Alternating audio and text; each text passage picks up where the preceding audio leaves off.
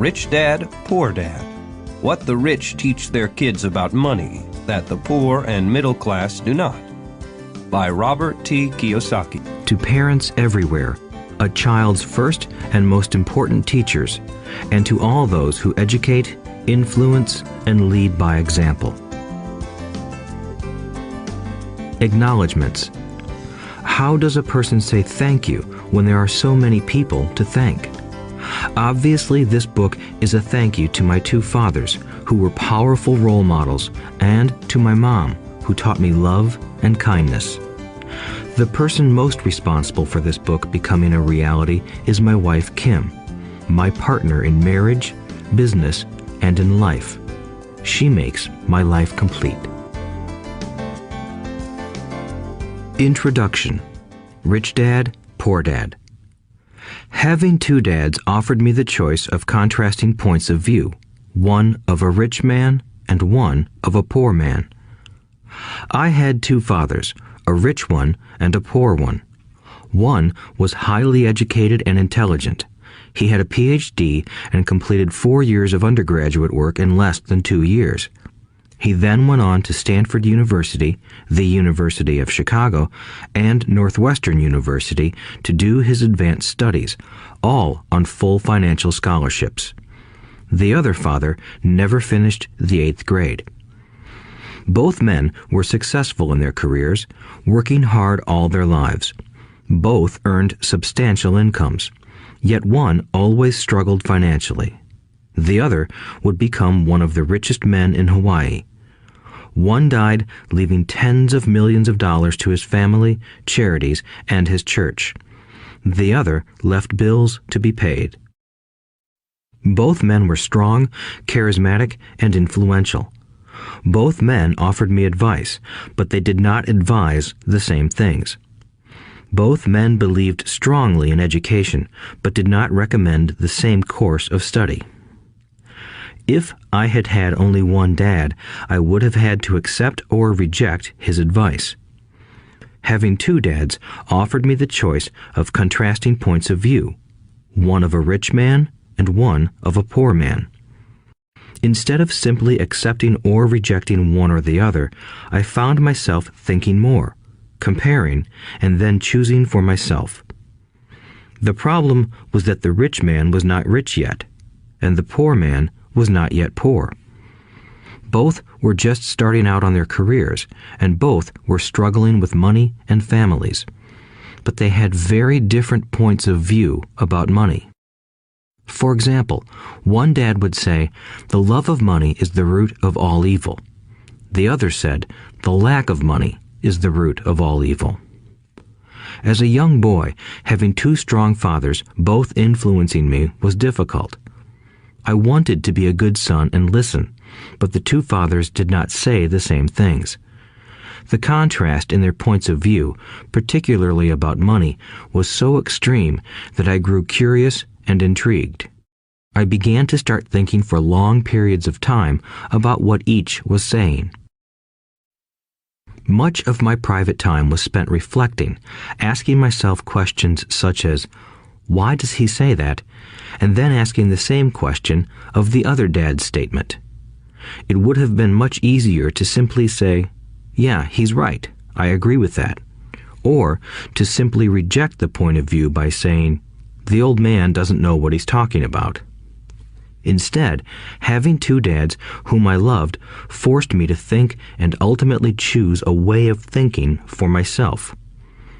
As a process, choosing for myself turned out to be much more valuable in the long run than simply accepting or rejecting a single point of view.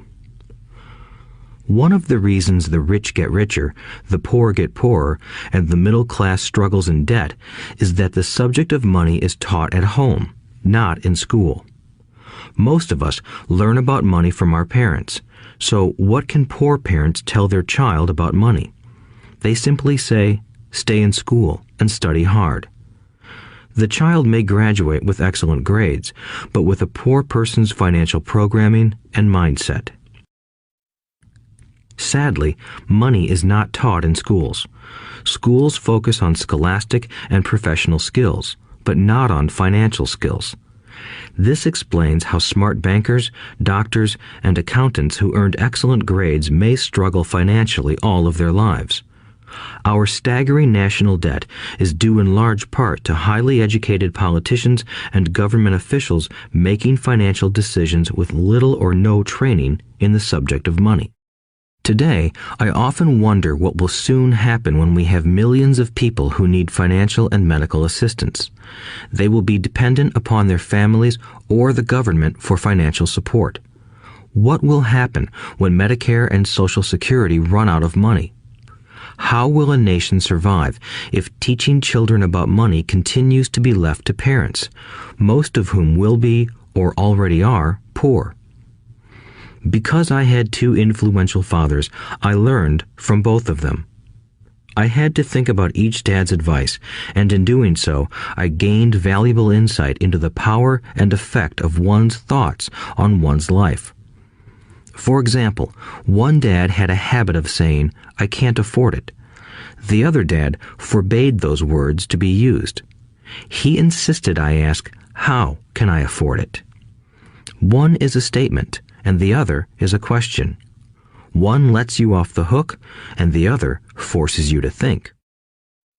My soon-to-be rich dad would explain that by automatically saying the words, "I can't afford it," your brain stops working.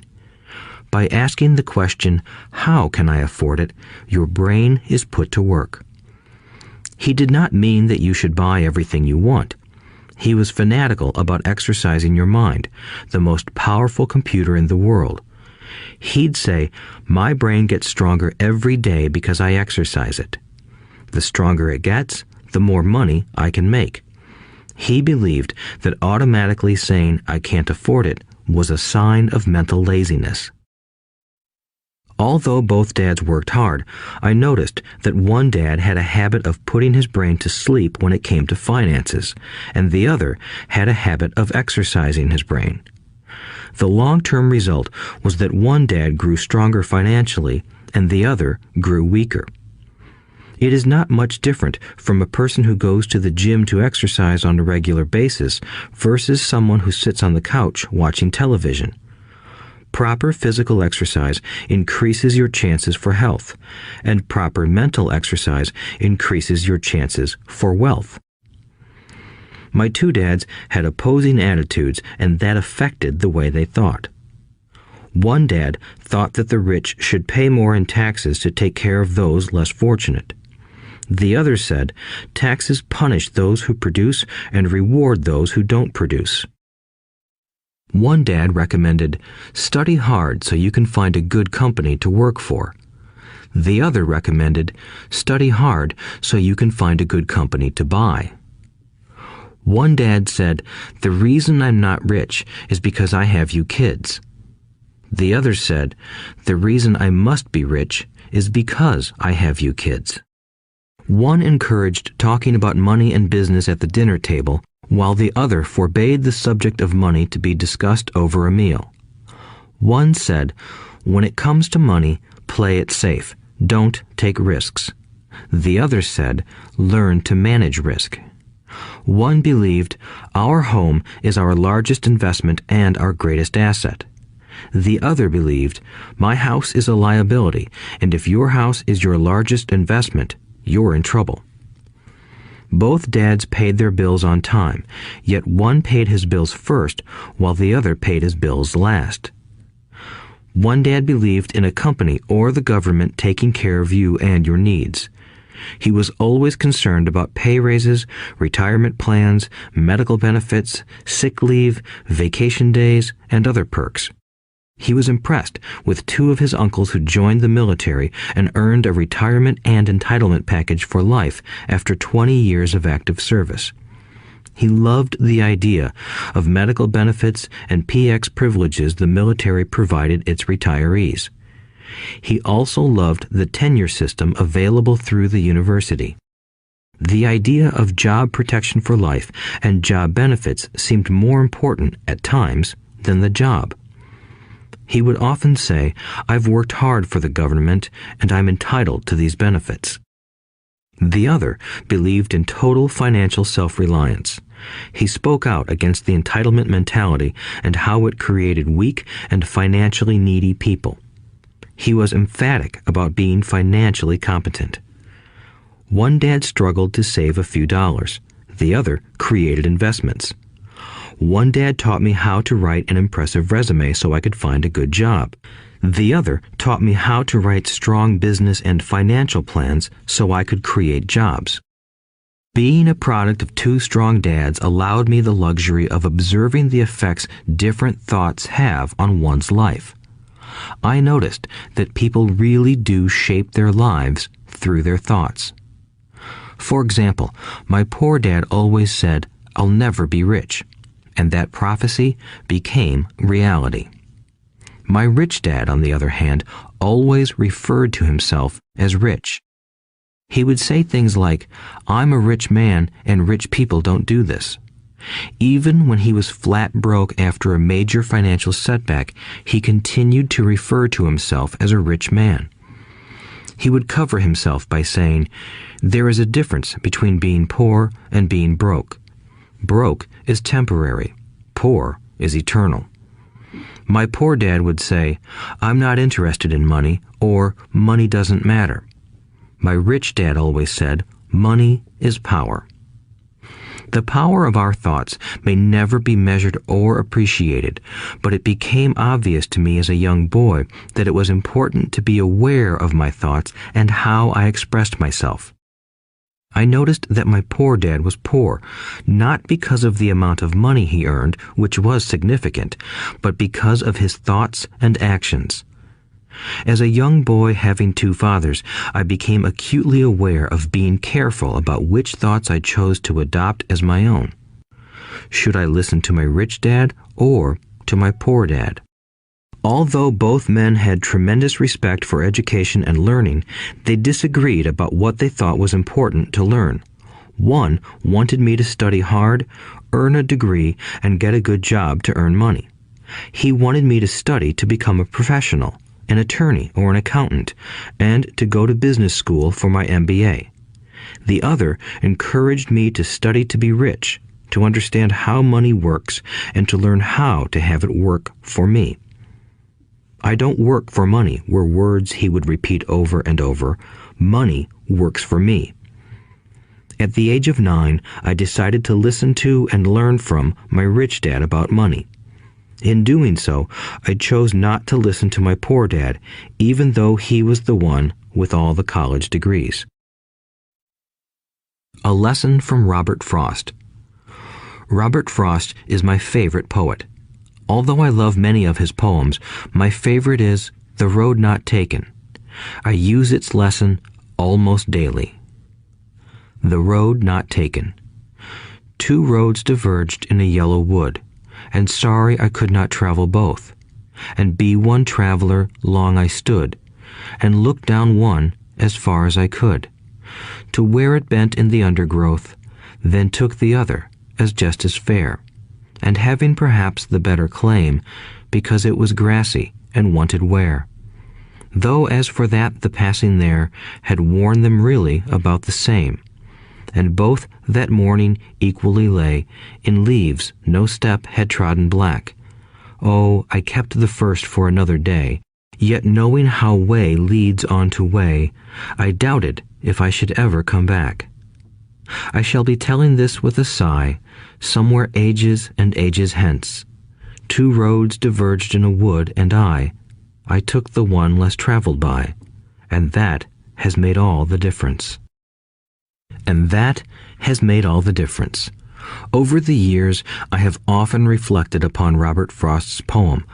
Choosing not to listen to my highly educated dad's advice and attitude about money was a painful decision, but it was a decision that shaped the rest of my life.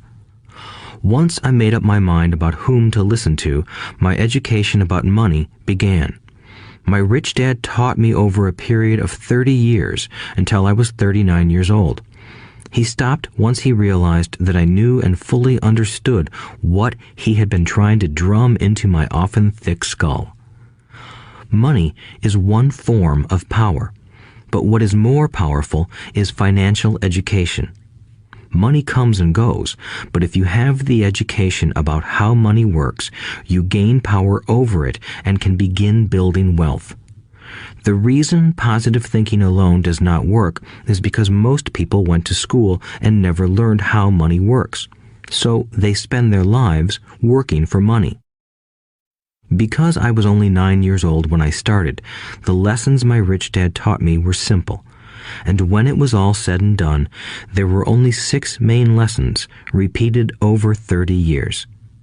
This audiobook is about those 6 lessons, put as simply as possible, just as simply as my rich dad put forth those lessons to me. The lessons are meant not to be answers, but guideposts that will assist you and your children to grow wealthier no matter what happens in a world of increasing change and uncertainty. Chapter 1. Lesson 1. The rich don't work for money. The poor and the middle class work for money. The rich have money work for them. Dad, can you tell me how to get rich? My dad put down the evening paper. Why do you want to get rich, son? Because today Jimmy's mom drove up in their new Cadillac and they were going to their beach house for the weekend. He took 3 of his friends, but Mike and I weren't invited. They told us we weren't invited because we were poor kids. They did? My dad asked incredulously.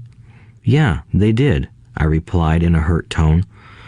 My dad silently shook his head, pushed his glasses up the bridge of his nose, and went back to reading the paper. I stood waiting for an answer. The year was 1956. I was 9 years old. By some twist of fate, I attended the same public school where the rich people sent their kids. We were primarily a sugar plantation town. The managers of the plantation and the other affluent people, such as doctors, business owners, and bankers, sent their children to this elementary school. After grade 6, their children were generally sent off to private schools. Because my family lived on one side of the street, I went to this school. Had I lived on the other side of the street, I would have gone to a different school with kids from families more like mine. After grade 6, these kids and I would go on to the public intermediate and high school. There was no private school for them or for me. My dad finally put down the paper. I could tell he was thinking. Well, son, he began slowly, if you want to be rich, you have to learn to make money. How do I make money? I asked. Well, use your head, son, he said, smiling. Even then, I knew that really meant, that's all I'm going to tell you, or, I don't know the answer, so don't embarrass me. A partnership is formed. The next morning, I told my best friend, Mike, what my dad had said. As best as I could tell, Mike and I were the only poor kids in this school. Mike was also in this school by a twist of fate. Someone had drawn a jog in the line for the school district, and we wound up in school with the rich kids. We weren't really poor, but we felt as if we were because all the other boys had new baseball gloves, new bicycles, new everything. Mom and Dad provided us with the basics, like food and shelter and clothes, but that was about it. My dad used to say, if you want something, work for it. We wanted things, but there was not much work available for 9-year-old boys. So what do we do to make money? Mike asked. I don't know, I said, but do you want to be my partner? He agreed, and so on that Saturday morning, Mike became my first business partner. We spent all morning coming up with ideas on how to make money. Occasionally, we talked about all the cool guys at Jimmy's beach house having fun. It hurt a little, but that hurt was good because it inspired us to keep thinking of a way to make money. Finally, that afternoon, a bolt of lightning struck. It was an idea Mike got from a science book he had read. Excitedly, we shook hands, and the partnership now had a business. For the next several weeks, Mike and I ran around our neighborhood, knocking on doors and asking our neighbors if they would save their toothpaste tubes for us. With puzzled looks, most adults consented with a smile. Some asked us what we were doing, to which we replied, "We can't tell you. It's a business secret." My mom grew distressed as the weeks wore on. We had selected a site next to her washing machine as the place we would stockpile our raw materials. In a brown cardboard box that at one time held ketchup bottles, our little pile of used toothpaste tubes began to grow. Finally, my mom put her foot down. The sight of her neighbor's messy, crumpled used toothpaste tubes had gotten to her. "What are you boys doing?" she asked, "and I don't want to hear again that it's a business secret. Do something with this mess or I'm going to throw it out." Mike and I pleaded and begged, explaining that we would soon have enough and then we would begin production. We informed her that we were waiting on a couple of neighbors to finish their toothpaste so we could have their tubes. Mom granted us a 1-week extension. The date to begin production was moved up, and the pressure was on. My first partnership was already being threatened with an eviction notice by my own mom.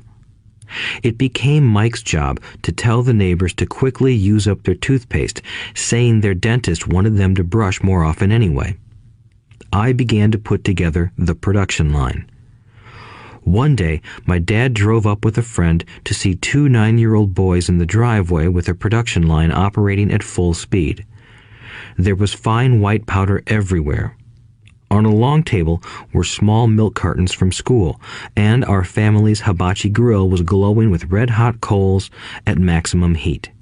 Dad walked up cautiously, having to park the car at the base of the driveway since the production line blocked the carport.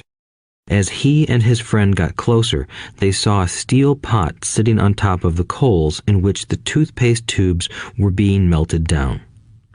In those days, toothpaste did not come in plastic tubes. The tubes were made of lead, so once the paint was burned off, the tubes were dropped in the small steel pot. They melted until they became liquid, and with my mom's pot holders, we poured the lead through a small hole in the top of the milk cartons. The milk cartons were filled with plaster of Paris. White powder was everywhere. In my haste, I had knocked the bag over, and the entire area looked like it had been hit by a snowstorm. The milk cartons were the outer containers for plaster of Paris molds. My dad and his friend watched as we carefully poured the molten lead through a small hole in the top of the plaster of Paris cube. "Careful," my dad said. I nodded without looking up. Finally, once the pouring was through, I put the steel pot down and smiled at my dad. "What are you boys doing?" he asked with a cautious smile. "We're doing what you told me to do. We're going to be rich," I said. "Yup," said Mike, grinning and nodding his head. "We're partners." "And what is in those plaster molds?" my dad asked. "Watch," I said. "This should be a good batch." With a small hammer, I tapped at the seal that divided the cube in half. Cautiously, I pulled up the top half of the plaster mold, and a lead nickel fell out. "Oh my God," my dad said, "you're casting nickels out of lead." "That's right," Mike said. "We're doing as you told us to do. We're making money." My dad's friend turned and burst into laughter. My dad smiled and shook his head. Along with a fire and a box of spent toothpaste tubes, in front of him were 2 little boys covered with white dust, smiling from ear to ear. He asked us to put everything down and sit with him on the front step of our house. With a smile, he gently explained what the word counterfeiting meant. Our dreams were dashed. "You mean this is illegal?" asked Mike in a quivering voice. "Let them go," my dad's friend said. "They might be developing a natural talent." My dad glared at him. "Yes, it is illegal," my dad said gently, "but you boys have shown great creativity and original thought. Keep going. I'm really proud of you." Disappointed, Mike and I sat in silence for about 20 minutes before we began cleaning up our mess. The business was over on opening day. Sweeping the powder up, I looked at Mike and said, "I guess Jimmy and his friends are right. We are poor." My father was just leaving as I said that. "Boys," he said, "you're only poor if you give up. The most important thing is that you did something. Most people only talk and dream of getting rich. You've done something. I'm very proud of the two of you. I will say it again. Keep going. Don't quit." Mike and I stood there in silence. They were nice words, but we still did not know what to do. "So how come you're not rich, Dad?" I asked. "Because I chose to be a school teacher. School teachers really don't think about being rich. We just like to teach. I wish I could help you, but I really don't know how to make money." Mike and I turned and continued our cleanup. "I know," said my dad. "If you boys want to learn how to be rich, don't ask me. Talk to your dad, Mike." "My dad?" asked Mike with a scrunched-up face. "Yeah, your dad," repeated my dad with a smile. "Your dad and I have the same banker, and he raves about your father. He's told me several times that your father is brilliant when it comes to making money." "My dad?" Mike asked again in disbelief. "Then how come we don't have a nice car and a nice house like the rich kids at school?" "A nice car and a nice house don't necessarily mean you're rich or you know how to make money," my dad replied. "Jimmy's dad works for the sugar plantation. He's not much different from me. He works for a company and I work for the government. The company buys the car for him. The sugar company is in financial trouble, and Jimmy's dad may soon have nothing. Your dad is different, Mike. He seems to be building an empire, and I suspect in a few years he will be a very rich man." With that, Mike and I got excited again. With new vigor, we began cleaning up the mess caused by our now defunct first business. As we were cleaning, we made plans for how and when to talk to Mike's dad. The problem was that Mike's dad worked long hours and often did not come home until late. His father owned warehouses, a construction company, a chain of stores, and 3 restaurants. It was the restaurants that kept him out late. Mike caught the bus home after we had finished cleaning up. He was going to talk to his dad when he got home that night and ask him if he would teach us how to become rich. Mike promised to call as soon as he had talked to his dad, even if it was late. The phone rang at 8:30 p.m. "Okay," I said, "next Saturday." I put the phone down. Mike's dad had agreed to meet with us. On Saturday, I caught the 7:30 a.m. bus to the poor side of town. The lessons begin. Mike and I met with his dad that morning at 8 o'clock. He was already busy, having been at work for more than an hour. His construction supervisor was just leaving in his pickup truck as I walked up to his simple, small, and tidy home. Mike met me at the door. "Dad's on the phone, and he said to wait on the back porch," Mike said as he opened the door. The old wooden floor creaked as I stepped across the threshold of the aging house. There was a cheap mat just inside the door. The mat was there to hide the years of wear from countless footsteps that the floor had supported. Although clean, it needed to be replaced. I felt claustrophobic as I entered the narrow living room that was filled with old, musty, overstuffed furniture that today would be collector's items. Sitting on the couch were 2 women, both a little older than my mom. Across from the women sat a man in workman's clothes. He wore khaki slacks and a khaki shirt, neatly pressed but without starch, and polished work boots. He was about 10 years older than my dad. They smiled as Mike and I walked past them toward the back porch. I smiled back shyly. "Who are those people?" I asked. "Oh, they work for my dad. The older man runs his warehouses, and the women are the managers of the restaurants. And as you arrived, you saw the construction supervisor who was working on a road project about 50 miles from here. His other supervisor, who was building a track of houses, left before you got here." "Does this go on all the time?" I asked. "Not always, but quite often," said Mike, smiling as he pulled up a chair to sit down next to me. "I asked my dad if he would teach us to make money," Mike said. "Oh, and what did he say to that?" I asked with cautious curiosity. "Well, he had a funny look on his face at first, and then he said he would make us an offer." "Oh," I said, rocking my chair back against the wall. I sat there, perched on two rear legs of the chair. Mike did the same thing. "Do you know what the offer is?" I asked. "No, but we'll soon find out." Suddenly, Mike's dad burst through the rickety screen door and onto the porch. Mike and I jumped to our feet, not out of respect, but because we were startled. "Ready, boys?" he asked as he pulled up a chair to sit down with us. We nodded our heads as we pulled our chairs away from the wall to sit in front of him. He was a big man, about 6 feet tall and 200 pounds. My dad was taller, about the same weight, and 5 years older than Mike's dad. They sort of looked alike, though not of the same ethnic makeup. Maybe their energy was similar. "Mike says you want to learn to make money. Is that correct, Robert?" I nodded my head quickly, but with a little trepidation. He had a lot of power behind his words and smile. "Okay, here's my offer. I'll teach you, but I won't do it classroom style. You work for me, I'll teach you. You don't work for me, I won't teach you. I can teach you faster if you work, and I'm wasting my time if you just want to sit and listen like you do in school. That's my offer. Take it or leave it." May I ask a question first?" I asked. "No.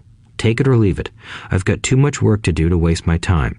If you can't make up your mind decisively, then you'll never learn to make money anyway. Opportunities come and go. Being able to know when to make quick decisions is an important skill. You have the opportunity that you asked for. School is beginning, or it's over in 10 seconds, Mike's dad said with a teasing smile. "Take it," I said. "Take it," said Mike. "Good," said Mike's dad. "Mrs. Martin will be by in 10 minutes. After I'm through with her, you'll ride with her to my superette and you can begin working. I'll pay you 10 cents an hour and you'll work 3 hours every Saturday." "But I have a softball game today," I said. Mike's dad lowered his voice to a stern tone. "Take it or leave it," he said. "I'll take it," I replied, choosing to work and learn instead of playing. 30 cents later. By 9 a.m. that day, Mike and I were working for Mrs. Martin. She was a kind and patient woman. She always said that Mike and I reminded her of her 2 grown sons. Although kind, she believed in hard work and kept us moving.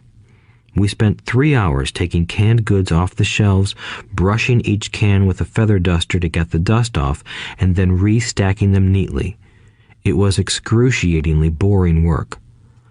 Mike's dad, whom I called my rich dad, owned 9 of these little superettes, each with a large parking lot. They were the early version of the 7-Eleven convenience stores, little neighborhood grocery stores where people bought items such as milk, bread, butter, and cigarettes. The problem was that this was Hawaii before air conditioning was widely used, and the stores could not close their doors because of the heat. On 2 sides of the store, the doors had to be wide open to the road and parking lot. Every time a car drove by or pulled into the parking lot, dust would swirl and settle in the store. We knew we had a job as long as there was no air conditioning. For 3 weeks, Mike and I reported to Mrs. Martin and worked our 3 hours. By noon, our work was over, and she dropped 3 little dimes in each of our hands. Now, even at the age of 9 in the mid-1950s, 30 cents was not too exciting. Comic books cost 10 cents back then, so I usually spent my money on comic books and went home. By Wednesday of the 4th week, I was ready to quit. I had agreed to work only because I wanted to learn to make money from Mike's dad, and now I was a slave for 10 cents an hour. On top of that, I had not seen Mike's dad since that first Saturday. "I'm quitting," I told Mike at lunchtime. School was boring, and now I did not even have my Saturdays to look forward to. But it was the 30 cents that really got to me. This time, Mike smiled. "What are you laughing at?" I asked with anger and frustration. "Dad said this would happen. He said to meet with him when you were ready to quit." "What?" I said indignantly. "He's been waiting for me to get fed up?" Sort of, Mike said. Dad's kind of different. He doesn't teach like your dad. Your mom and dad lecture a lot. My dad is quiet and a man of few words. You just wait till this Saturday. I'll tell him you're ready. You mean I've been set up? No, not really. But maybe. Dad will explain on Saturday. Waiting in line on Saturday. I was ready to face Mike's dad. Even my real dad was angry with him. My real dad, the one I called the poor one, thought that my rich dad was violating child labor laws and should be investigated. My educated poor dad told me to demand what I deserve, at least 25 cents an hour. My poor dad told me that if I did not get a raise, I was to quit immediately. You don't need that damn job anyway, said my poor dad with indignation. At 8 o'clock Saturday morning, I walked through the door of Mike's house when Mike's dad opened it. Take a seat and wait in line, he said as I entered. He turned and disappeared into his little office next to a bedroom. I looked around the room and didn't see Mike anywhere. Feeling awkward, I cautiously sat down next to the same two women who were there 4 weeks earlier. They smiled and slid down the couch to make room for me. 45 minutes went by, and I was steaming. The two women had met with him and left 30 minutes earlier. An older gentleman was in there for 20 minutes and was also gone. The house was empty, and here I sat in a musty, dark living room on a beautiful, sunny Hawaiian day, waiting to talk to a cheapskate who exploited children. I could hear him rustling around the office, talking on the phone, and ignoring me. I was ready to walk out, but for some reason, I stayed. Finally, 15 minutes later, at exactly 9 o'clock, Rich Dad walked out of his office, said nothing, and signaled with his hand for me to enter. I understand you want a raise or you're going to quit, Rich Dad said as he swiveled in his office chair. Well, you're not keeping your end of the bargain, I blurted out, nearly in tears. It was really frightening for me to confront a grown-up. You said that you would teach me if I worked for you. Well, I've worked for you. I've worked hard. I've given up my baseball games to work for you, but you haven't kept your word, and you haven't taught me anything. You are a crook like everyone in town thinks you are. You're greedy. You want all the money and don't take care of your employees. You made me wait and don't show me any respect. I'm only a little boy, but I deserve to be treated better. Rich Dad rocked back in his swivel chair, hands up to his chin, and stared at me. Not bad, he said. In less than a month, you sound like most of my employees. What? I asked. Not understanding what he was saying, I continued with my grievance. I thought you were going to keep your end of the bargain and teach me. Instead, you want to torture me? That's cruel. That's really cruel. I am teaching you, Rich Dad said quietly. What have you taught me? Nothing, I said angrily. You haven't even talked to me once since I agreed to work for peanuts. 10 cents an hour. Ha! I should notify the government about you. We have child labor laws, you know. My dad works for the government, you know. Wow, said Rich Dad. Now you sound just like most of the people who used to work for me. People I've either fired or who have quit. So, what do you have to say? I demanded, feeling pretty brave for a little kid. You lied to me. I've worked for you, and you have not kept your word. You haven't taught me anything.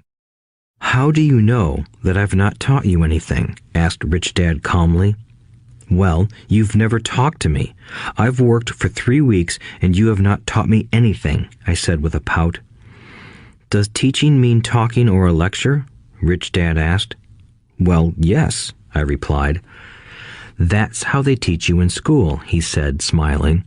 But that is not how life teaches you, and I would say that life is the best teacher of all. Most of the time, life does not talk to you. It just sort of pushes you around. Each push is life saying, wake up, there's something I want you to learn. What is this man talking about? I asked myself silently. Life pushing me around was life talking to me? Now I knew I had to quit my job. I was talking to someone who needed to be locked up. If you learn life's lessons, you will do well. If not, life will just continue to push you around. People do two things. Some just let life push them around. Others get angry and push back. But they push back against their boss, or their job, or their husband or wife. They do not know it's life that's pushing. I had no idea what he was talking about. Life pushes all of us around. Some people give up and others fight. A few learn the lesson and move on. They welcome life pushing them around. To these few people, it means they need and want to learn something. They learn and move on. Most quit, and a few, like you, fight. Rich Dad stood and shut the creaky old wooden window that needed repair. If you learn this lesson, you will grow into a wise, wealthy, and happy young man. If you don't, you will spend your life blaming a job, low pay, or your boss for your problems. You'll live life always hoping for that big break that will solve all your money problems. Rich Dad looked over at me to see if I was still listening. His eyes met mine. We stared at each other, communicating through our eyes. Finally, I looked away once I had absorbed his message. I knew he was right. I was blaming him, and I did ask to learn. I was fighting. Rich Dad continued, "Or, if you are the kind of person who has no guts, you just give up every time life pushes you. If you are that kind of person, you'll live all your life playing it safe, doing the right things, saving yourself for some event that never happens. Then you die a boring old man. You'll have lots of friends who really like you because you were such a nice, hard-working guy. But the truth is that you let life push you into submission. Deep down, you were terrified of taking risks. You really wanted to win, but the fear of losing was greater than the excitement of winning. Deep inside, you and only you will know you didn't go for it. You chose to play it safe." Our eyes met again. "You've been pushing me around?" I asked. "Some people might say that," smiled Rich Dad. "I would say that I just gave you a taste of life." "What taste of life?" I asked, still angry, but now curious and ready to learn. "You boys are the first people that have ever asked me to teach them how to make money. I have more than 150 employees, and not one of them has asked me what I know about money. They ask me for a job and a paycheck, but never to teach them about money. So most will spend the best years of their lives working for money, not really understanding what it is they are working for." I sat there listening intently. "So when Mike told me you wanted to learn how to make money, I decided to design a course that mirrored real life. I could talk until I was blue in the face, but you wouldn't hear a thing. So I decided to let life push you around a bit so you could hear me. That's why I only paid you 10 cents. "So what is the lesson I learned from working for only 10 cents an hour?" I asked. "That you're cheap and exploit your workers?" Rich Dad rocked back and laughed heartily. Finally, he said, "You'd best change your point of view. Stop blaming me and thinking I'm the problem. If you think I'm the problem, then you have to change me. If you realize that you're the problem, then you can change yourself, learn something, and grow wiser. Most people want everyone else in the world to change but themselves. Let me tell you, it's easier to change yourself than everyone else." "I don't understand," I said. "Don't blame me for your problems," Rich Dad said, growing impatient. "But you only pay me 10 cents. "So what are you learning?" Rich Dad asked, smiling. "That you're cheap," I said with a sly grin. "See, you think I'm the problem," said Rich Dad. "But you are. Well, keep that attitude and you'll learn nothing. Keep the attitude that I'm the problem, and what choices do you have?" "Well, if you don't pay me more or show me more respect and teach me, I'll quit." "Well put," Rich Dad said, "and that's exactly what most people do. They quit and go looking for another job, a better opportunity and higher pay, actually thinking that this will solve the problem. In most cases, it won't. So what should I do? I asked. Just take this measly 10 cents an hour and smile? Rich Dad smiled. That's what the other people do. But that's all they do, waiting for a raise, thinking that more money will solve their problems. Most just accept it, and some take a second job working harder, but again, accepting a small paycheck. I sat staring at the floor, beginning to understand the lesson Rich Dad was presenting. I could sense it was a taste of life. Finally, I looked up and asked, "So what will solve the problem?" "This," he said, leaning forward in his chair and tapping me gently on the head. "This stuff between your ears." It was at that moment that Rich Dad shared the pivotal point of view that separated him from his employees and my poor dad, and led him to eventually become one of the richest men in Hawaii, while my highly educated but poor dad struggled financially all his life. It was a singular point of view that made all the difference over a lifetime. Rich Dad said this point of view over and over, which I call lesson number 1. The poor and the middle class work for money. The rich have money work for them. On that bright Saturday morning, I learned a completely different point of view from what I had been taught by my poor dad. At the age of 9, I understood that both dads wanted me to learn. Both dads encouraged me to study, but not the same things. My highly educated dad recommended that I do what he did. "Son, I want you to study hard, get good grades so you can find a safe, secure job with a big company, and make sure it has excellent benefits." My rich dad wanted me to learn how money works so I could make it work for me. These lessons I would learn through life with his guidance, not because of a classroom. My rich dad continued my first lesson. "I'm glad you got angry about working for 10 cents an hour. If you hadn't got angry and had simply accepted it, I would have to tell you that I could not teach you. You see, true learning takes energy, passion, and a burning desire. Anger is a big part of that formula, for passion is anger and love combined. When it comes to money, most people want to play it safe and feel secure, so passion does not direct them. Fear does. So is that why they'll take jobs with low pay? I asked. Yes, said Rich Dad. Some people say I exploit people because I don't pay as much as the sugar plantation or the government. I say the people exploit themselves. It's their fear, not mine. But don't you feel you should pay them more? I asked. I don't have to. And besides, more money will not solve their problems. Just look at your dad. He makes a lot of money, and he still can't pay his bills. Most people, given more money, only get into more debt. So that's why the 10 cents an hour, I said, smiling. It's part of the lesson. That's right, smiled Rich Dad. You see, your dad went to school and got an excellent education so he could get a high-paying job. But he still has money problems because he never learned anything about money in school. On top of that, he believes in working for money. And you don't? I asked. No, not really, said Rich Dad. If you want to learn to work for money, then stay in school. That is a great place to learn to do that. But if you want to learn how to have money work for you, then I will teach you that. But only if you want to learn. Wouldn't everyone want to learn that? I asked.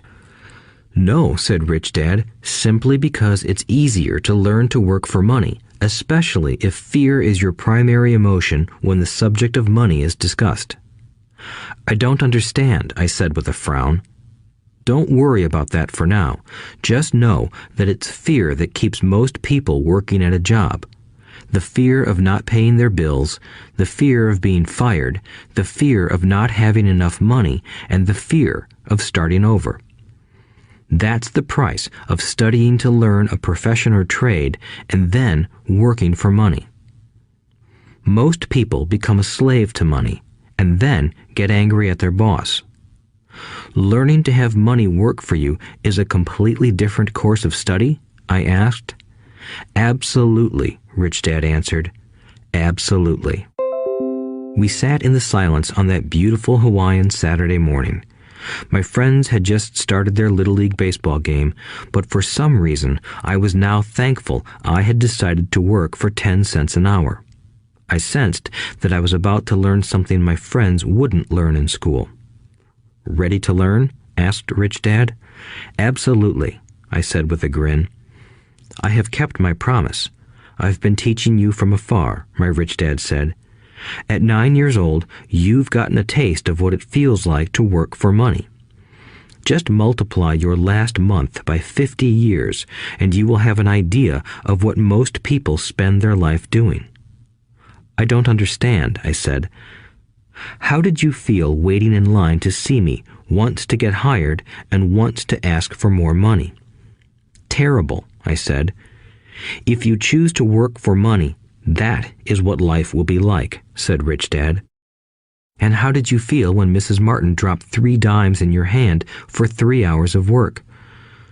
I felt like it wasn't enough. It seemed like nothing. I was disappointed, I said.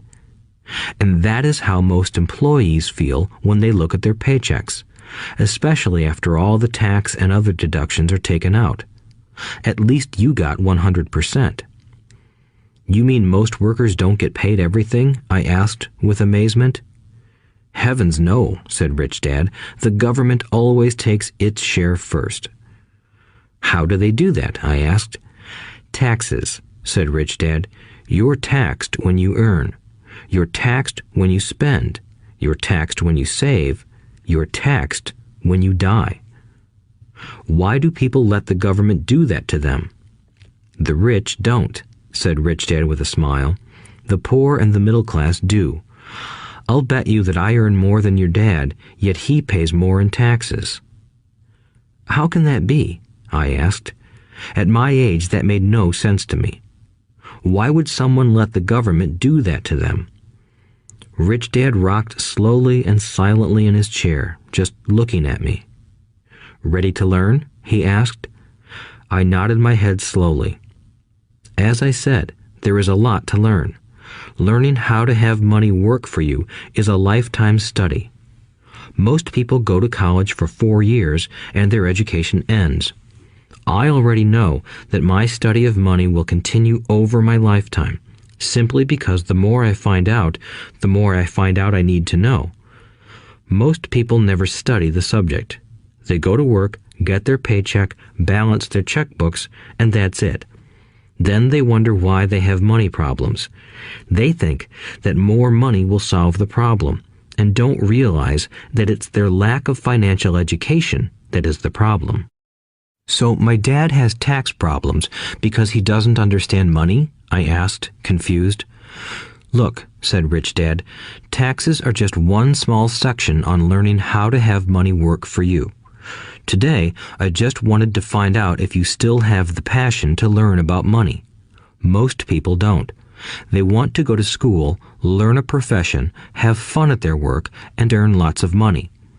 One day they wake up with big money problems, and then they can't stop working.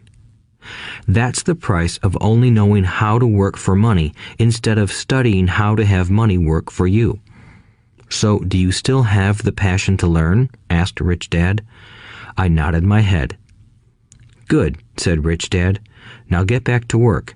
This time, I will pay you nothing. What? I asked in amazement. You heard me. Nothing. You will work the same 3 hours every Saturday, but this time you will not be paid 10 cents per hour. You said you wanted to learn to not work for money, so I'm not going to pay you anything. I couldn't believe what I was hearing. I've already had this conversation with Mike, and he's already working, dusting and stacking canned goods for free. You'd better hurry and get back there. That's not fair, I shouted. You've got to pay something. You said you wanted to learn. If you don't learn this now, you'll grow up to be like the two women and the older man sitting in my living room, working for money and hoping I don't fire them. Or, like your dad, earning lots of money only to be in debt up to his eyeballs, hoping more money will solve the problem. If that's what you want, I'll go back to our original deal of 10 cents an hour. Or you can do what most adults do. Complain that there is not enough pay, quit, and go looking for another job. But what do I do? I asked. Rich Dad tapped me on the head. Use this, he said. If you use it well, you will soon thank me for giving you an opportunity, and you will grow into a rich man. I stood there, still not believing what a raw deal I was handed. I came to ask for a raise, and somehow I was instead working for nothing. Rich Dad tapped me on the head again and said, "Use this. Now, get out of here and get back to work." Lesson number 1. The rich don't work for money. I didn't tell my poor dad I wasn't being paid. He wouldn't have understood, and I didn't want to try to explain something I didn't understand myself. For 3 more weeks, Mike and I worked 3 hours every Saturday for nothing. The work didn't bother me, and the routine got easier.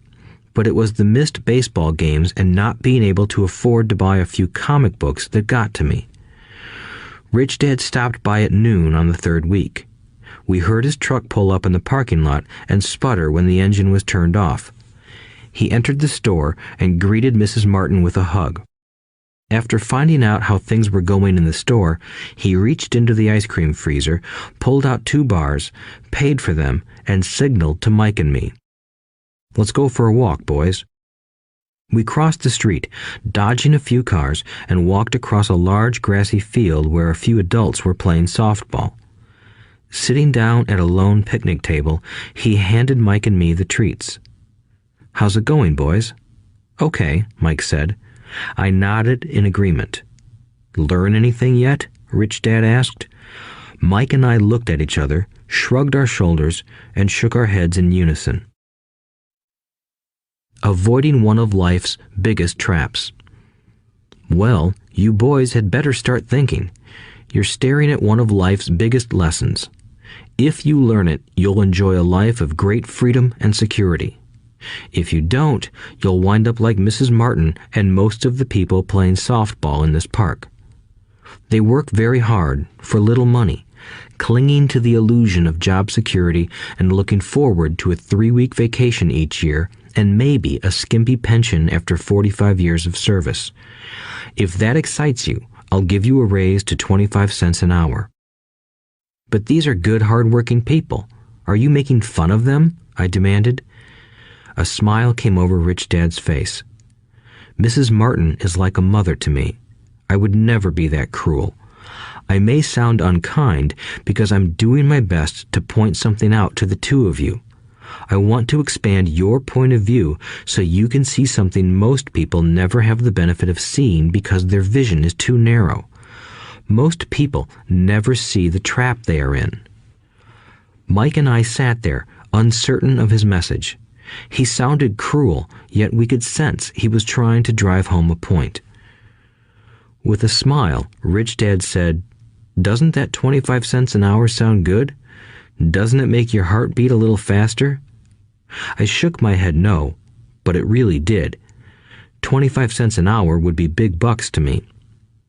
"Okay, I'll pay you $1 an hour," Rich Dad said, with a sly grin. Now my heart started to race. My brain was screaming, "Take it, take it." I could not believe what I was hearing. Still, I said nothing.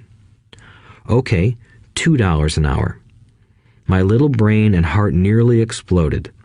After all, it was 1956, and being paid $2 an hour would have made me the richest kid in the world. I couldn't imagine earning that kind of money. I wanted to say yes. I wanted the deal. I could picture a new bicycle, new baseball glove, and the adoration of my friends when I flashed some cash. On top of that, Jimmy and his rich friends could never call me poor again. But somehow, my mouth stayed shut. The ice cream had melted and was running down my hand. Rich Dad was looking at two boys staring back at him, eyes wide open and brains empty.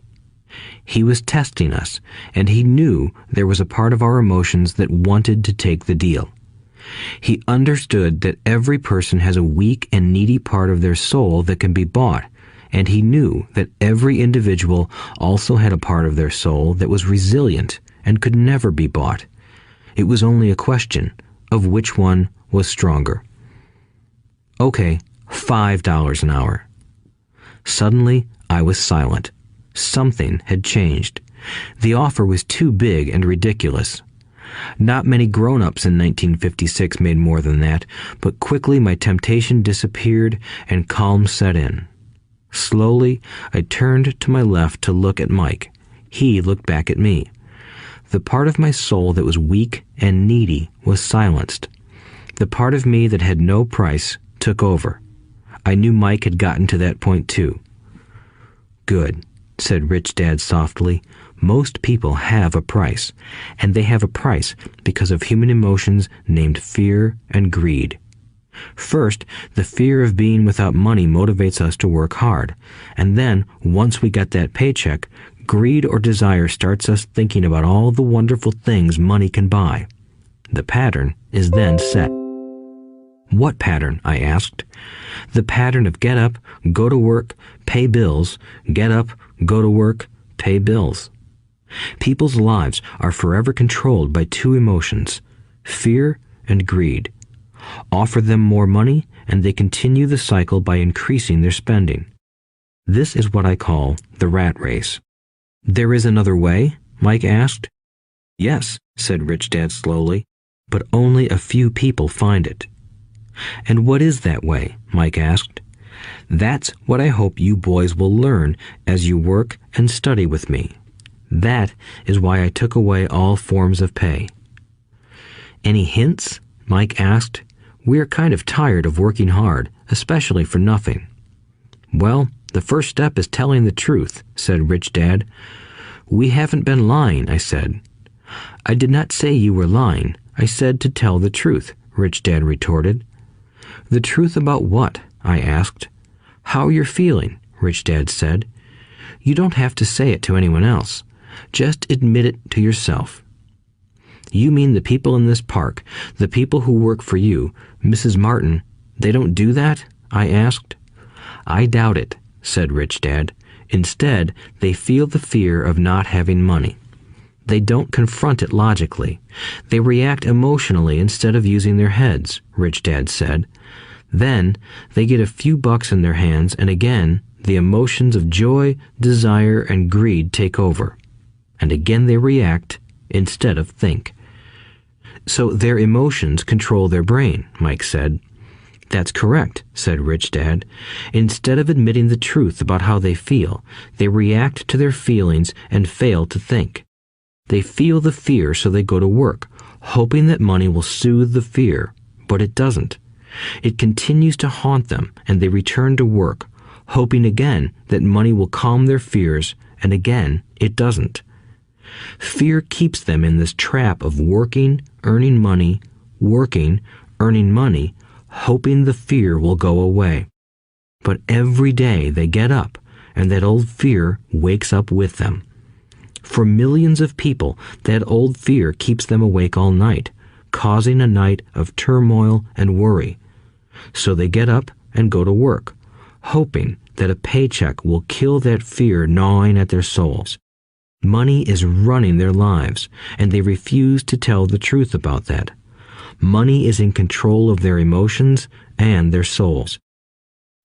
Rich Dad sat quietly, letting his words sink in. Mike and I had heard what he said, but didn't understand fully what he was talking about. I just knew that I often wondered why grown-ups hurried off to work. It did not seem like much fun, and they never looked that happy, but something kept them going. Realizing we had absorbed as much as possible of what he was talking about, Rich Dad said, I want you boys to avoid that trap. That is really what I want to teach you. Not just to be rich, because being rich does not solve the problem. It doesn't? I asked, surprised. No, it doesn't. Let me explain the other emotion, desire. Some call it greed, but I prefer desire. It's perfectly normal to desire something better, prettier, more fun, or exciting. So people also work for money because of desire. They desire money for the joy they think it can buy.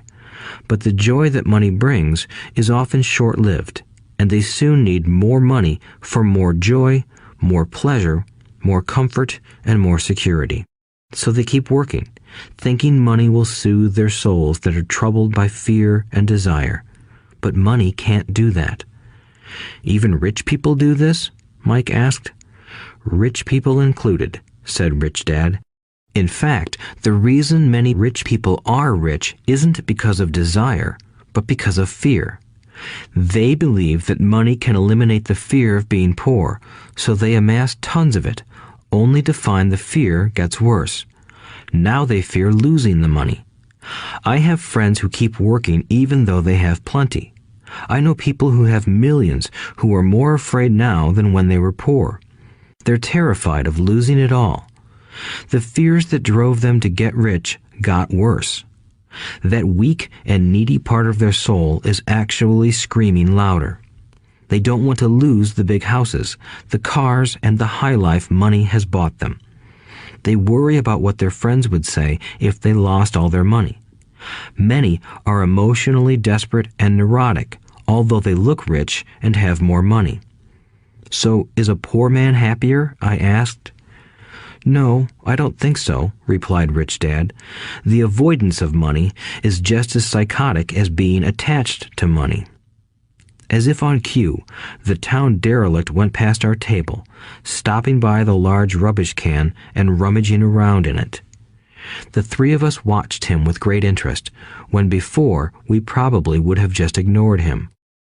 Rich Dad pulled $1 out of his wallet and gestured to the older man. Seeing the money, the derelict came over immediately, took the bill, thanked Rich Dad profusely, and hurried off, ecstatic with his good fortune. He's not much different from most of my employees, said Rich Dad. I've met so many people who say, "Oh, I'm not interested in money," yet they'll work at a job for 8 hours a day. That's a denial of truth. If they weren't interested in money, then why are they working? That kind of thinking is probably more psychotic than a person who hoards money. As I sat there listening to my Rich Dad, my mind flashed back to the countless times my own dad said, "I'm not interested in money." He said those words often. He also covered himself by always saying, "I work because I love my job." So, what do we do? I asked. Not work for money until all traces of fear and greed are gone? No, that would be a waste of time, said Rich Dad. Emotions are what make us human. The word emotion stands for energy in motion. Be truthful about your emotions and use your mind and emotions in your favor, not against yourself. Whoa, said Mike. Don't worry about what I just said. It will make more sense in years to come. Just be an observer, not a reactor to your emotions. Most people do not know that it's their emotions that are doing the thinking. Your emotions are your emotions, but you have got to learn to do your own thinking. Can you give me an example? I asked. Sure, replied Rich Dad. When a person says, "I need to find a job," it's most likely an emotion doing the thinking. Fear of not having money generates that thought. But people do need money if they have bills to pay, I said. Sure they do, smiled Rich Dad. All I'm saying is that it's fear that is all too often doing the thinking. I don't understand, said Mike. For example, said Rich Dad, if the fear of not having enough money arises, instead of immediately running out to get a job, they instead might ask themselves this question. Will a job be the best solution to this fear over the long run? In my opinion, the answer is no. A job is really a short-term solution to a long-term problem. But my dad is always saying, stay in school and get good grades so you can find a safe, secure job, I interjected, somewhat confused. Yes, I understand he says that, said Rich Dad, smiling. Most people recommend that, and it's a good path for most people. But people make that recommendation primarily out of fear. You mean my dad says that because he's afraid? Yes, said Rich Dad. He's terrified that you won't earn enough money and won't fit into society.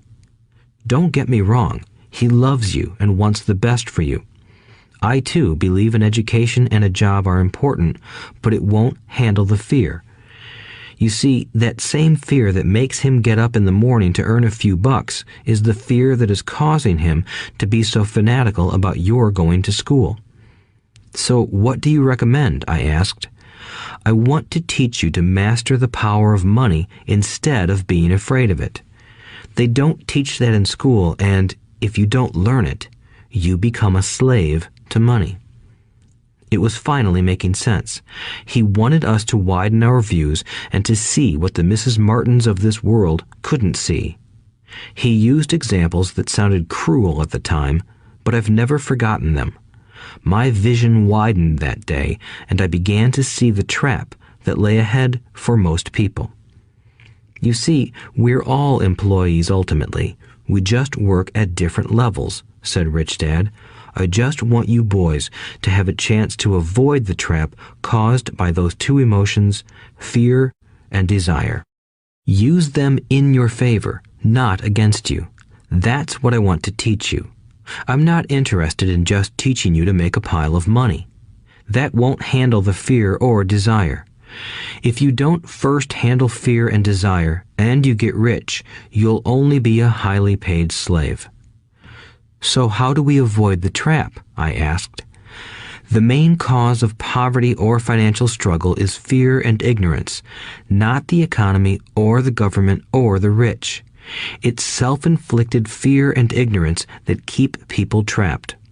So you boys go to school and get your college degrees, and I'll teach you how to stay out of the trap. The pieces of the puzzle were appearing. My highly educated dad had a great education and a great career, but school never told him how to handle money or his fear of it.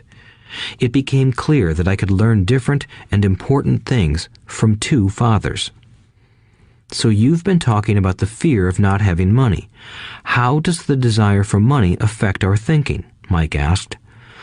How did you feel when I tempted you with a pay raise? Did you notice your desires rising? We nodded our heads. By not giving in to your emotions, you were able to delay your reactions and think. That is important. We will always have emotions of fear and greed. From here on in, it's imperative for you to use those emotions to your advantage, and for the long term to not let your emotions control your thinking. Most people use fear and greed against themselves. That's the start of ignorance. Most people live their lives chasing paychecks, pay raises, and job security because of the emotions of desire and fear, not really questioning where those emotion-driven thoughts are leading them. It's just like the picture of a donkey dragging a cart with its owner dangling a carrot just in front of its nose. The donkey's owner may be going where he wants to, but the donkey is chasing an illusion. Tomorrow, there will only be another carrot for the donkey. You mean the moment I pictured a new baseball glove, candy, and toys, that's like a carrot to a donkey? Mike asked. Yes, and as you get older, your toys get more expensive. A new car, a boat, and a big house to impress your friends, said Rich Dad with a smile. Fear pushes you out the door, and desire calls to you. That's the trap. So what's the answer? Mike asked.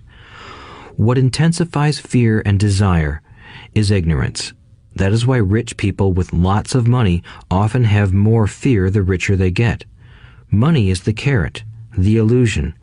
If the donkey could see the whole picture, it might rethink its choice to chase the carrot. Rich Dad went on to explain that a human's life is a struggle between ignorance and illumination. He explained that once a person stops searching for information and self-knowledge, ignorance sets in. That struggle is a moment-to-moment decision to learn to open or close one's mind. Look, school is very important. You go to school to learn a skill or profession to become a contributing member of society.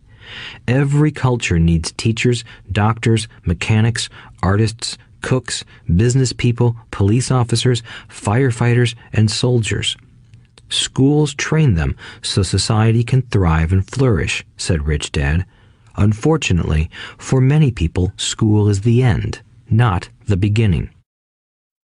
There was a long silence. Rich Dad was smiling.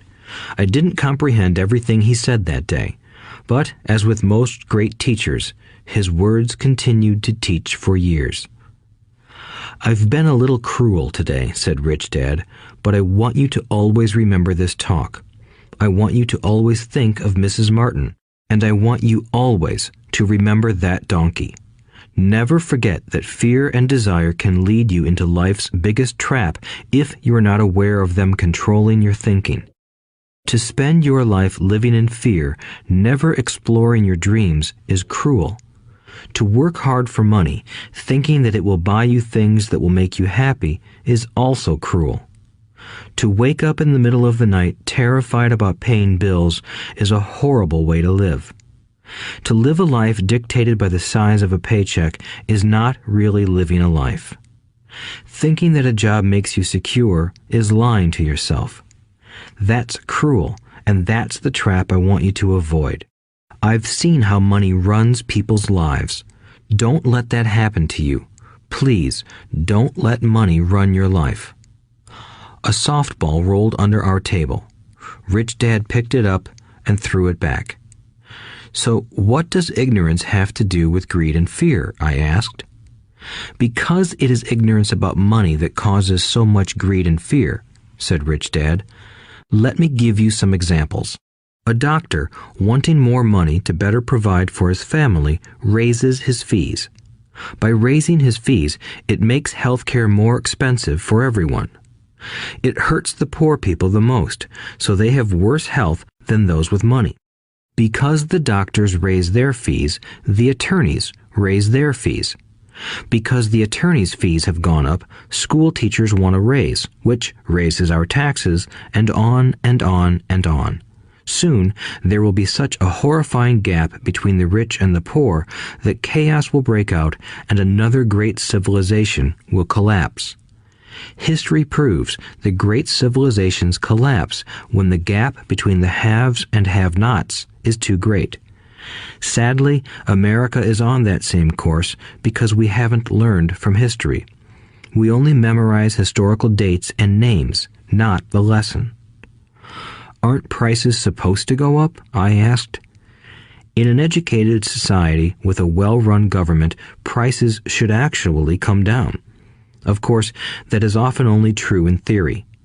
Prices go up because of greed and fear caused by ignorance. If schools taught people about money, there would be more money and lower prices. But schools focus only on teaching people to work for money, not how to harness money's power. But don't we have business schools? Mike asked. And haven't you encouraged me to go for my MBA? Yes, said Rich Dad, but all too often business schools train employees to become sophisticated bean counters. Heaven forbid a bean counter takes over a business. All they do is look at the numbers, fire people, and kill the business. I know this because I hire bean counters. All they think about is cutting costs and raising prices, which cause more problems. Bean counting is important. I wish more people knew it, but it, too, is not the whole picture, added Rich Dad angrily. So, is there an answer? Asked Mike. Yes, said Rich Dad. Learn to use your emotions to think, not think with your emotions. When you boys mastered your emotions by agreeing to work for free, I knew there was hope. When you again resisted your emotions when I tempted you with more money, you were again learning to think in spite of being emotionally charged. That's the first step. Why is that step so important? I asked. Well, that's up to you to find out. If you want to learn, I'll take you boys into the briar patch, a place almost everyone else avoids. If you go with me, you'll let go of the idea of working for money and instead learn to have money work for you. And what will we get if we go with you? What if we agree to learn from you? What will we get? I asked. The same thing Brer Rabbit got, said Rich Dad, referring to the classic children's story. Is there a briar patch? I asked. Yes, said Rich Dad. The briar patch is our fear and greed. Confronting fear, weaknesses, and neediness by choosing our own thoughts is the way out. Choosing our thoughts? Mike asked, puzzled. Yes, choosing what we think rather than reacting to our emotions. Instead of just getting up and going to work because not having the money to pay your bills is scaring you, ask yourself, is working harder at this the best solution to this problem?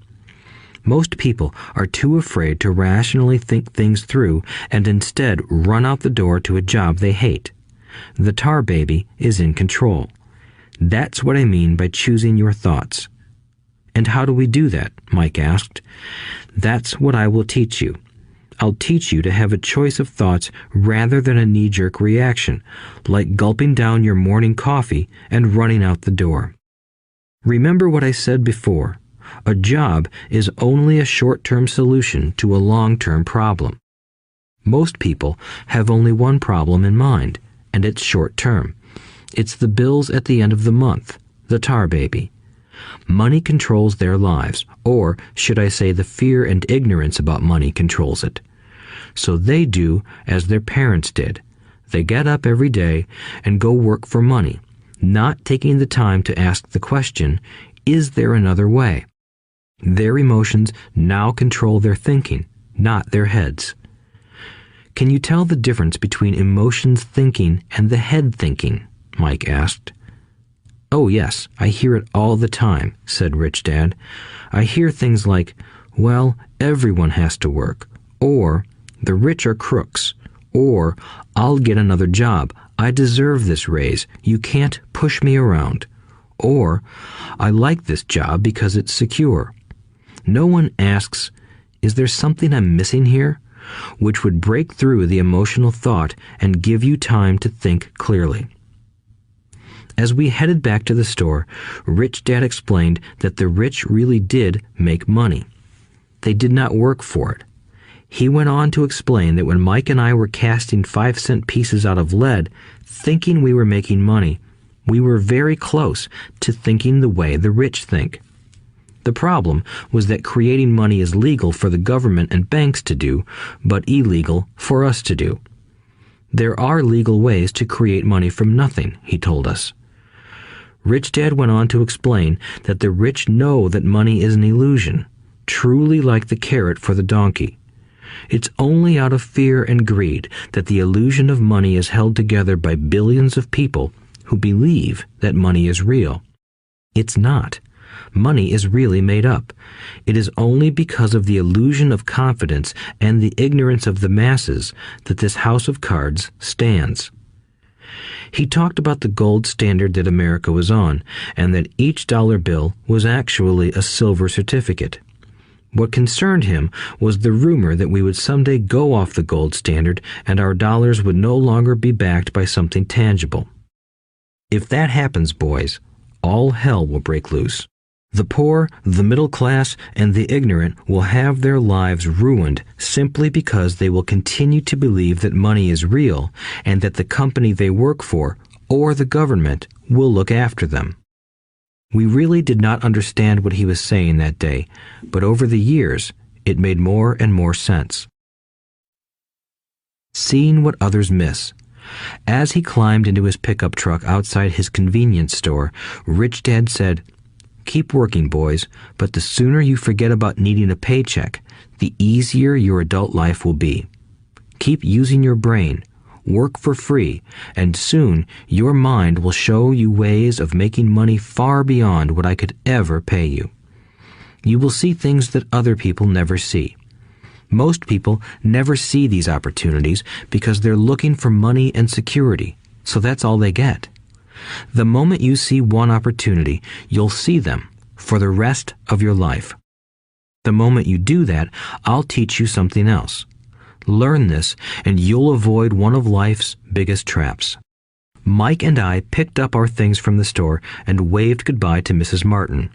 We went back to the park, to the same picnic bench, and spent several more hours thinking and talking. We spent the next week at school thinking and talking too. For 2 more weeks, we kept thinking, talking, and working for free. At the end of the second Saturday, I was again saying goodbye to Mrs. Martin and looking at the comic book stand with a longing gaze. The hard thing about not even getting 30 cents every Saturday was that I didn't have any money to buy comic books.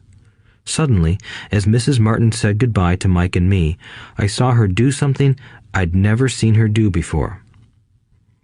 Mrs. Martin was cutting the front page of the comic book in half. She kept the top half of the comic book cover and threw the rest of the book into a large cardboard box. When I asked her what she did with the comic books, she said, "I throw them away. I give the top half of the cover back to the comic book distributor for credit when he brings in the new comics. He's coming in an hour." Mike and I waited for an hour. Soon the distributor arrived, and I asked him if we could have the comic books. To my delight, he said, "You can have them if you work for this store and do not resell them." Remember our old business partnership? Well, Mike and I revived it. Using a spare room in Mike's basement, we began piling hundreds of comic books in that room. Soon, our comic book library was open to the public. We hired Mike's younger sister, who loved to study, to be head librarian. She charged each child 10 cents admission to the library, which was open from 2:30 p.m. to 4:30 p.m. every day after school. The customers, the children of the neighborhood, could read as many comics as they wanted in 2 hours. It was a bargain for them since a comic cost 10 cents each, and they could read 5 or 6 in 2 hours. Mike's sister would check the kids as they left to make sure they weren't borrowing any comic books. She also kept the books, logging in how many kids showed up each day, who they were, and any comments they might have. Mike and I averaged $9.50 per week over a 3-month period. We paid his sister $1 a week and allowed her to read the comics for free, which she rarely did since she was always studying. Mike and I kept our agreement by working in the store every Saturday and collecting all the comic books from the different stores. We kept our agreement to the distributor by not selling any comic books. We burned them once they got too tattered. We tried opening a branch office, but we could never quite find someone as trustworthy and dedicated as Mike's sister. At an early age, we found out how hard it was to find good staff. 3 months after the library first opened, a fight broke out in the room. Some bullies from another neighborhood pushed their way in, and Mike's dad suggested we shut down the business. So our comic book business shut down, and we stopped working on Saturdays at the convenience store. But Rich Dad was excited because he had new things he wanted to teach us. He was happy because we had learned our first lessons so well. We learned to make money work for us. By not getting paid for our work at the store, we were forced to use our imaginations to identify an opportunity to make money. By starting our own business, the comic book library, we were in control of our own finances, not dependent on an employer. The best part was that our business generated money for us even when we weren't physically there. Our money worked for us.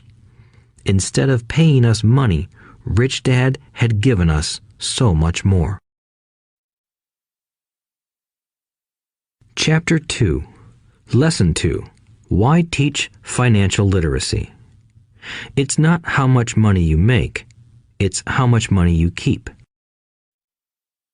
In 1990, Mike took over his father's empire and is, in fact, doing a better job than his dad did. We see each other once or twice a year on the golf course. He and his wife are wealthier than you can imagine. Rich Dad's empire is in great hands, and Mike is now grooming his son to take his place, as his dad had groomed us. In 1994, I retired at the age of 47, and my wife Kim was 37. Retirement does not mean not working. For us, it means that, barring unforeseen cataclysmic changes, we can work or not work, and our wealth grows automatically, staying ahead of inflation. Our assets are large enough to grow by themselves. It's like planting a tree. You water it for years, and then one day it doesn't need you anymore. Its roots are implanted deep enough. Then the tree provides shade for your enjoyment. Mike chose to run the empire, and I chose to retire. Whenever I speak to groups of people, they often ask what I would recommend that they do. How do I get started? Is there a book you would recommend? What should I do to prepare my children? What is your secret to success? How do I make millions? Whenever I hear one of these questions, I'm reminded of the following story. The Richest Businessmen. In 1923, a group of our greatest leaders and richest businessmen held a meeting at the Edgewater Beach Hotel in Chicago. Among them were Charles Schwab, head of the largest independent steel company; Samuel Insull, president of the world's largest utility; Howard Hobson, head of the largest gas company; Ivar Kruger, president of International Match Company, one of the world's largest companies at that time; Leon Fraser, president of the Bank of International Settlements; Richard Whitney, president of the New York Stock Exchange; Arthur Cotton and Jesse Livermore, two of the biggest stock speculators; and Albert Fall, a member of President Harding's cabinet. 25 years later, 9 of these titans ended their lives as follows. Schwab died penniless after living for 5 years on borrowed money. Insull died broke in a foreign land, and Kruger and Cotton also died broke. Hobson went insane. Whitney and Albert Fall were released from prison, and Fraser and Livermore committed suicide. I doubt if anyone can say what really happened to these men. If you look at the date, 1923, it was just before the 1929 market crash and the Great Depression, which I suspect had a great impact on these men and their lives. The point is this. Today, we live in times of greater and faster change than these men did. I suspect there will be many booms and busts in the coming years that will parallel the ups and downs these men faced. I am concerned that too many people are too focused on money and not on their greatest wealth, their education. If people are prepared to be flexible, keep an open mind, and learn, they will grow richer and richer despite tough changes. If they think money will solve problems, they will have a rough ride. Intelligence solves problems and produces money. Money without financial intelligence is money soon gone. Most people fail to realize that in life, it's not how much money you make, it's how much money you keep. We've all heard stories of lottery winners who are poor, then suddenly rich, and then poor again. They win millions, yet are soon back where they started. Or stories of professional athletes who at the age of 24 are earning millions, but are sleeping under a bridge 10 years later. I remember a story of a young basketball player who a year ago had millions. Today, at just 29, he claims his friends, attorney, and accountant took his money and he was forced to work at a car wash for minimum wage. He was fired from the car wash because he refused to take off his championship ring as he was wiping off the cars. His story made national news, and he is appealing his termination, claiming hardship and discrimination. He claims that the ring is all he has left, and if it was stripped away, he'll crumble.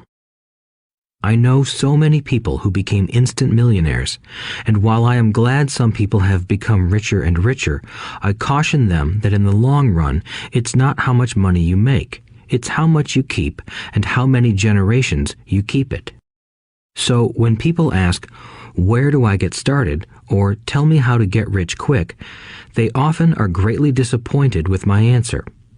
I simply say to them what my rich dad said to me when I was a little kid. If you want to be rich, you need to be financially literate. That idea was drummed into my head every time we were together. As I said, my educated dad stressed the importance of reading books, while my rich dad stressed the need to master financial literacy. If you are going to build the Empire State Building, the first thing you need to do is dig a deep hole and pour a strong foundation. If you are going to build a home in the suburbs, all you need to do is pour a 6-inch slab of concrete. Most people, in their drive to get rich, are trying to build an Empire State Building on a 6-inch slab. Our school system, created in the agrarian age, still believes in homes with no foundation. Dirt floors are still the rage, so kids graduate from school with virtually no financial foundation. One day, sleepless and deep in debt in suburbia, living the American dream, they decide that the answer to their financial problems is to find a way to get rich quick. Construction on the skyscraper begins. It goes up quickly, and soon, instead of the Empire State Building, we have the Leaning Tower of suburbia. The sleepless nights return. As for Mike and me in our adult years, both of our choices were possible because we were taught to pour a strong financial foundation when we were just kids. Accounting is possibly the most confusing, boring subject in the world, but if you want to be rich long term, it could be the most important subject. For Rich Dad, the question was how to take a boring and confusing subject and teach it to kids. The answer he found was to make it simple by teaching it in pictures. My rich dad poured a strong financial foundation for Mike and me. Since we were just kids, he created a simple way to teach us. For years, he only drew pictures and used few words. Mike and I understood the simple drawings, the jargon, the movement of money, and then in later years, Rich Dad began adding numbers. Today, Mike has gone on to master much more complex and sophisticated accounting analysis because he had to in order to run his empire. I am not as sophisticated because my empire is smaller, yet we come from the same simple foundation. Over the following pages, we will discuss those same simple line drawings Mike's dad created for us. Though basic, those drawings helped guide two little boys in building great sums of wealth on a solid and deep foundation. Rule number 1. You must know the difference between an asset and a liability, and buy assets. If you want to be rich, this is all you need to know. It is rule number 1. It is the only rule. This may sound absurdly simple, but most people have no idea how profound this rule is. Most people struggle financially because they do not know the difference between an asset and a liability. Rich people acquire assets. The poor and middle class acquire liabilities that they think are assets, said Rich Dad. When Rich Dad explained this to Mike and me, we thought he was kidding. Here we were, nearly teenagers, and waiting for the secret to getting rich. And this was his answer. It was so simple that we stopped for a long time to think about it. "What is an asset?" asked Mike. "Don't worry right now," said Rich Dad. "Just let the idea sink in. If you can comprehend the simplicity, your life will have a plan and be financially easy. It is simple. That is why the idea is missed." "You mean all we need to know is what an asset is, acquire them, and we'll be rich?" I asked. Rich Dad nodded his head. "It's that simple." "If it's that simple, how come everyone is not rich?" I asked. Rich Dad smiled.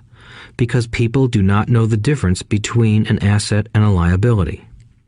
I remember asking, how could adults be so misguided? If it is that simple, if it is that important, why would everyone not want to find out?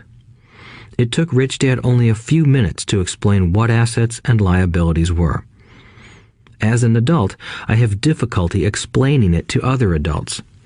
The simplicity of the idea escapes them because they have been educated differently. They were taught by other educated professionals, such as bankers, accountants, real estate agents, financial planners, and so forth. The difficulty comes in asking adults to unlearn or become children again. An intelligent adult often feels it is demeaning to pay attention to simplistic definitions. Rich Dad believed in the KISS principle. Keep it simple, stupid, or keep it super simple. So he kept it simple for us, and that made our financial foundation strong. So what causes the confusion? How could something so simple be so screwed up? Why would someone buy an asset that was really a liability? The answer is found in basic education. We focus on the word literacy and not financial literacy. What defines something to be an asset or a liability are not words. In fact, if you really want to be confused, look up the words asset and liability in the dictionary. I know the definition may sound good to a trained accountant, but for the average person, it makes no sense. But we adults are often too proud to admit that something does not make sense. To us young boys, Rich Dad said, "What defines an asset are not words, but numbers. And if you can't read the numbers, you can't tell an asset from a hole in the ground." In accounting, Rich Dad would say, it's not the numbers, but what the numbers are telling you. It's just like words. It's not the words, but the story the words are telling you. If you want to be rich, you've got to read and understand numbers. If I heard that once, I heard it 1,000 times from my rich dad.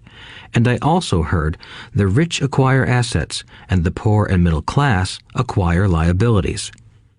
Here is how to tell the difference between an asset and a liability.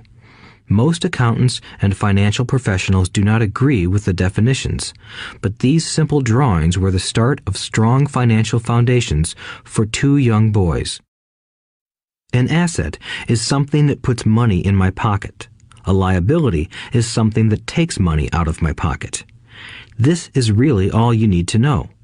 If you want to be rich, simply spend your life buying assets. If you want to be poor or middle class, spend your life buying liabilities. Illiteracy, both in words and numbers, is the foundation of financial struggle. If people are having difficulties financially, there is something that they don't understand, either in words or numbers. The rich are rich because they are more literate in different areas than people who struggle financially.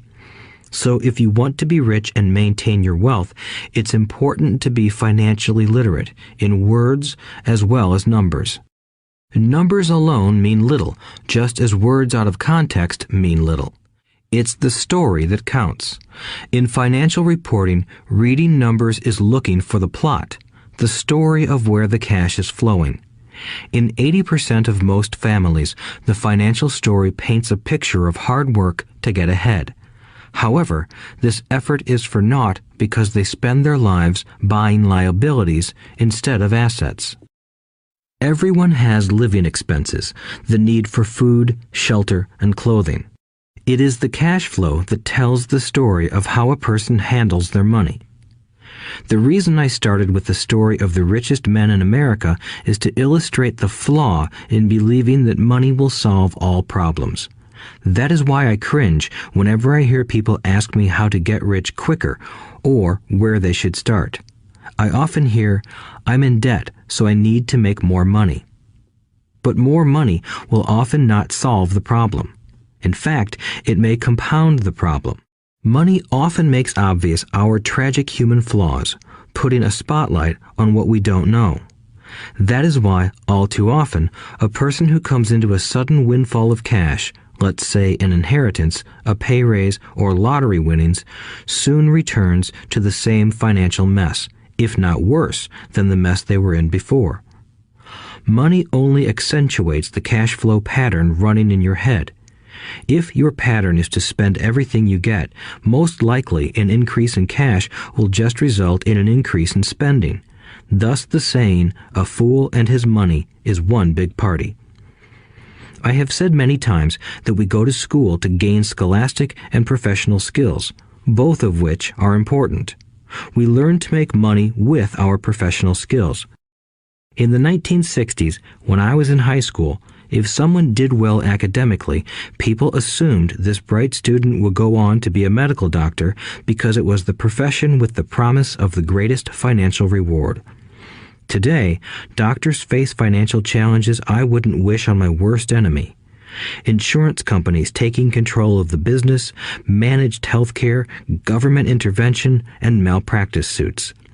Today, kids want to be famous athletes, movie stars, rock stars, beauty queens, or CEOs because that is where the fame, money, and prestige are. That is the reason it is so hard to motivate kids in school today. They know that professional success is no longer solely linked to academic success, as it once was. Because students leave school without financial skills, millions of educated people pursue their profession successfully, but later find themselves struggling financially. They work harder, but don't get ahead. What is missing from their education is not how to make money, but how to manage money. It's called financial aptitude, what you do with the money once you make it, how to keep people from taking it from you, how to keep it longer, and how to make that money work hard for you. Most people don't understand why they struggle financially because they don't understand cash flow. A person can be highly educated, professionally successful, and financially illiterate. These people often work harder than they need to because they learned how to work hard, but not how to have their money work hard for them. The story of how the quest for a financial dream turns into a financial nightmare. The classic story of hardworking people has set a pattern. Recently married, the happy, highly educated young couple moves into one of their cramped, rented apartments. Immediately, they realize that they are saving money because two can live as cheaply as one. The problem is the apartment is cramped. They decide to save money to buy their dream home so they can have kids. They now have two incomes and they begin to focus on their careers. Their incomes begin to increase. As their incomes go up, their expenses go up as well. The number one expense for most people is taxes. Many people think it's income tax, but for most Americans, their highest tax is Social Security. As an employee, it appears as if the Social Security tax combined with the Medicare tax rate is roughly 7.5%, but it's really 15% since the employer must match the Social Security amount. In essence, it is money the employer can't pay you. On top of that, you still have to pay income tax on the amount deducted from your wages for Social Security tax. Income you never received because it went directly to Social Security through withholding. Going back to the young couple, as a result of their incomes increasing, they decide to buy the house of their dreams. Once in their house, they have a new tax called property tax. Then they buy a new car, new furniture, and new appliances to match their new house. All of a sudden, they wake up and their liabilities column is full of mortgage and credit card debt. Their liabilities go up. They're now trapped in the rat race. Pretty soon, a baby comes along and they work harder. The process repeats itself. Higher incomes cause higher taxes, also called bracket creep. A credit card comes in the mail. They use it. It maxes out. A loan company calls and says their greatest asset, their home, has appreciated in value. Because their credit is so good, the company offers a bill consolidation loan and tells them the intelligent thing to do is clear off the high-interest consumer debt by paying off their credit card. And besides, interest on their home is a tax deduction. They go for it and pay off those high-interest credit cards. They breathe a sigh of relief. Their credit cards are paid off. They've now folded their consumer debt into their home mortgage. Their payments go down because they extend their debt over 30 years. It is the smart thing to do. Their neighbor calls to invite them to go shopping. The Memorial Day sale is on. They promise themselves they'll just window shop, but they take a credit card, just in case. I run into this young couple all the time. Their names change, but their financial dilemma is the same. They come to one of my talks to hear what I have to say. They ask me, "Can you tell us how to make more money?" They don't understand that their trouble is really how they choose to spend the money they do have.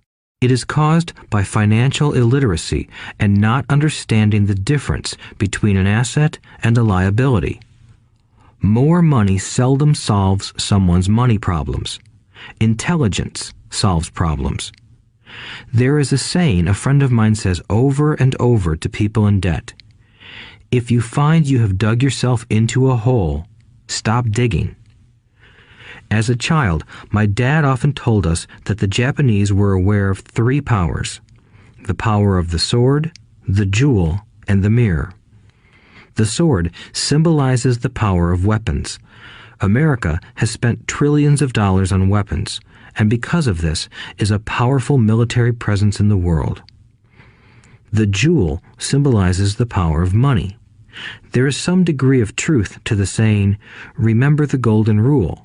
He who has the gold makes the rules." The mirror symbolizes the power of self-knowledge. This self-knowledge, according to Japanese legend, was the most treasured of the 3. All too often, the poor and middle class allow the power of money to control them.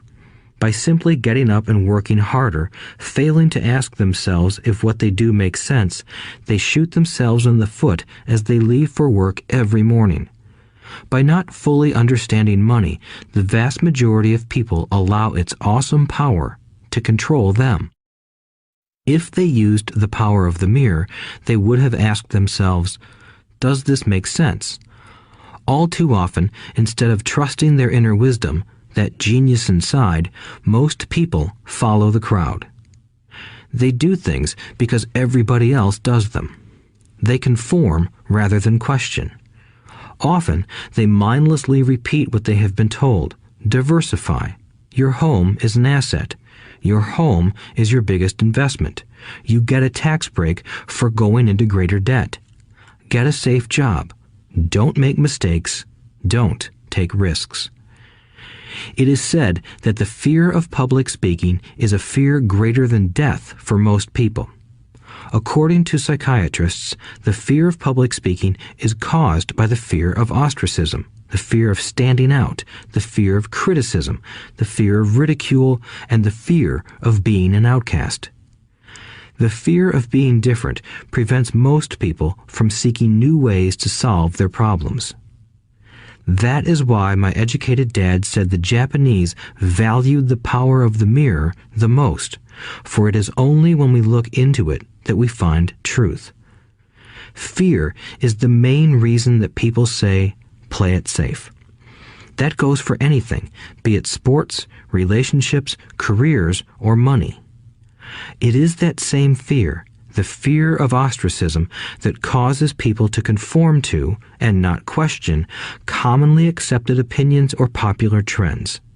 Your home is an asset. Get a bill consolidation loan and get out of debt. Work harder. It's a promotion. Someday I'll be a vice president. Save money. When I get a raise, I'll buy us a bigger house. Mutual funds are safe. Many financial problems are caused by trying to keep up with the Joneses. Occasionally, we all need to look in the mirror and be true to our inner wisdom rather than our fears. By the time Mike and I were 16 years old, we began to have problems in school. We were not bad kids. We just began to separate from the crowd. We worked for Mike's dad after school and on weekends. Mike and I often spent hours after work just sitting at a table with his dad while he held meetings with his bankers, attorneys, accountants, brokers, investors, managers, and employees. Here was a man who had left school at 13, who was now directing, instructing, ordering, and asking questions of educated people. They came at his beck and call and cringed when he didn't approve of them. Here was a man who had not gone along with the crowd. He was a man who did his own thinking and detested the words, "We have to do it this way because that's the way everyone else does it." He also hated the word can't. If you wanted him to do something, just say, "I don't think you can do it." Mike and I learned more sitting in on his meetings than we did in all our years of school, college included. Mike's dad was not book smart, but he was financially educated and successful as a result. He told us over and over again, an intelligent person hires people who are more intelligent than he is. So Mike and I had the benefit of spending hours listening to and learning from intelligent people. But because of this, Mike and I couldn't go along with the standard dogma our teachers preached, and that caused problems. Whenever the teacher said, "If you don't get good grades, you won't do well in the real world," Mike and I just raised our eyebrows. When we were told to follow set procedures and not deviate from the rules, we could see how school discouraged creativity. We started to understand why our rich dad told us that schools were designed to produce good employees instead of employers. Occasionally, Mike or I would ask our teachers how what we studied was applicable to the real world, or why we never studied money and how it worked. To the latter question, we often got the answer that money was not important, that if we excelled in our education, the money would follow. The more we knew about the power of money, the more distant we grew from the teachers and our classmates. My highly educated dad never pressured me about my grades, but we did begin to argue about money. By the time I was 16, I probably had a far better foundation with money than both my parents. I could keep books, I listened to tax accountants, corporate attorneys, bankers, real estate brokers, investors, and so forth. By contrast, my dad talked to other teachers. One day, my dad told me that our home was his greatest investment. A not-too-pleasant argument took place when I showed him why I thought a house was not a good investment. I showed him the ancillary expenses that went along with owning the home.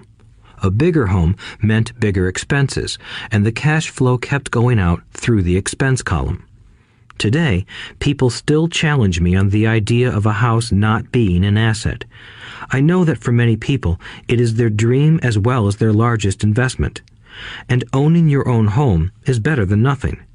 I simply offer an alternative way of looking at this popular dogma. If my wife and I were to buy a bigger, flashier house, we realize it wouldn't be an asset. It would be a liability since it would take money out of our pocket. So here is the argument I put forth.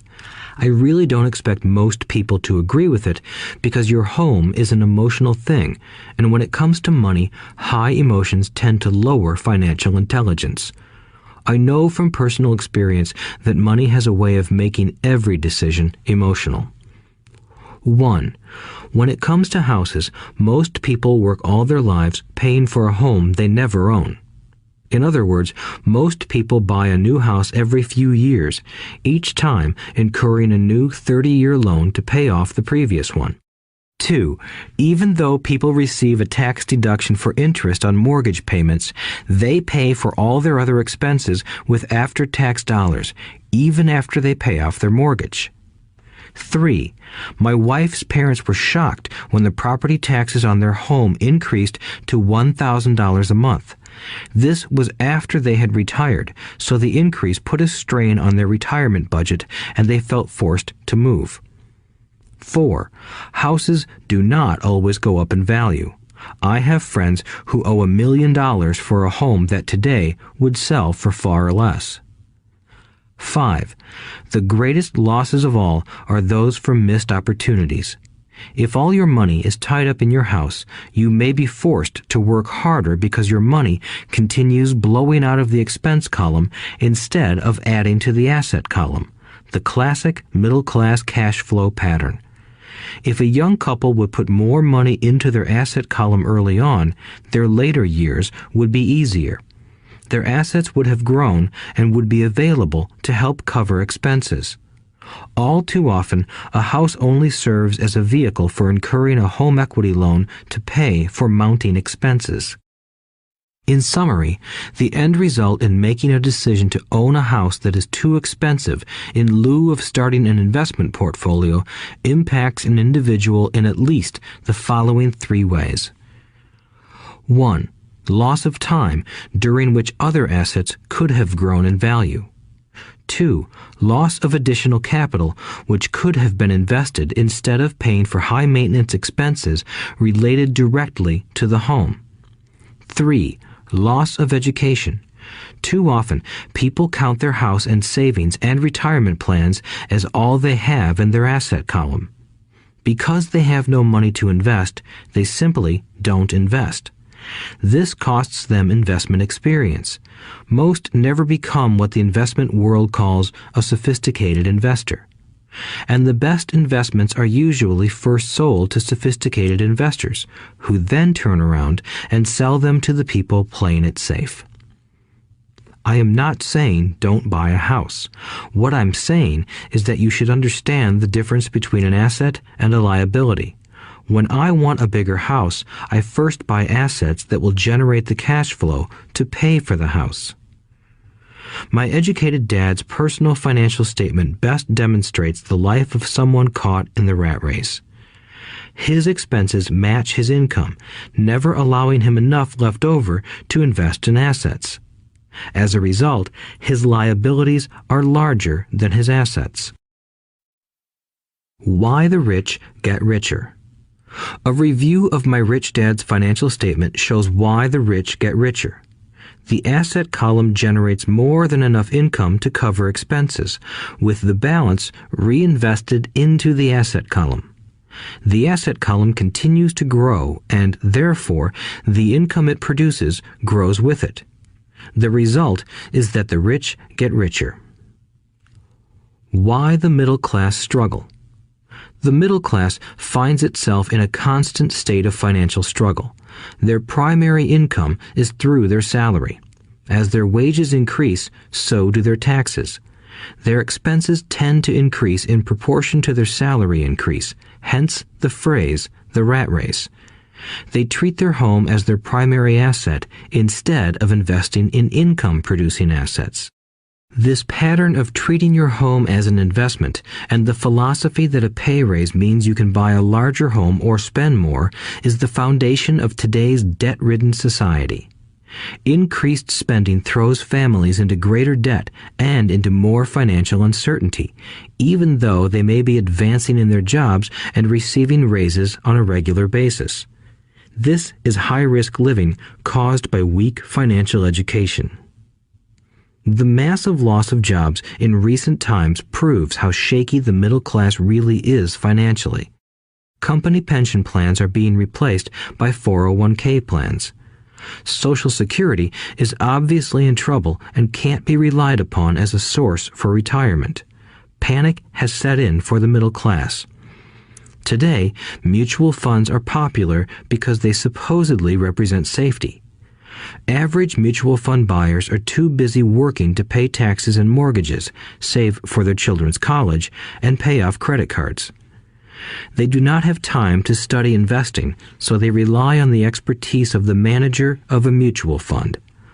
Also, because the mutual fund includes many different types of investments, they feel their money is safer because it is diversified. This educated middle class subscribes to the dogma put out by mutual fund brokers and financial planners. Play it safe, avoid risk. The real tragedy is that the lack of early financial education is what creates the risk faced by average middle class people. The reason they have to play it safe is because their financial positions are tenuous at best. Their balance sheets are not balanced. Instead, they are loaded with liabilities and have no real assets that generate income. Typically, their only source of income is their paycheck. Their livelihood becomes entirely dependent on their employer. So when genuine deals of a lifetime come along, these people can't take advantage of them because they are working so hard, are taxed to the max, and are loaded with debt. As I said at the start of this section, the most important rule is to know the difference between an asset and a liability. Once you understand the difference, concentrate your efforts on buying income-generating assets. That's the best way to get started on a path to becoming rich. Keep doing that and your asset column will grow. Keep liabilities and expenses down so more money is available to continue pouring into the asset column. Soon, the asset base will be so deep that you can afford to look at more speculative investments. Investments that may have returns of 100% to infinity. $5,000 investments that are soon turned into $1 million or more. Investments that the middle class calls too risky. The investment is not risky for the financially literate. As an employee who is also a homeowner, your working efforts are generally as follows. 1. You work for the company. Employees make their business owner or the shareholders rich, not themselves. Your efforts and success will help provide for the owner's success and retirement. 2. You work for the government.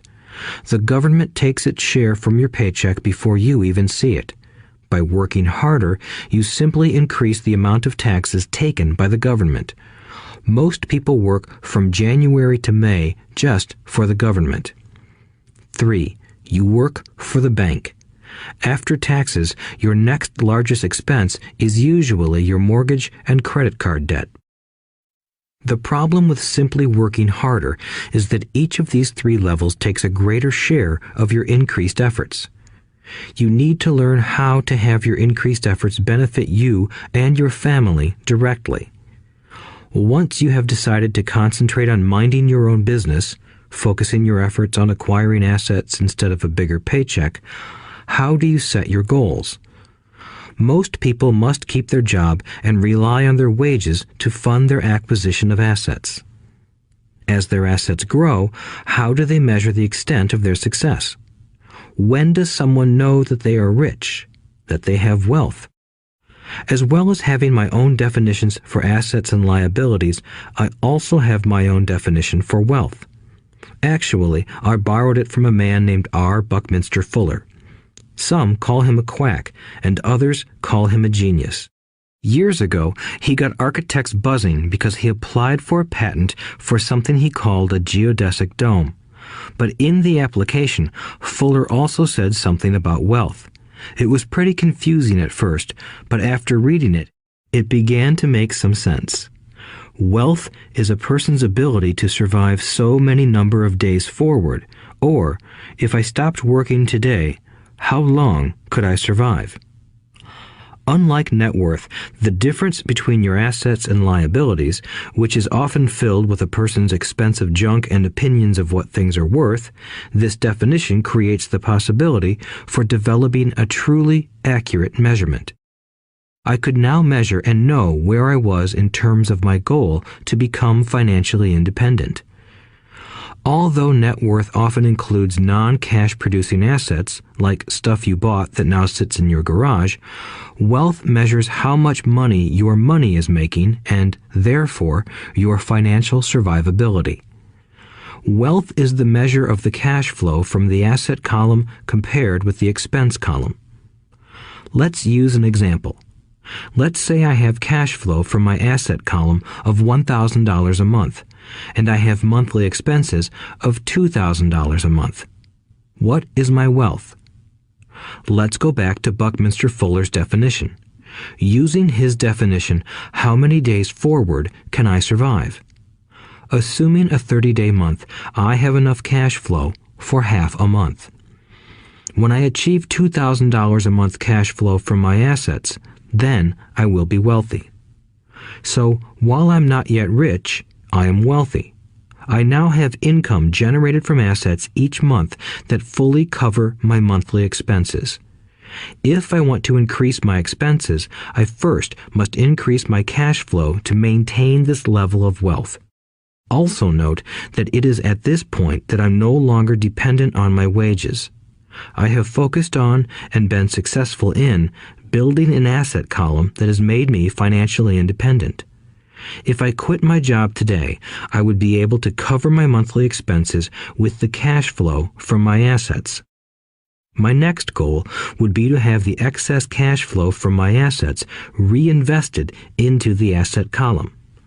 The more money that goes into my asset column, the more my asset column grows. The more my assets grow, the more my cash flow grows. And as long as I keep my expenses less than the cash flow from these assets, I grow richer with more and more income from sources other than my physical labor. As this reinvestment process continues, I am well on my way to becoming rich. Just remember this simple observation. The rich buy assets. The poor only have expenses. The middle class buy liabilities they think are assets. So how do I start minding my own business? What is the answer? Listen to the founder of McDonald's in the next chapter. Chapter 3. Lesson 3. Mind your own business. The rich focus on their asset columns while everyone else focuses on their income statements. In 1974, Ray Kroc, the founder of McDonald's, was asked to speak to the MBA class at the University of Texas at Austin. A friend of mine was a student in that MBA class. After a powerful and inspiring talk, the class adjourned and the students asked Ray if he would join them at their favorite hangout to have a few beers. Ray graciously accepted. "What business am I in?" Ray asked once the group had all their beers in hand. Everyone laughed, my friend said. Most of the MBA students thought Ray was just fooling around. No one answered, so Ray asked again. "What business do you think I'm in?" The students laughed again, and finally one brave soul yelled out, "Ray, who in the world doesn't know that you're in the hamburger business?" Ray chuckled. "That's what I thought you would say." He paused and then quickly added, "Ladies and gentlemen, I'm not in the hamburger business.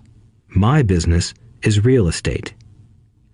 As my friend tells the story, Ray spent a good amount of time explaining his viewpoint. In his business plan, Ray knew that the primary business focus was to sell hamburger franchises, but what he never lost sight of was the location of each franchise. He knew that the land and its location were the most significant factors in the success of each franchise. Basically, the person who bought the franchise was also buying the real estate under the franchise for Ray Kroc's organization. Today, McDonald's is the largest single owner of real estate in the world, owning even more than the Catholic Church. McDonald's owns some of the most valuable intersections and street corners in America and around the globe. My friend considers this as one of the most important lessons in his life. Today, he owns car washes, but his business is the real estate under those car washes. The previous chapter presented that most people work for everyone but themselves. They work first for the owners of the company, then for the government through taxes, and finally for the bank that owns their mortgage. When I was a young boy, we did not have a McDonald's nearby. Yet my rich dad was responsible for teaching Mike and me the same lesson that Ray Kroc talked about at the University of Texas. It is secret number 3 of the rich. The secret is mind your own business. Financial struggle is often directly the result of people working all their lives for someone else. Many people will simply have nothing at the end of their working days to show for their efforts. Our current educational system focuses on preparing today's youth to get good jobs by developing scholastic skills. Their lives will revolve around their wages or, as described earlier, their income column. Many will study further to become engineers, scientists, cooks, police officers, artists, writers, and so on. These professional skills allow them to enter the workforce and work for money. But there is a big difference between your profession and your business. Often I ask people, "What is your business?" And they will say, "Oh, I'm a banker." Then I ask them if they own the bank, and they usually respond, "No, I work there."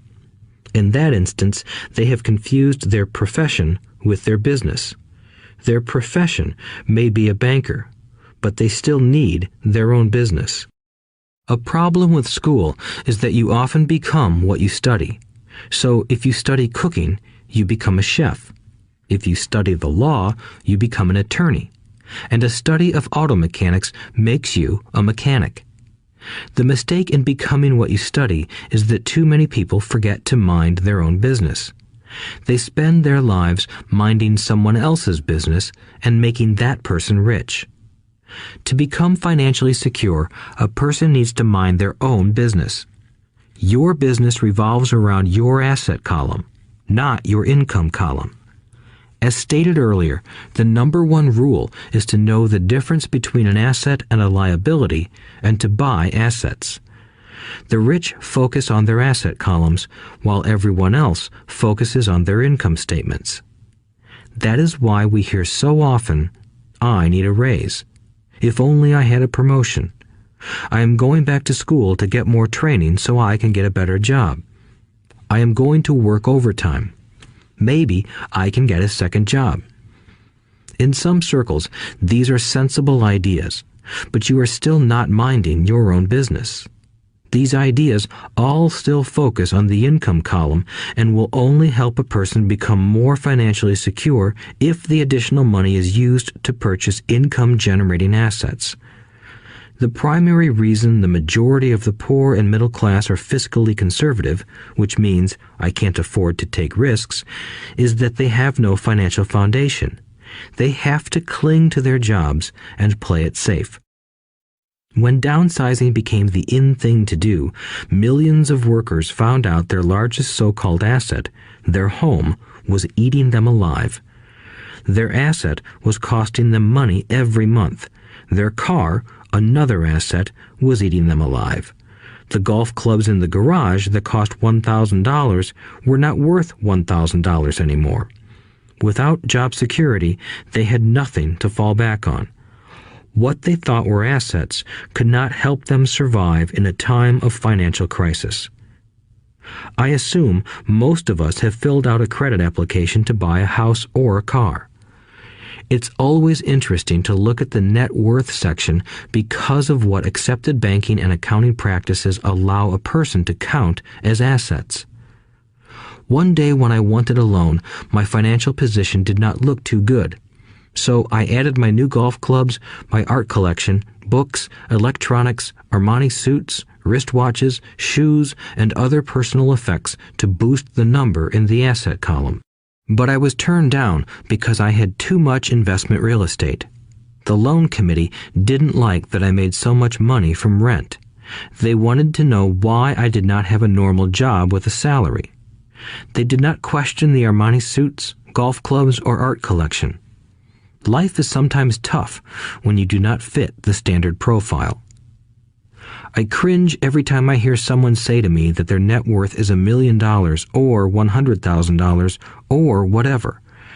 One of the main reasons net worth is not accurate is simply because the moment you begin selling your assets, you are taxed for any gains.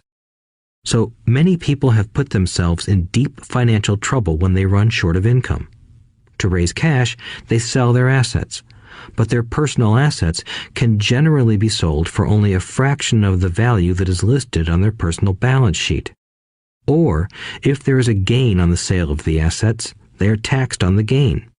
So again, the government takes its share, thus reducing the amount available to help them out of debt. That is why I say someone's net worth is often worth less than they think. Start minding your own business. Keep your daytime job, but start buying real assets, not liabilities or personal effects that have no real value once you get them home. A new car loses nearly 25% of the price you pay for it the moment you drive it off the lot. It is not a true asset even if your banker lets you list it as one. My $400 new titanium driver was worth $150 the moment I teed off. Keep expenses low, reduce liabilities, and diligently build a base of solid assets. For young people who have not yet left home, it is important for parents to teach them the difference between an asset and a liability. Get them to start building a solid asset column before they leave home, get married, buy a house, have kids, and get stuck in a risky financial position, clinging to a job and buying everything on credit. I see so many young couples who get married and trap themselves into a lifestyle that will not let them get out of debt for most of their working years. For many people, just as the last child leaves home, the parents realize they have not adequately prepared for retirement and they begin to scramble to put some money away. Then their own parents become ill and they find themselves with new responsibilities. So, what kind of assets am I suggesting that you or your children acquire? In my world, real assets fall into the following categories. Businesses that do not require my presence. I own them, but they are managed or run by other people. If I have to work there, it's not a business. It becomes my job. Stocks, bonds, income-generating real estate, notes, IOUs, royalties from intellectual property such as music, scripts, and patents. Anything else that has value, produces income, or appreciates, and has a ready market. As a young boy, my educated dad encouraged me to find a safe job, but my rich dad encouraged me to begin acquiring assets that I loved. If you don't love it, you won't take care of it. I collect real estate simply because I love buildings and land. I love shopping for them, and I could look at them all day long. When problems arise, the problems aren't so bad that it changes my love for real estate. For people who hate real estate, they shouldn't buy it. I also love stocks of small companies, especially startups, because I am an entrepreneur, not a corporate person. In my early years, I worked in large organizations such as Standard Oil of California, the U.S. Marine Corps, and Xerox Corporation. I enjoyed my time with those organizations and have fond memories, but I know deep down I am not a company man. I like starting companies, not running them. So my stock buys are usually of small companies. Sometimes I even start the company and take it public. Fortunes are made in new stock issues, and I love the game. Many people are afraid of small cap companies and call them risky, and they are. But that risk is diminished if you love what the investment is, understand it, and know the game. With small companies, my investment strategy is to be out of the stock in a year. On the other hand, my real estate strategy is to start small and keep trading up for bigger properties, and, therefore, delay paying taxes on the gain. This allows the value to increase dramatically.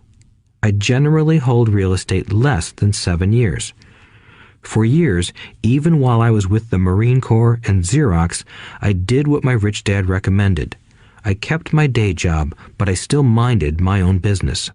I was active in my asset column trading real estate and small stocks. Rich Dad always stressed the importance of financial literacy.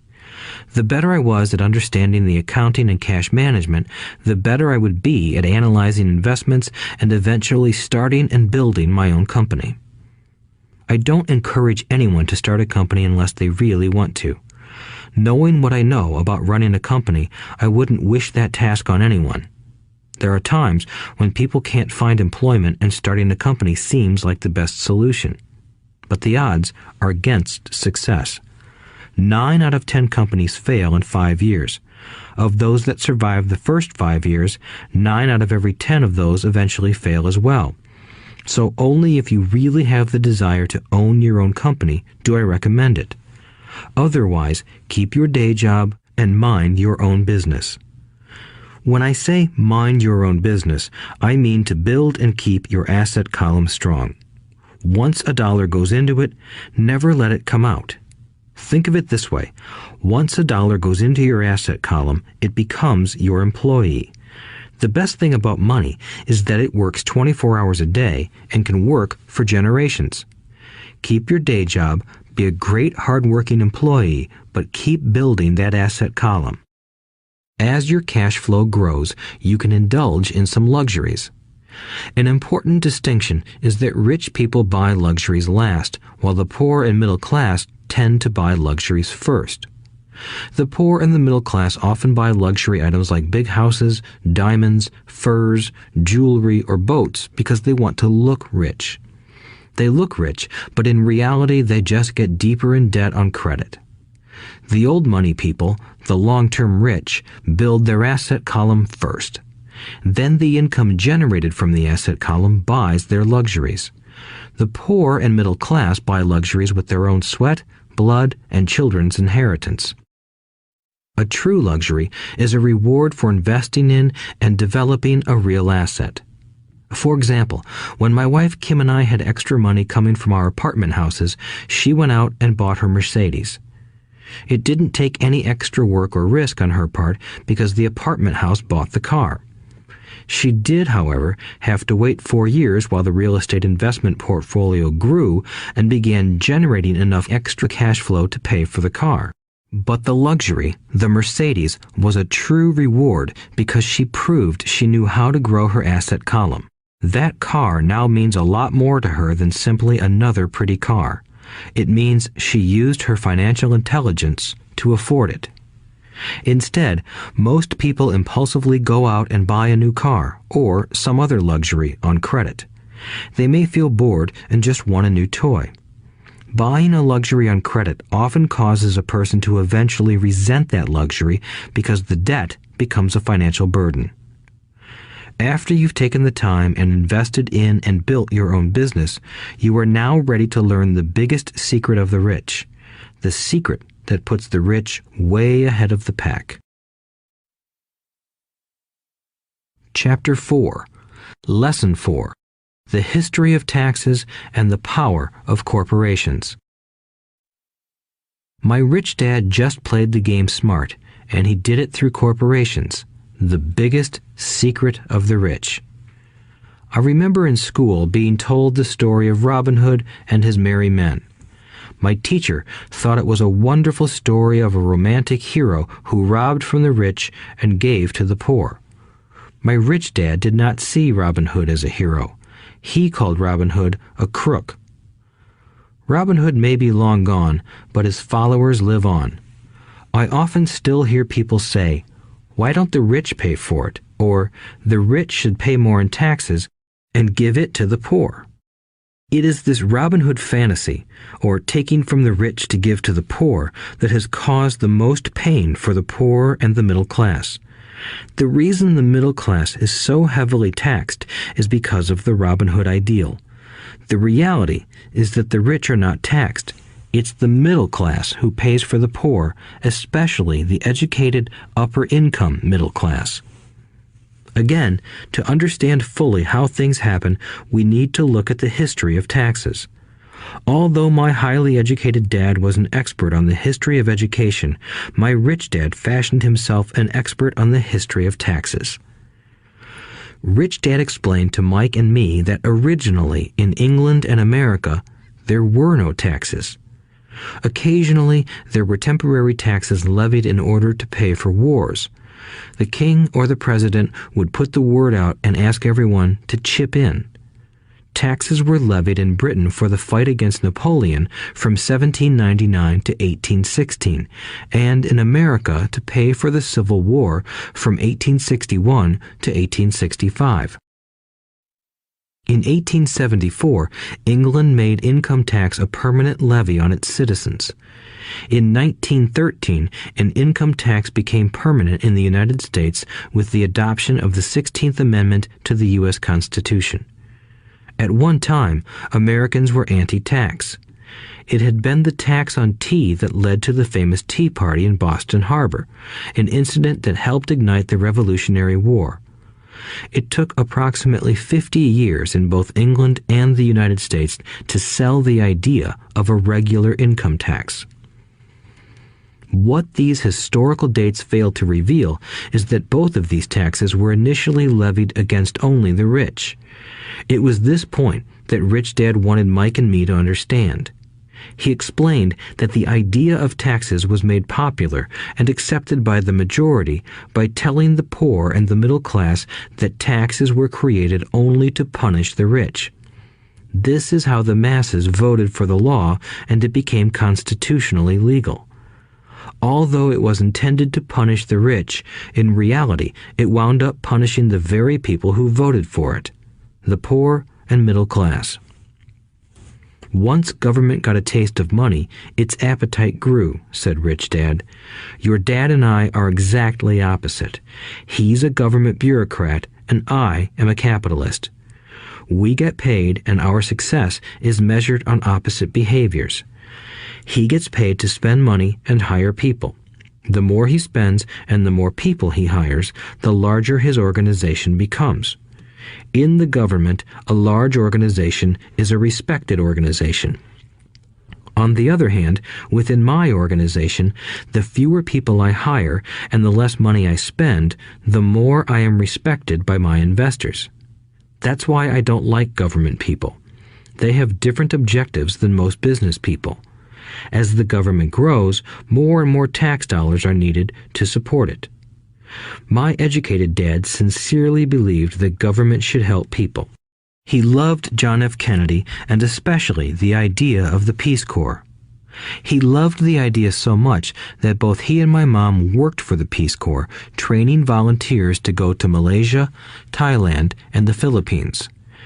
He always strived for additional grants and budget increases so he could hire more people, both in his job with the Education Department and in the Peace Corps.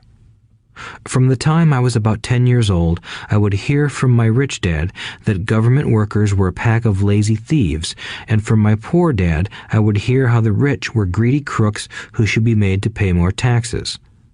Both sides had valid points. It was difficult to go to work for one of the biggest capitalists in town and come home to a father who was a prominent government leader. It was not easy to know which dad to believe. Yet, when you study the history of taxes, an interesting perspective emerges. As I said, the passage of taxes was only possible because the masses believed in the Robin Hood theory of economics. Take from the rich and give to everyone else. The problem was that the government's appetite for money was so great that taxes soon needed to be levied on the middle class, and from there it kept trickling down. However, the rich saw an opportunity because they don't play by the same set of rules. The rich knew about corporations, which became popular in the days of sailing ships. The rich created the corporation as a vehicle to limit their risk to the assets of each voyage. The rich put their money into a corporation to finance the voyage. The corporation would then hire a crew to sail to the New World to look for treasure. If the ship was lost, the crew lost their lives, but the loss to the rich would be limited only to the money they invested for that particular voyage. It is the knowledge of the legal corporate structure that really gives the rich a vast advantage over the poor and middle class. Having two fathers teaching me, one a socialist and the other a capitalist, I quickly began to realize that the philosophy of the capitalist made more financial sense to me. It seemed to me that the socialists ultimately penalized themselves due to their lack of financial education. No matter what the take from the rich crowd came up with, the rich always found a way to outsmart them. That is how taxes were eventually levied on the middle class. The rich outsmarted the intellectuals solely because they understood the power of money, a subject not taught in schools. How did the rich outsmart the intellectuals? Once the take from the rich tax was passed, cash started flowing into government coffers. Initially, people were happy. Money was handed out to government workers and the rich. It went to government workers in the form of jobs and pensions, and it went to the rich via their factories receiving government contracts. The government received a large pool of money, but the problem was the fiscal management of that money. The government ideal is to avoid having excess money. If you fail to spend your allotted funds, you risk losing it in the next budget. You would certainly not be recognized for being efficient. Business people, on the other hand, are rewarded for having excess money and are applauded for their efficiency. As this cycle of growing government spending continued, the demand for money increased, and the tax the rich idea was adjusted to include lower income levels down to the very people who voted it in, the poor and the middle class. True capitalists used their financial knowledge to simply find an escape. They headed back to the protection of a corporation. But what many people who have never formed a corporation don't know is that a corporation is not really a thing. A corporation is merely a file folder with some legal documents in it, sitting in some attorney's office and registered with a state government agency. It's not a big building or a factory or a group of people. A corporation is merely a legal document that creates a legal body without a soul. Using it, the wealth of the rich was once again protected. It was popular because the income tax rate of a corporation is less than the individual income tax rates. In addition, certain expenses could be paid by a corporation with pre-tax dollars. This war between the haves and have-nots has raged for hundreds of years. The battle is waged whenever and wherever laws are made, and it will go on forever. The problem is that the people who lose are the uninformed, the ones who get up every day and diligently go to work and pay taxes. If they only understood the way the rich play the game, they could play it too. Then they would be on their way to their own financial independence. This is why I cringe every time I hear a parent advise their children to go to school so they can find a safe, secure job. An employee with a safe, secure job without financial aptitude has no escape. Average Americans today work 5 to 6 months for the government just to cover their taxes. In my opinion, that is simply too long. The harder you work, the more you pay the government. That is why I believe that the idea of take from the rich backfired on the very people who voted it in. Every time people try to punish the rich don't simply comply. They react. They have the money, power, and intent to change things. They don't just sit there and voluntarily pay more taxes. Instead, they search for ways to minimize their tax burden. They hire smart attorneys and accountants and persuade politicians to change laws or create legal loopholes. They use their resources to effect change.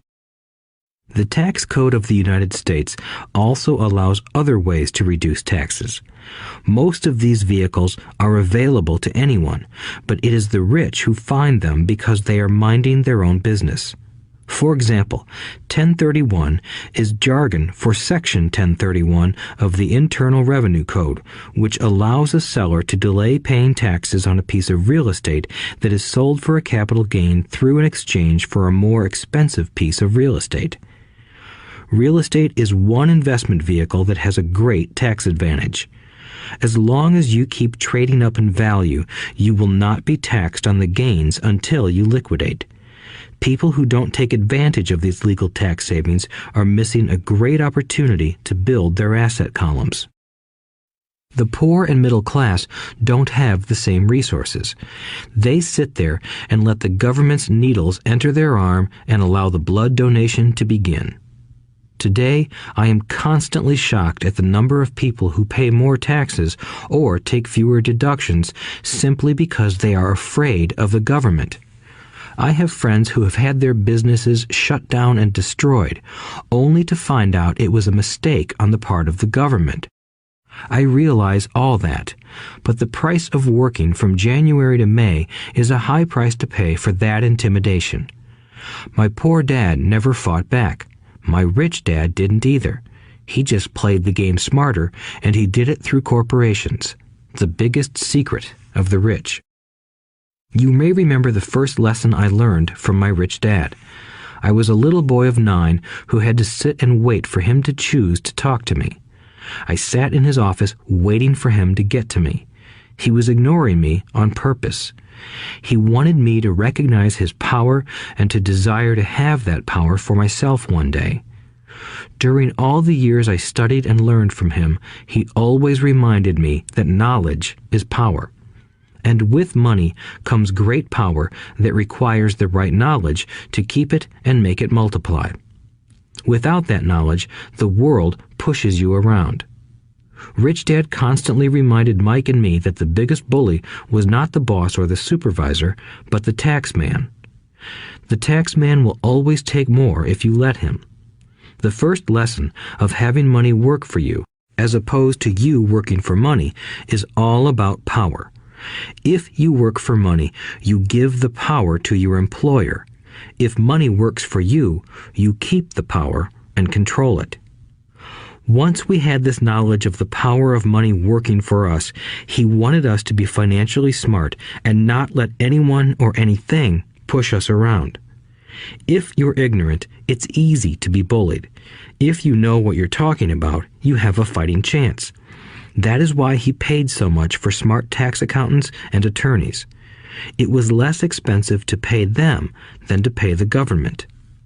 His best lesson to me was, be smart and you won't be pushed around as much. He knew the law because he was a law-abiding citizen and because it was expensive to not know the law. If you know you're right, you're not afraid of fighting back, even if you are taking on Robin Hood and his band of merry men. My highly educated dad always encouraged me to land a good job with a strong corporation. He spoke of the virtues of working your way up the corporate ladder. He didn't understand that, by relying solely on a paycheck from a corporate employer, I would be a docile cow ready for milking. When I told my rich dad of my father's advice, he only chuckled. "Why not own the ladder?" was all he said. As a young boy, I did not understand what Rich Dad meant by owning my own corporation. It was an idea that seemed impossible and intimidating. Although I was excited by the idea, my inexperience wouldn't let me envision the possibility that grown-ups would someday work for a company I would own. The point is that, if not for my rich dad, I would have probably followed my educated dad's advice. It was merely the occasional reminder of my rich dad that kept the idea of owning my own corporation alive and kept me on a different path. By the time I was 15 or 16, I knew I wasn't going to continue down the path my educated dad recommended. I didn't know how I was going to do it, but I was determined not to head in the direction most of my classmates were heading. That decision changed my life. It was not until my mid-20s that my rich dad's advice began to make more sense to me. I was just out of the Marine Corps and working for Xerox. I was making a lot of money, but every time I looked at my paycheck, I was disappointed. The deductions were so large, and the more I worked, the greater they became. As I became more successful, my bosses talked about promotions and raises. It was flattering, but I could hear my rich dad asking in my ear, "Who are you working for? Who are you making rich?" In 1974, while still an employee for Xerox, I formed my first corporation and began minding my own business. There were already a few assets in my asset column, but now I was determined to focus on making it bigger. Those paychecks, with all the deductions, made all the years of my rich dad's advice make total sense.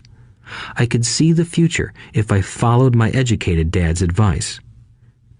Many employers feel that advising their workers to mind their own business is bad for business. But for me, focusing on my own business and developing assets made me a better employee because I now had a purpose. I came in early and worked diligently, amassing as much money as possible so I could invest in real estate. Hawaii was just set to boom, and there were fortunes to be made. The more I realized that we were in the beginning stages of a boom, the more Xerox machines I sold.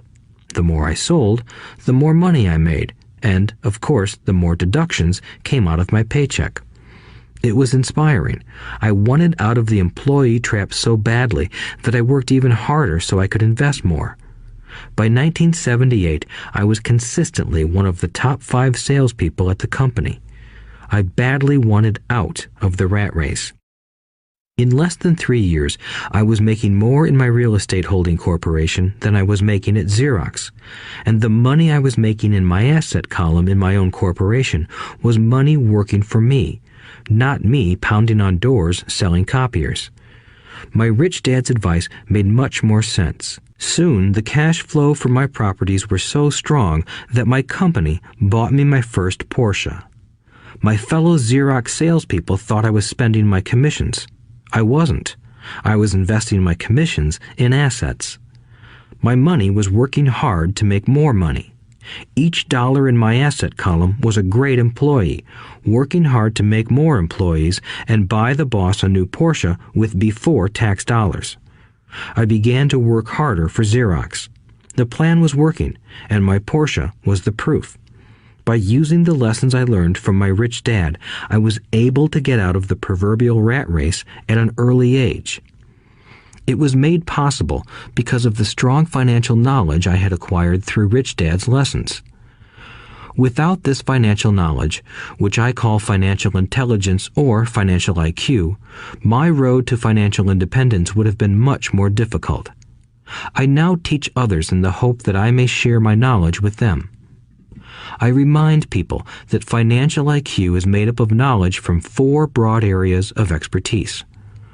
1. Accounting. Accounting is financial literacy or the ability to read numbers. This is a vital skill if you want to build an empire. The more money you are responsible for, the more accuracy is required, or the house comes tumbling down. This is the left brain side, or the details.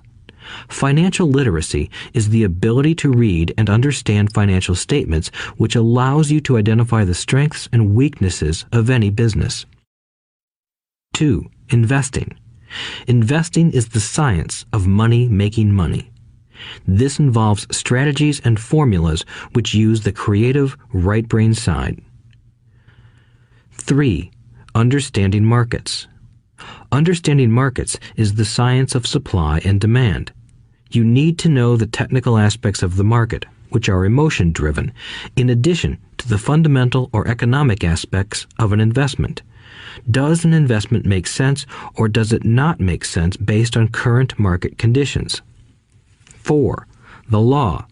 A corporation wrapped around the technical skills of accounting, investing, and markets can contribute to explosive growth.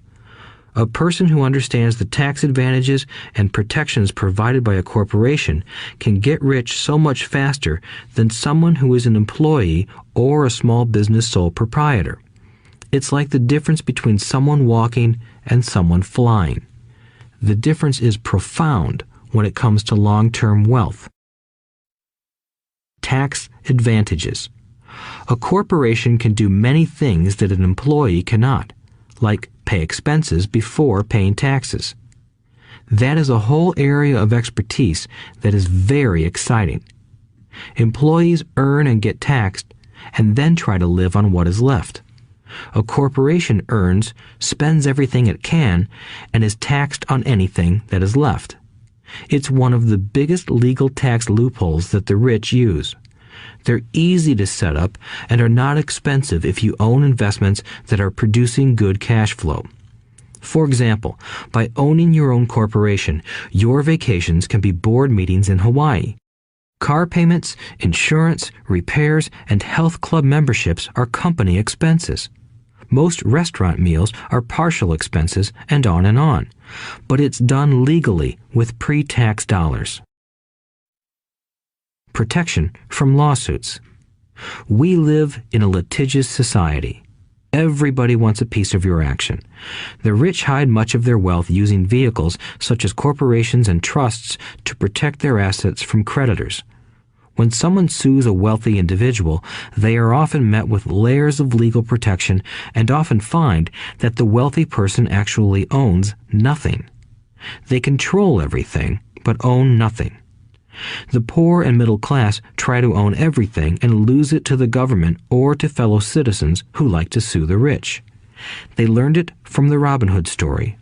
Take from the rich and give it to the poor. It is not the purpose of this audiobook to go into the specifics of owning a corporation.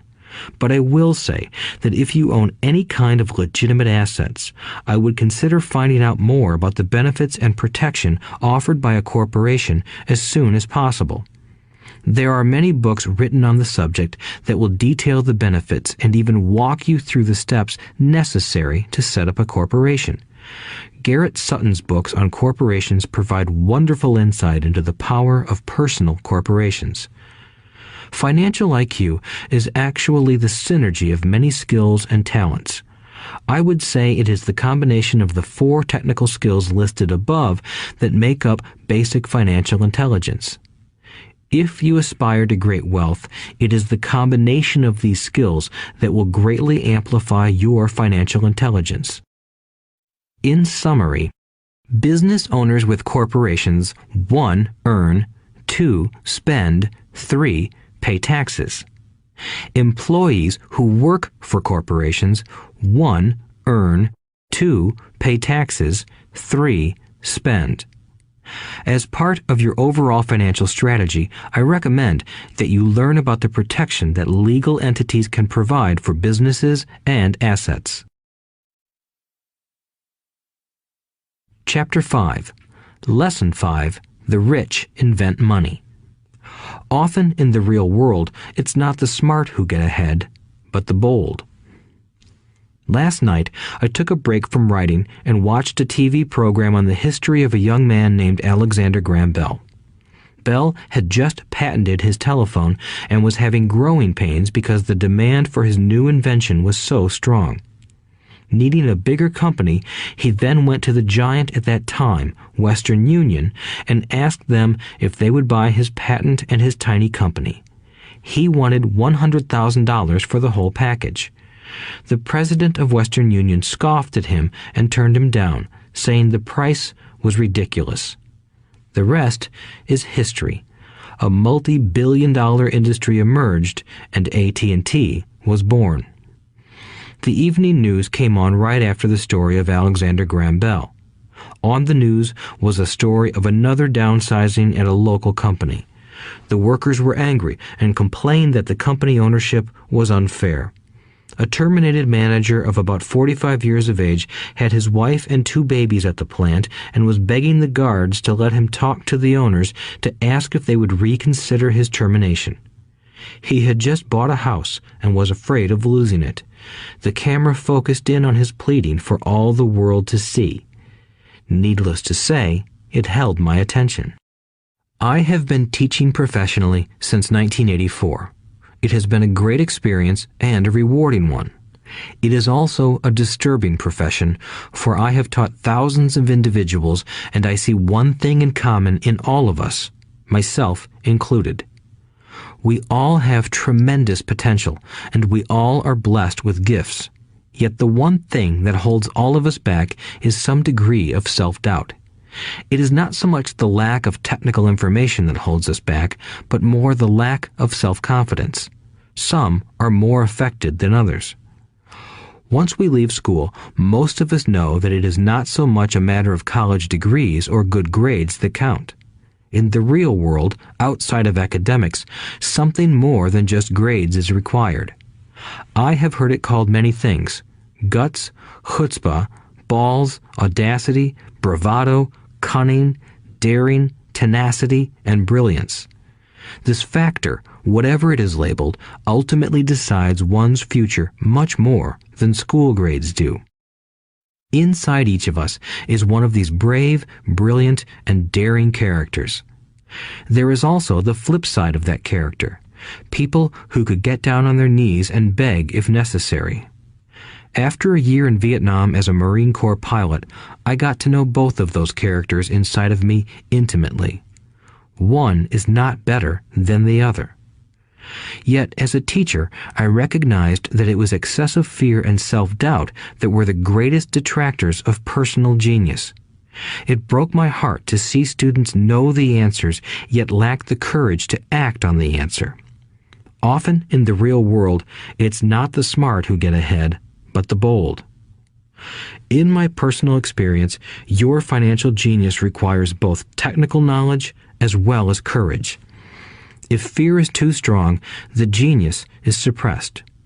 In my classes, I strongly urge students to learn to take risks, to be bold, and to let their genius convert that fear into power and brilliance.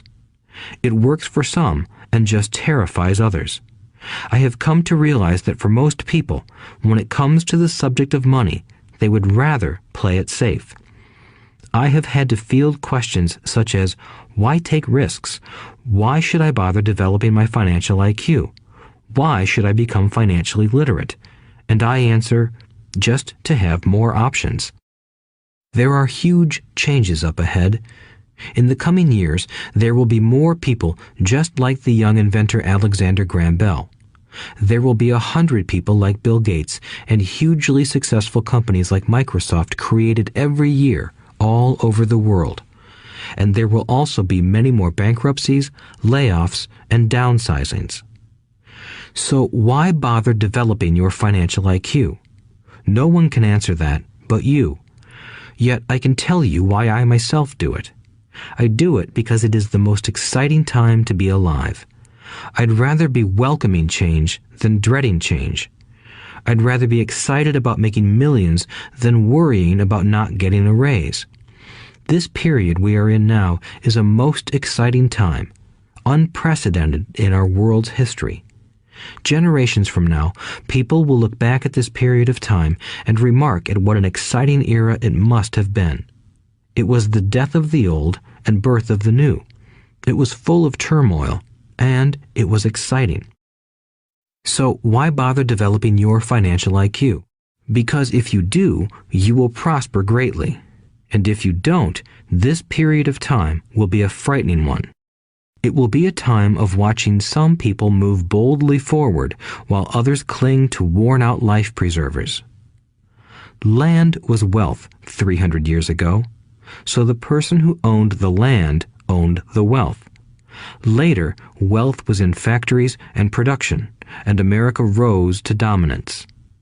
The industrialist owned the wealth. Today, wealth is in information, and the person who has the most timely information owns the wealth.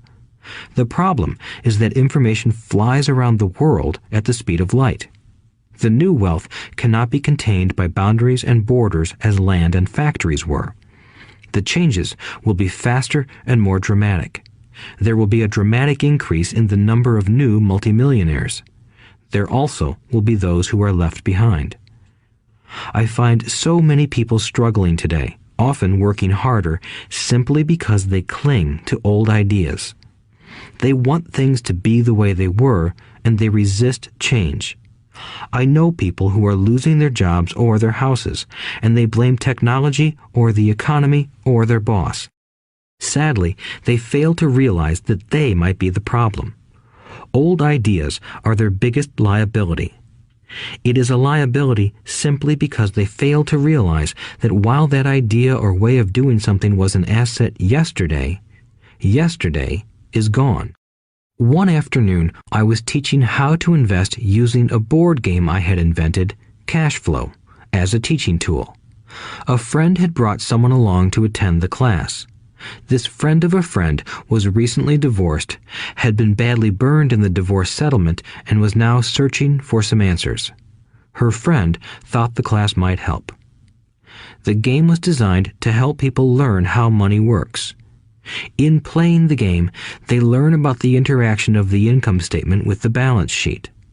They learn how cash flows between the two and how the road to wealth is through striving to increase your monthly cash flow from the asset column to the point that it exceeds your monthly expenses. Once you accomplish this, you are able to get out of the rat race and out onto the fast track. As I have said, some people hate the game, some love it, and others miss the point. This woman missed a valuable opportunity to learn something. In the opening round, she drew a doodad card with the boat on it. At first, she was happy. "Oh, I've got a boat." Then, as her friend tried to explain how the numbers worked on her income statement and balance sheet, she got frustrated because she had never liked math. The rest of her table waited while her friend continued explaining the relationship between the income statement, balance sheet, and monthly cash flow. Suddenly, when she realized how the numbers worked, it dawned on her that her boat was eating her alive. Later on in the game, she was also downsized and had a child. It was a horrible game for her. After the class, her friend came by and told me that she was upset. She had come to the class to learn about investing and did not like the idea that it took so long to play a silly game. Her friend attempted to tell her to look within herself to see if the game reflected her in any way. With that suggestion, the woman demanded her money back. She said that the very idea that a game could be a reflection of her was ridiculous. Her money was promptly refunded, and she left. Since 1984, I have made millions simply by doing what the school system does not do. In school, most teachers lecture. I hated lectures as a student. I was soon bored, and my mind would drift. In 1984, I began teaching via games and simulations, and I still rely on these tools today. I always encourage adult students to look at games as reflecting back to them what they know and what they need to learn. Most importantly, games reflect behavior. They are instant feedback systems.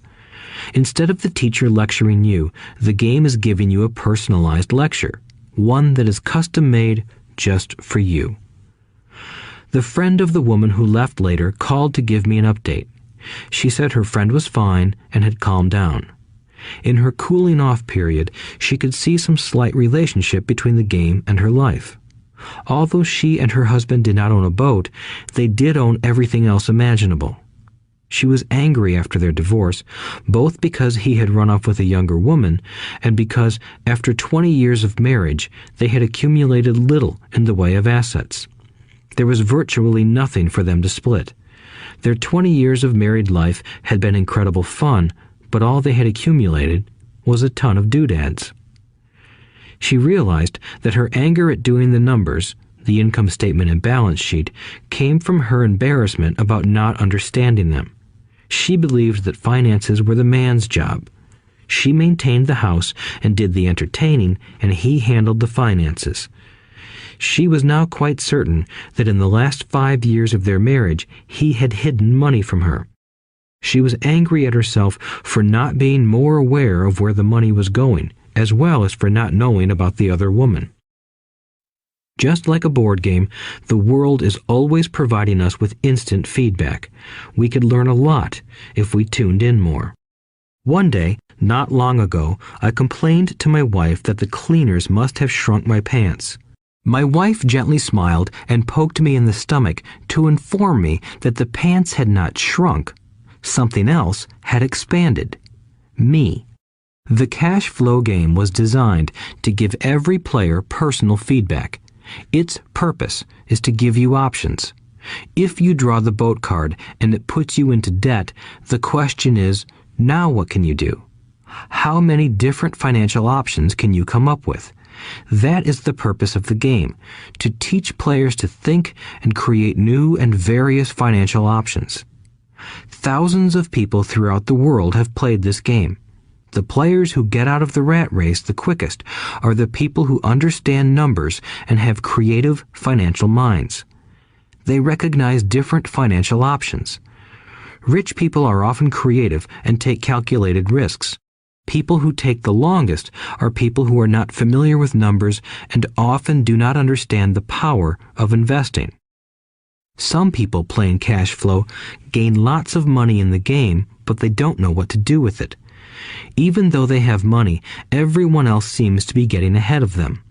And that is true in real life. There are a lot of people who have a lot of money and do not get ahead financially. Limiting your options is the same as hanging on to old ideas. I have a friend from high school who now works at 3 jobs. Years ago, he was the richest of all my classmates. When the local sugar plantation closed, the company he worked for went down with the plantation. In his mind, he had but one option, and that was the old option: work hard. The problem was that he couldn't find an equivalent job that recognized his seniority from the old company. As a result, he is overqualified for the jobs he currently has. so his salary is lower. He now works 3 jobs to earn enough to survive. I have watched people playing cash flow complain that the right opportunity cards are not coming their way, so they sit there. I know people who do that in real life. They wait for the right opportunity. I have watched people get the right opportunity card and then not have enough money. Then they complain that they would have gotten out of the rat race if they had had more money. So they sit there. I know people in real life who do that also. They see all the great deals, but they have no money. And I have seen people pull a great opportunity card, read it out loud, and have no idea that it is a great opportunity. They have the money, the time is right, they have the card, but they can't see the opportunity staring them in the face. They fail to see how it fits into their financial plan for escaping the rat race. And I know more people like that than all the others combined. Most people have an opportunity of a lifetime flash right in front of them, and they fail to see it. A year later, they find out about it, after everyone else got rich. Financial intelligence is simply having more options. If the opportunities aren't coming your way, what else can you do to improve your financial position? If an opportunity lands in your lap and you have no money and the bank won't talk to you, what else can you do to get the opportunity to work in your favor? If your hunch is wrong and what you've been counting on doesn't happen, how can you turn a lemon into millions? That is financial intelligence. It is not so much what happens, but how many different financial solutions you can think of to turn a lemon into millions. It is how creative you are in solving financial problems. Most people only know one solution: work hard, save, and borrow. So why would you want to increase your financial intelligence? Because you want to be the kind of person who creates your own luck.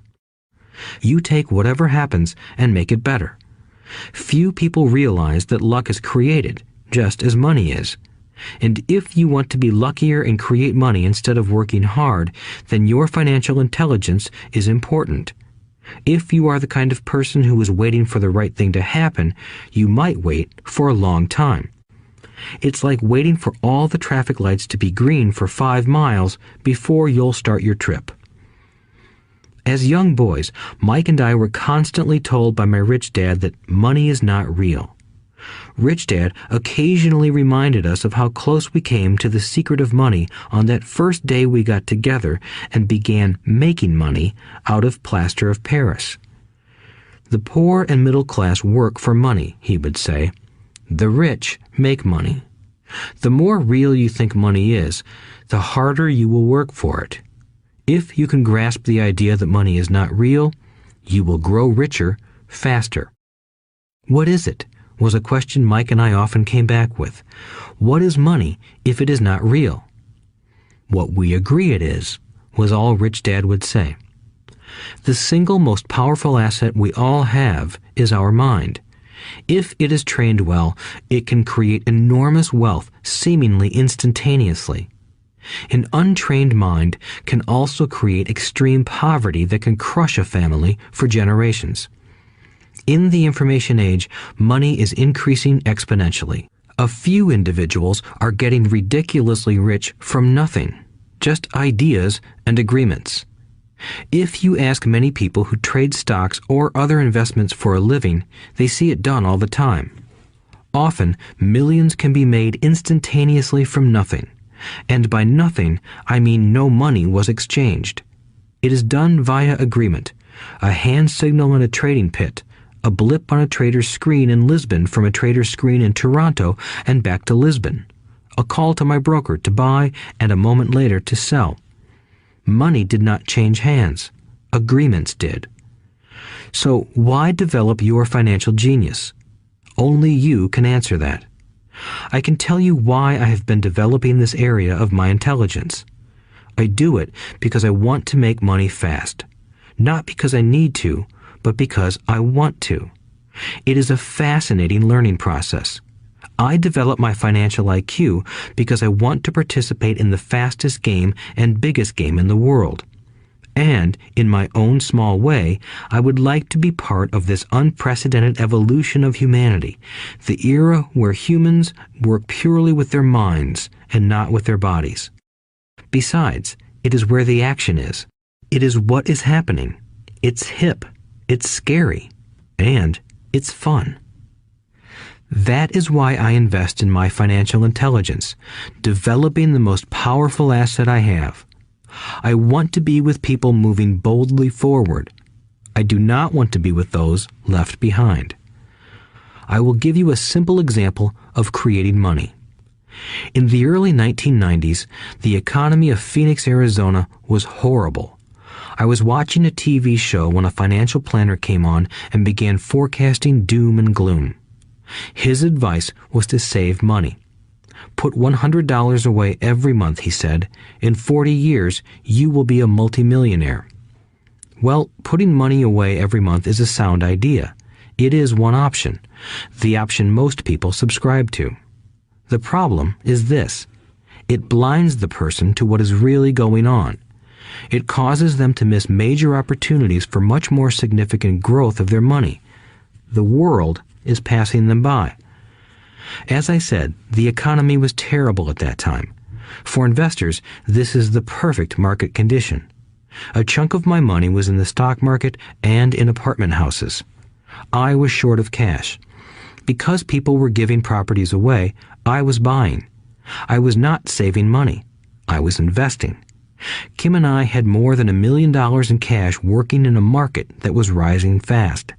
It was the best opportunity to invest. The economy was terrible. I just could not pass up these small deals. Houses that were once $100,000 were now $75,000. But instead of shopping with local real estate agents, I began shopping at the bankruptcy attorney's office or the courthouse steps. In these shopping places, a $75,000 house could sometimes be bought for $20,000 or less. For $2,000, which was loaned to me from a friend for 90 days for $200, I gave an attorney a cashier's check as a down payment. While the acquisition was being processed, I ran an ad advertising a $75,000 house for only $60,000 and no money down. The phone rang hard and heavy. Prospective buyers were screened, and once the property was legally mine, all the prospective buyers were allowed to look at the house. It was a feeding frenzy. The house sold in a few minutes. I asked for a $2,500 processing fee, which they gladly handed over, and the escrow and title company took over from there. I returned the $2,000 to my friend with an additional $200. He was happy, the homebuyer was happy, the attorney was happy, and I was happy. I had sold a house for $60,000 that cost me $20,000. The $40,000 was created from money in my asset column in the form of a promissory note from the buyer. Total working time, 5 hours. So, now that you are on your way to becoming more financially literate and skilled at reading numbers, I will tell you why this is an example of money being invented. During this depressed market, Kim and I were able to do 6 of these simple transactions in our spare time. While the bulk of our money was in larger properties and the stock market, we were able to create more than $190,000 in assets, notes at 10% interest, in those 6 buy, create, and sell transactions. That comes to approximately $19,000 a year income, much of it sheltered through our private corporation. Much of that $19,000 a year goes to pay for our company cars, gas, trips, insurance, dinners with clients, and other things. By the time the government gets a chance to tax that income, it's been spent on legally allowed pre-tax expenses. This was a simple example of how money is invented, created, and protected using financial intelligence. Ask yourself, how long would it take to save $190,000? Would the bank pay you 10% interest on your money? And the promissory note is good for 30 years. I hope they never pay me the $190,000. I have to pay a tax if they pay me the principal, and besides, $19,000 paid over 30 years is a little over $500,000 in income. I have people ask what happens if the person doesn't pay. That does happen, and it's good news. That $60,000 home could be taken back and resold for $70,000 and another $2,500 collected as a loan processing fee. It would still be a zero-down transaction in the mind of the new buyer, and the process would go on. The first time I sold the house, I paid back the $2,000, so technically I have no money in the transaction. My return on investment, ROI, is infinity. It's an example of no money making a lot of money. In the second transaction, when resold, I would have put $2,000 in my pocket and re-extended the loan to 30 years. What would my ROI be if I got paid money to make money? I do not know, but it sure beats saving $100 a month, which actually starts out as $150 because it's after-tax income for 40 years earning low interest. And again, you're taxed on the interest. That is not too intelligent. It may be safe, but it's not smart. A few years later, as the Phoenix real estate market strengthened, those houses we sold for $60,000 became worth $110,000. Foreclosure opportunities were still available, but became rare. It cost a valuable asset, my time, to go out looking for them. Thousands of buyers were looking for the few available deals. The market had changed. It was time to move on and look for other opportunities to put in the asset column. You cannot do that here. That is against the law. You're lying. I hear those comments much more often than, "Can you show me how to do that?" The math is simple. You do not need algebra or calculus, and the escrow company handles the legal transaction and the servicing of the payments. I have no roofs to fix or toilets to unplug because the owners do that. It's their house. Occasionally, someone does not pay, and that is wonderful because there are late fees, or they move out and the property is sold again. The court system handles that. And it may not work in your area. The market conditions may be different, but the example illustrates how a simple financial process can create hundreds of thousands of dollars with little money and low risk. It is an example of money being only an agreement. Anyone with a high school education can do it. Yet most people won't. Most people listen to the standard advice of work hard and save money. For about 30 hours of work, approximately $190,000 was created in the asset column, and no taxes were paid. Which one sounds harder to you? 1. Work hard, pay 50% in taxes, save what is left, your savings, then earn 5%, which is also taxed. Or 2. Take the time to develop your financial intelligence, harness the power of your brain and the asset column. If you use option number 1, be sure to factor in how much time it takes you to save $190,000. Time is one of your greatest assets. Now, you may understand why I silently shake my head when I hear parents say, "My child is doing well in school and receiving a good education." It may be good, but is it adequate? I know the above investment strategy is a small one. It is used to illustrate how small can grow into big. Again, my success reflects the importance of a strong financial foundation, which starts with a strong financial education. I have said it before, but it's worth repeating. Financial intelligence is made up of these 4 main technical skills. 1. Accounting. Accounting is financial literacy, or the ability to read numbers. This is a vital skill if you want to build businesses or investments. 2. Investing. Investing is the science of money making money. 3. Understanding markets. Understanding markets is the science of supply and demand. Alexander Graham Bell gave the market what it wanted. So did Bill Gates. A $75,000 house offered for $60,000 that cost $20,000 was also the result of seizing an opportunity created by the market.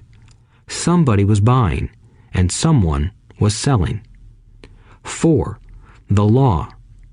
The law is the awareness of accounting, corporate, state, and federal regulations. I recommend playing by the rules.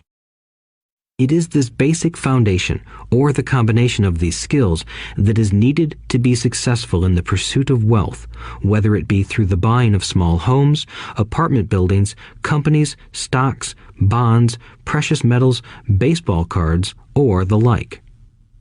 A few years later, the real estate market rebounded and everyone else was getting in. The stock market was booming and everyone was getting in. The U.S. economy was getting back on its feet. I began selling and was now traveling to Peru, Norway, Malaysia, and the Philippines. The investment landscape had changed. We were no longer buying real estate. Now I just watch the values climb inside the asset column and will probably begin selling. I suspect that some of those 6 little house deals will sell and the $40,000 note will be converted to cash. I need to call my accountant to be prepared for cash and seek ways to shelter it. The point I would like to make is that investments come and go. The market goes up and comes down. Economies improve and crash. The world is always handing you opportunities of a lifetime, every day of your life, but all too often we fail to see them. But they are there. And the more the world changes and the more technology changes, the more opportunities there will be to allow you and your family to be financially secure for generations to come. So why bother developing your financial intelligence? Again, only you can answer that. I know why I continue to learn and develop. I do it because I know there are changes coming. I'd rather welcome change than cling to the past. I know there will be market booms and market crashes. I want to continually develop my financial intelligence because at each market change, some people will be on their knees begging for their jobs. Others, meanwhile, will take the lemons that life hands them, and we are all handed lemons occasionally, and turn them into millions. That's financial intelligence. I am often asked about the lemons I have turned into millions. I hesitate using many more examples of personal investments because I am afraid it comes across as bragging or tooting my own horn. That is not my intention. I use the examples only as numerical and chronological illustrations of actual and simple cases. I use the examples because I want you to know that it is easy. And the more familiar you become with the 4 pillars of financial intelligence, the easier it becomes.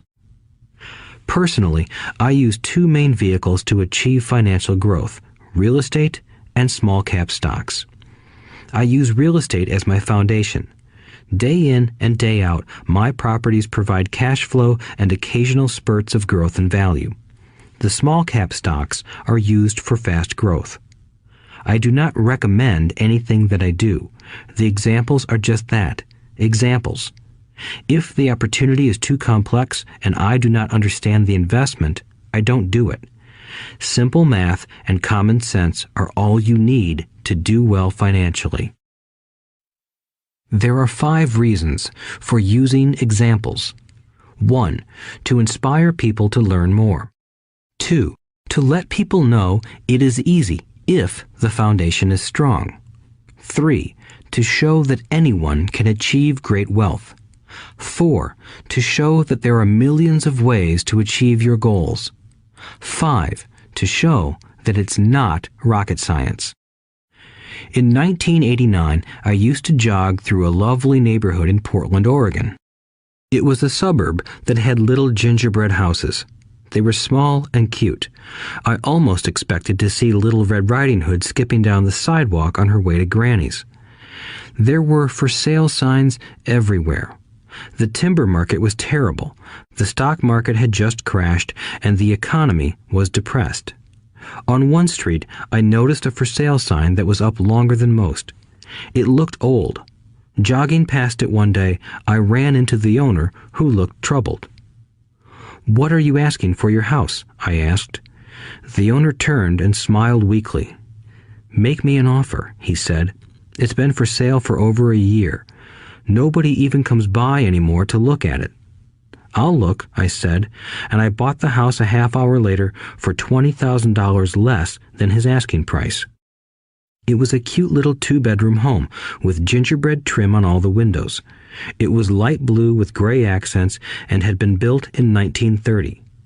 Inside, there was a beautiful rock fireplace, as well as 2 tiny bedrooms. It was a perfect rental house. I gave the owner $5,000 down for a $45,000 house that was really worth $65,000, except that no one wanted to buy it. The owner moved out in a week, happy to be free, and my first tenant moved in, a local college professor. After the mortgage, expenses, and management fees were paid, I put a little less than $40 in my pocket at the end of each month. Hardly exciting. A year later, the depressed Oregon real estate market had begun to pick up.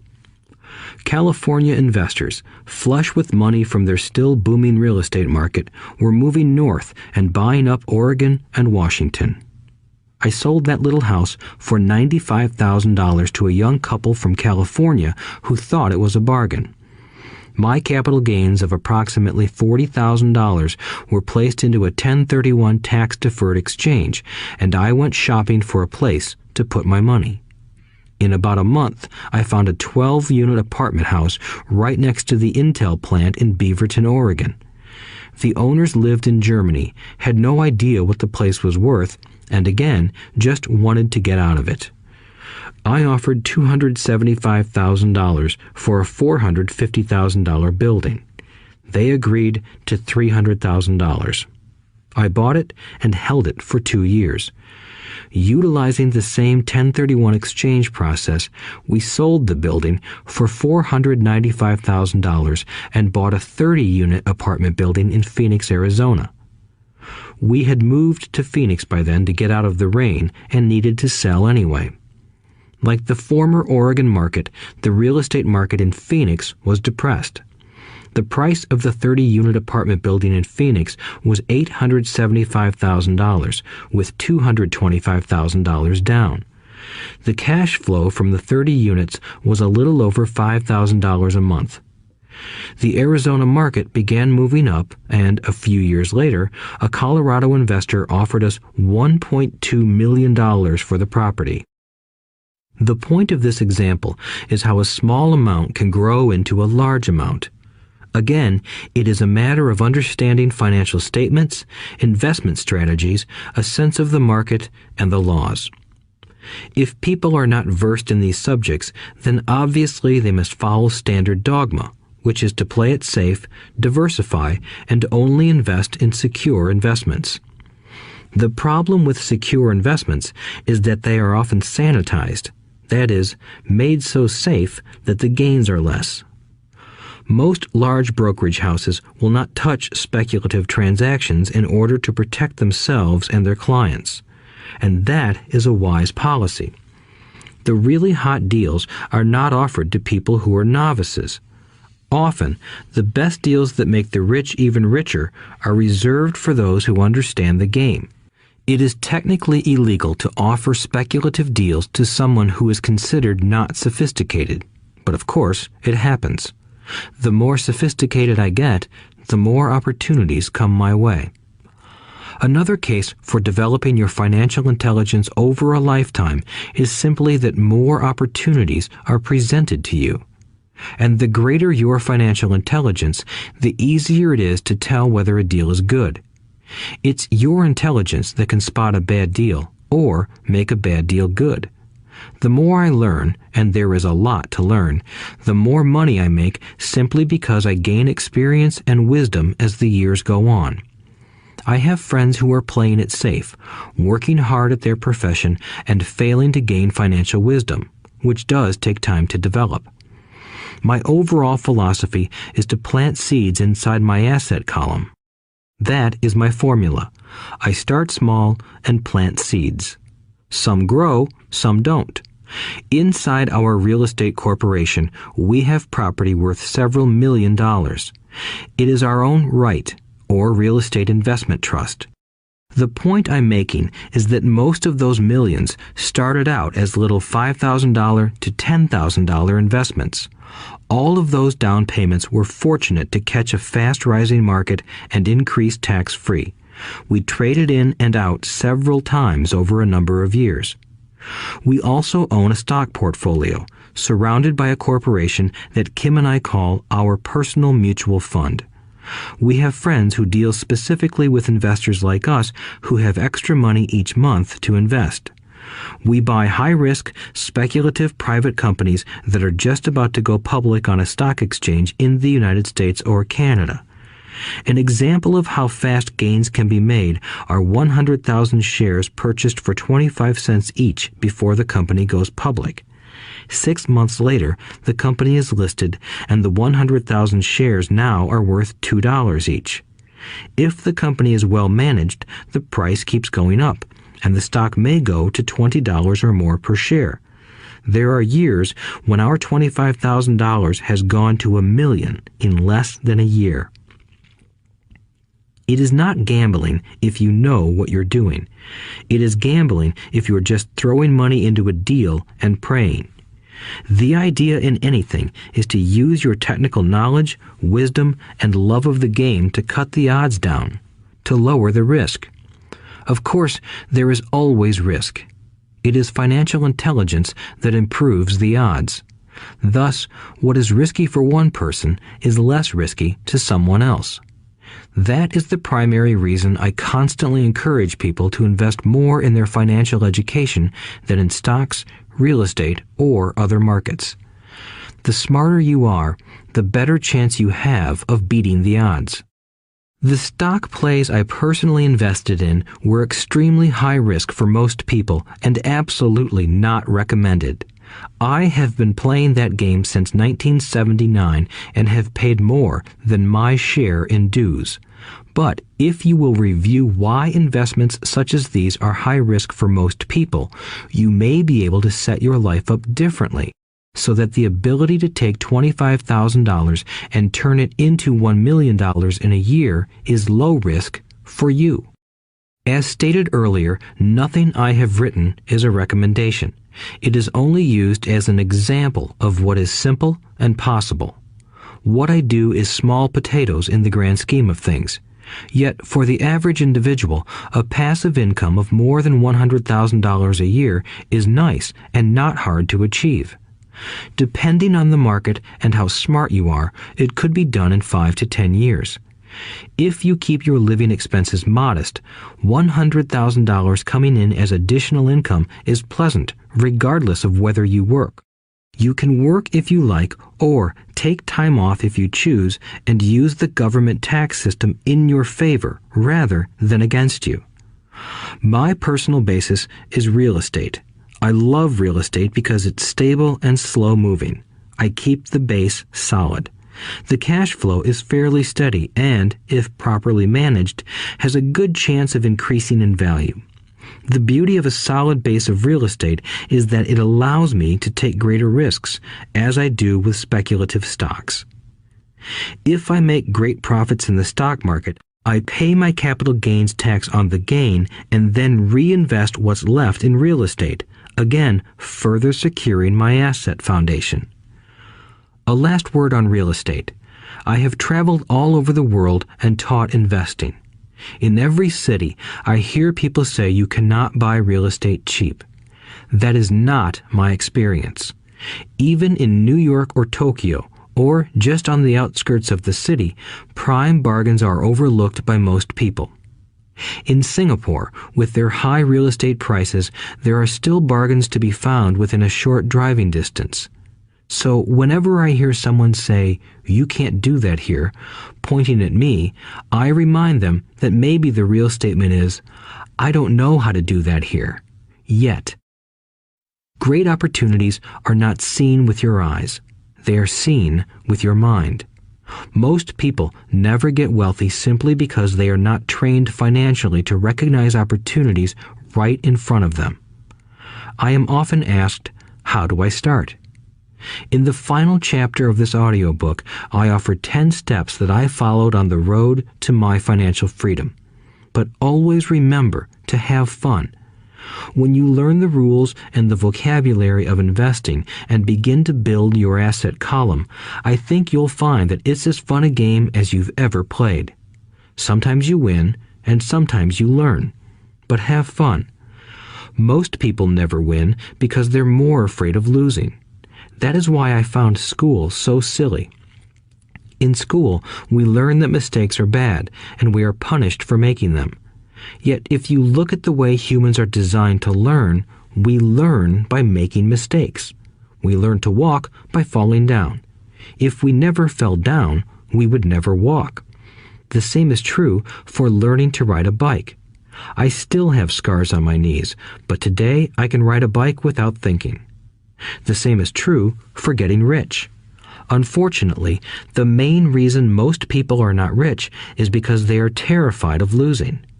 Winners are not afraid of losing, but losers are. Failure is part of the process of success. People who avoid failure also avoid success. I look at money much like my game of tennis. I play hard, make mistakes, correct, make more mistakes, correct, and I get better. If I lose the game, I reach across the net, shake my opponent's hand, smile, and say, "See you next Saturday." There are two kinds of investors. One, the first and most common type is a person who buys a packaged investment. They call a retail outlet, such as a real estate company, a stockbroker, or a financial planner, and they buy something. It could be a mutual fund, a right, a stock, or bond. It is a clean and simple way of investing. An analogy would be a shopper who goes to a computer store and buys a computer right off the shelf. 2. The second type is an investor who creates investments. This investor usually assembles a deal in the same way a person who buys components builds a computer. I do not know the first thing about putting components of a computer together, but I do know how to put pieces of opportunities together, or know people who know how. It is this second type of investor who is the more professional investor. Sometimes it may take years for all the pieces to come together. And sometimes they never do. It is this second type of investor that my rich dad encouraged me to be. It is important to learn how to put the pieces together, because that is where the huge wins reside, and sometimes some huge losses if the tide goes against you. If you want to be the second type of investor, you need to develop 3 main skills. These skills are in addition to those required to become financially intelligent. 1. Find an opportunity that everyone else missed. You see with your mind what others miss with their eyes. For example, a friend bought this run-down old house. It was spooky to look at. Everyone wondered why he bought it. What he saw that we did not was that the house came with 4 extra empty lots. He discovered that after going to the title company. After buying the house, he tore the house down and sold the 5 lots to a builder for 3 times what he paid for the entire package. He made $75,000 for 2 months of work. It's not a lot of money, but it sure beats minimum wage, and it's not technically difficult. 2. Raise money. The average person only goes to the bank. This second type of investor needs to know how to raise capital, and there are many ways that don't require a bank. To get started, I learned how to buy houses without a bank. It was the learned skill of raising money more than the houses themselves that was priceless. All too often, I hear people say, "The bank won't lend me money," or "I don't have the money to buy it." If you want to be a Type 2 investor, you need to learn how to do that which stops most people. In other words, a majority of people let their lack of money stop them from making a deal. If you can avoid that obstacle, you will be millions ahead of those who don't learn those skills. There have been many times I have bought a house, a stock, or an apartment building without a penny in the bank. I once bought an apartment house for $1.2 million. I did what is called tying it up with a written contract between seller and buyer. I then raised the $100,000 deposit, which bought me 90 days to raise the rest of the money. Why did I do it? Simply because I knew it was worth $2 million. I never raised the money. Instead, the person who put up the $100,000 gave me $50,000 for finding the deal, took over my position, and I walked away. Total working time? 3 days. Again, it's what you know more than what you buy. Investing is not buying. It's more a case of knowing. 3. Organize smart people. Intelligent people are those who work with or hire a person who is more intelligent than they are. When you need advice, make sure you choose your advisor wisely. There is a lot to learn, but the rewards can be astronomical. If you do not want to learn those skills, then being a Type 1 investor is highly recommended. It is what you know that is your greatest wealth. It is what you do not know that is your greatest risk. There is always risk, so learn to manage risk instead of avoiding it. Chapter 6. Lesson 6. Work to learn, don't work for money. Job security meant everything to my educated dad. Learning meant everything to my rich dad. A few years ago, I granted an interview with a newspaper in Singapore. The young female reporter was on time, and the interview got underway immediately. We sat in the lobby of a luxurious hotel, sipping coffee and discussing the purpose of my visit to Singapore. I was to share the platform with Zig Ziglar. He was speaking on motivation, and I was speaking on the secrets of the rich. Someday, I would like to be a best-selling author like you, she said. I had seen some of the articles she had written for the paper, and I was impressed. She had a tough, clear style of writing. Her articles held a reader's interest. You have a great style, I said in reply. What holds you back from achieving your dream? My work does not seem to go anywhere, she said quietly. Everyone says that my novels are excellent, but nothing happens. So I keep my job with the paper. At least it pays the bills. Do you have any suggestions? Yes, I do, I said brightly. A friend of mine here in Singapore runs a school that trains people to sell. He runs sales training courses for many of the top corporations here in Singapore, and I think attending one of his courses would greatly enhance your career. She stiffened. Are you saying I should go to school to learn to sell? I nodded.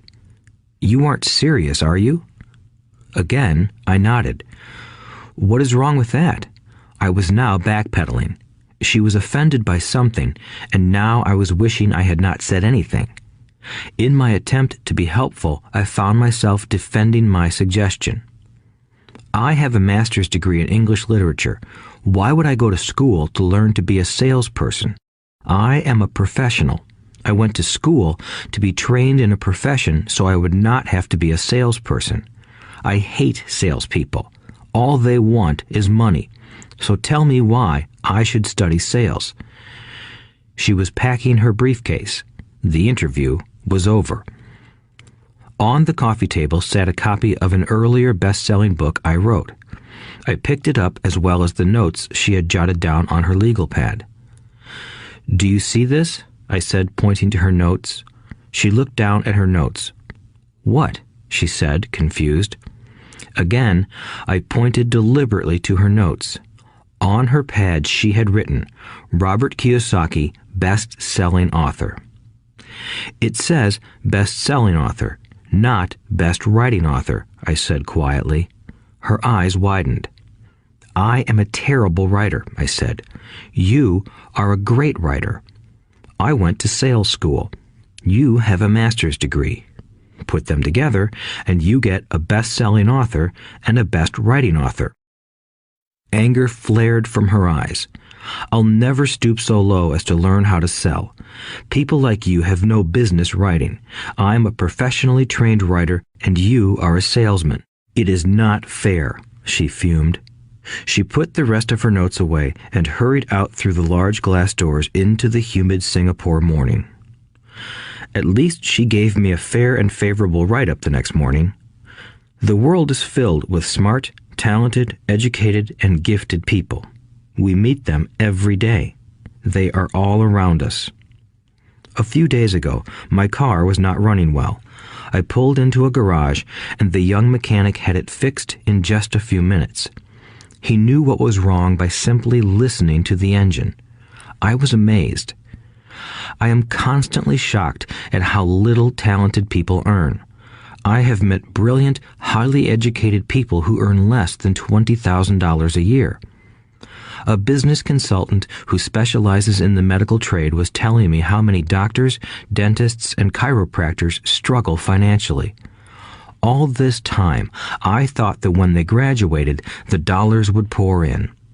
It was this business consultant who gave me the phrase, "They are one skill away from great wealth." What this phrase means is that most people need only to learn and master one more skill, and their income would jump exponentially. I have mentioned before that financial intelligence is a synergy of accounting, investing, marketing, and law. Combine those 4 technical skills, and making money with money is easier than most people would believe. When it comes to money, the only skill most people know is to work hard. The classic example of a synergy of skills was that young writer for the newspaper.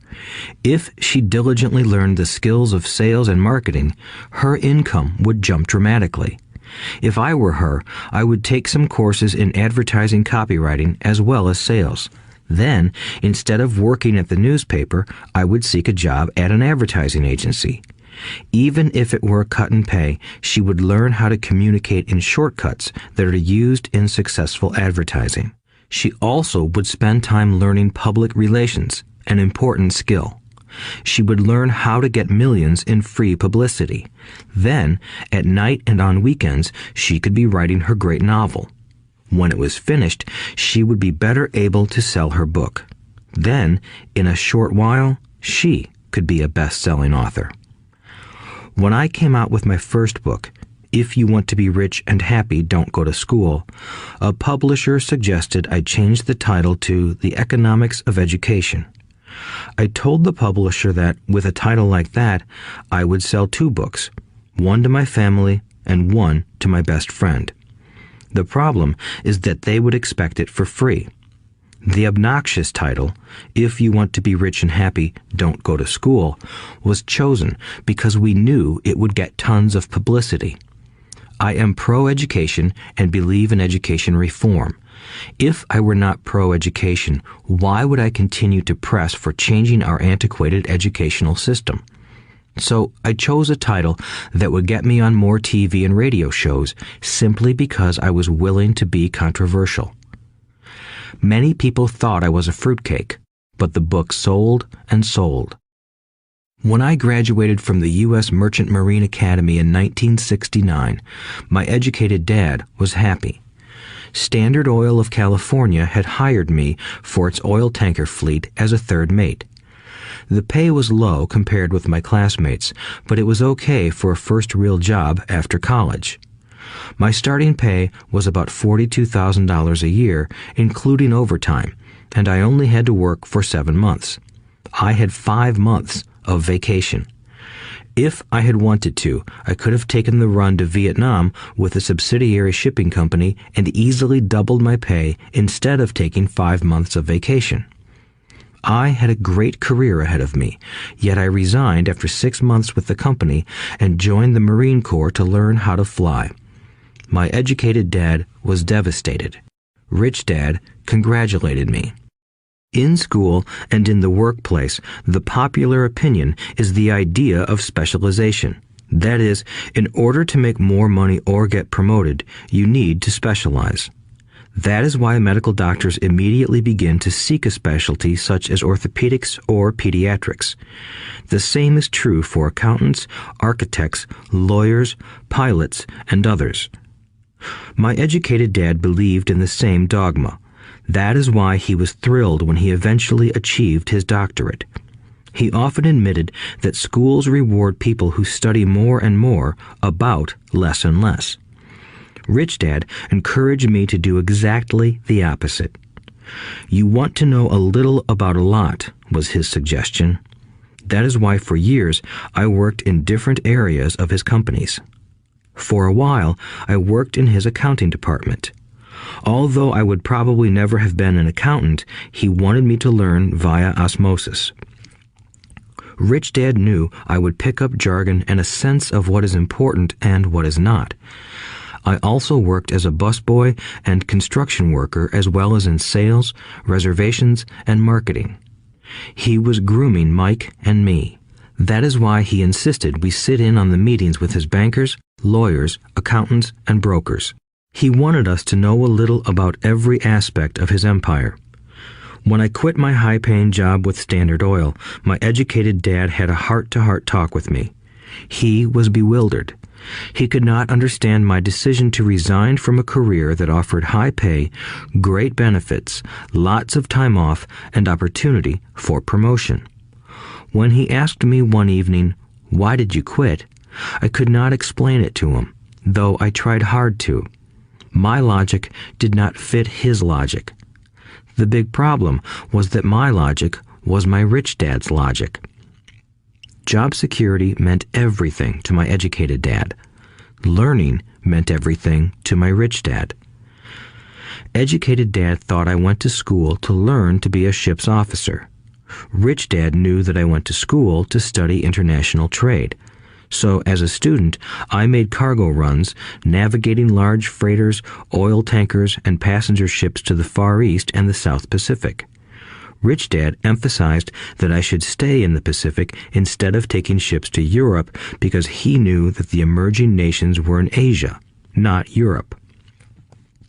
While most of my classmates, including Mike, were partying at their fraternity houses, I was studying trade, people, business styles, and cultures in Japan, Taiwan, Thailand, Singapore, Hong Kong, Vietnam, Korea, Tahiti, Samoa, and the Philippines.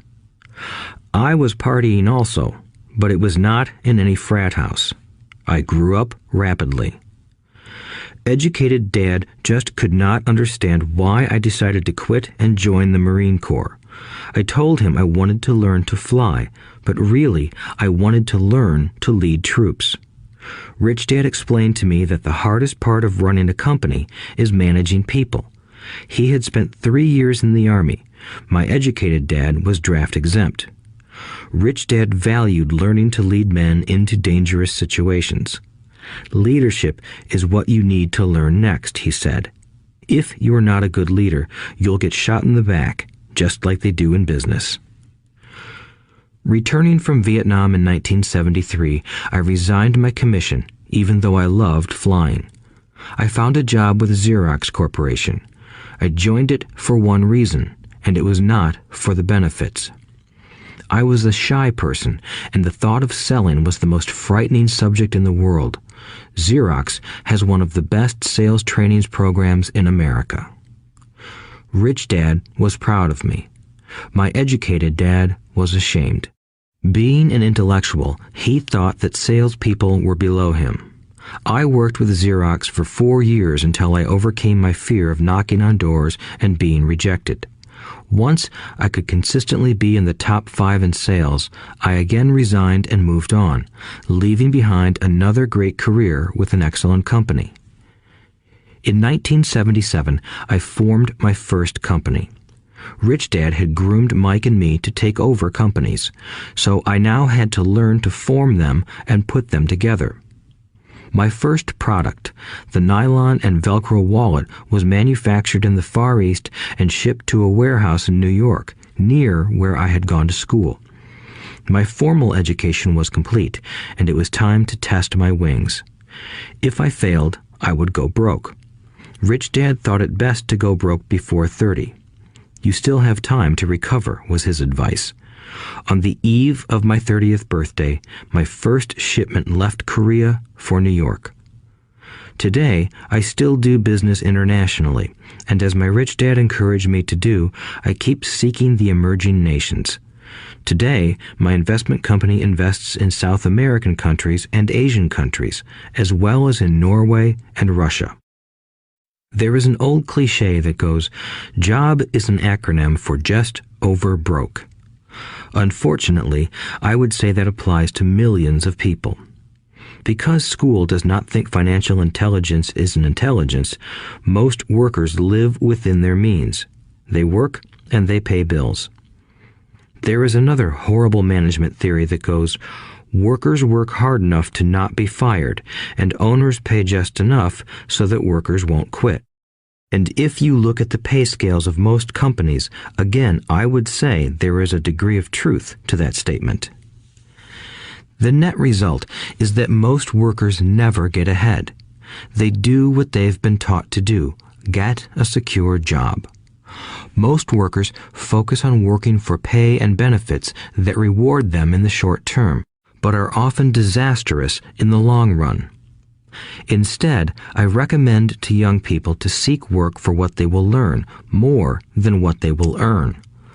Look down the road at what skills they want to acquire before choosing a specific profession and before getting trapped in the rat race. Once people are trapped in the lifelong process of bill paying, they become like those little hamsters running around in those metal wheels. Their little furry legs are spinning furiously. The wheel is turning furiously, but come tomorrow morning, they'll still be in the same cage. Great job. In the movie Jerry Maguire, starring Tom Cruise, there are many great one-liners. Probably the most memorable is, "Show me the money." But there is one line I thought most truthful. It comes from the scene where Tom Cruise is leaving the firm. He has just been fired, and he is asking the entire company, "Who wants to come with me?" And the whole place is silent and frozen. Only one woman speaks up and says, "I'd like to, but I'm due for a promotion in 3 months." That statement is probably the most truthful statement in the whole movie. It is the type of statement that people use to keep themselves busy, working away to pay bills. I know my educated dad looked forward to his pay raise every year, and every year he was disappointed. So he would go back to school to earn more qualifications so he could get another raise. Then, once again, there would be another disappointment. The question I often ask people is, where is this daily activity taking you? Just like the little hamster, I wonder if people look at where their hard work is taking them. What does the future hold? In his book, The Retirement Myth, Craig S. Carpel writes, "I visited the headquarters of a major national pension consulting firm and met with a managing director who specializes in designing lush retirement plans for top management. When I asked her what people who don't have corner offices will be able to expect in the way of pension income, she said with a confident smile, 'The silver bullet.'" "What," I asked, "is the silver bullet?" She shrugged and said, "If baby boomers discover they don't have enough money to live on when they're older, they can always blow their brains out." Carpel goes on to explain the difference between the old defined benefit retirement plans and the new 401k plans that are riskier. It is not a pretty picture for most people working today, and that is just for retirement. Add medical fees and long-term nursing home care, and the picture is frightening. Already, many hospitals in countries with socialized medicine need to make tough decisions such as who will live and who will die. They make those decisions purely on how much money they have and how old the patients are. If the patient is old, they often will give the medical care to someone younger. The older, poor patient gets put to the back of the line. Just as the rich can afford better education, the rich will be able to keep themselves alive, while those who have little wealth will die. So I wonder, are workers looking into the future or just until their next paycheck, never questioning where they are headed? When I speak to adults who want to earn more money, I always recommend the same thing. I suggest taking a long view of their life. Instead of simply working for the money and security, which I admit are important, I suggest they take a second job that will teach them a second skill. Often I recommend joining a network marketing company, also called multi-level marketing, if they want to learn sales skills. Some of these companies have excellent training programs that help people get over their fear of failure and rejection, which are the main reasons people are unsuccessful. Education is more valuable than money in the long run.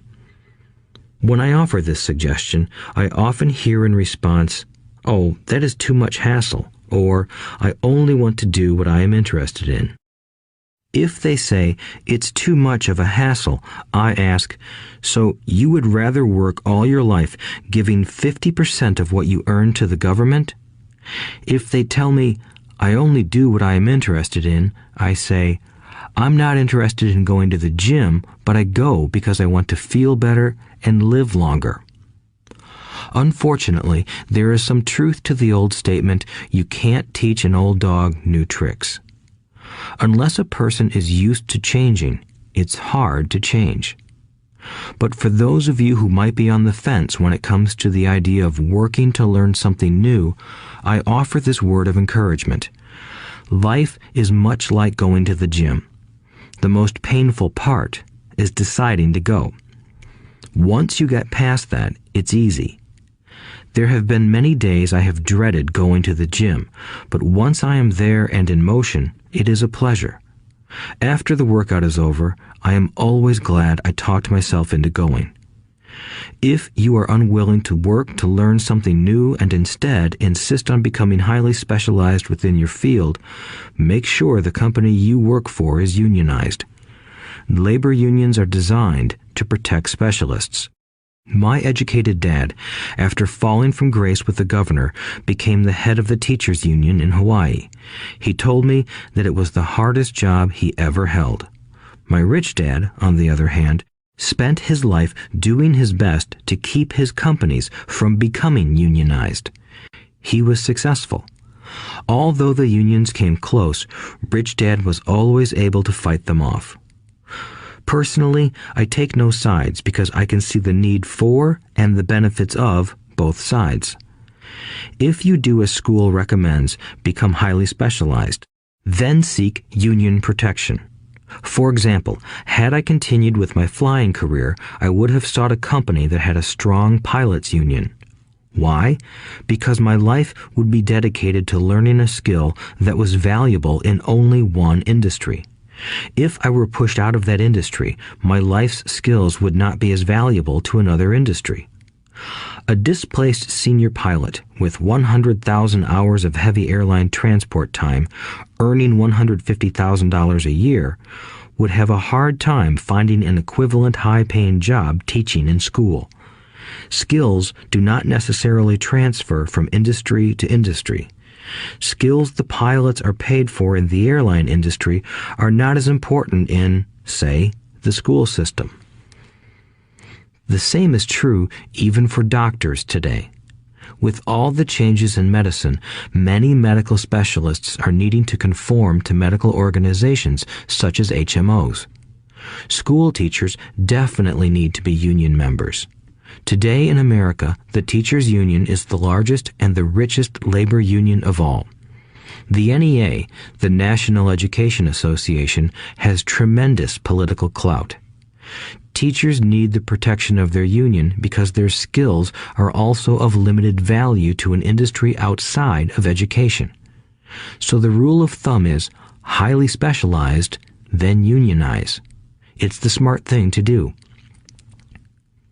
When I ask the classes I teach, how many of you can cook a better hamburger than McDonald's, almost all the students raise their hands.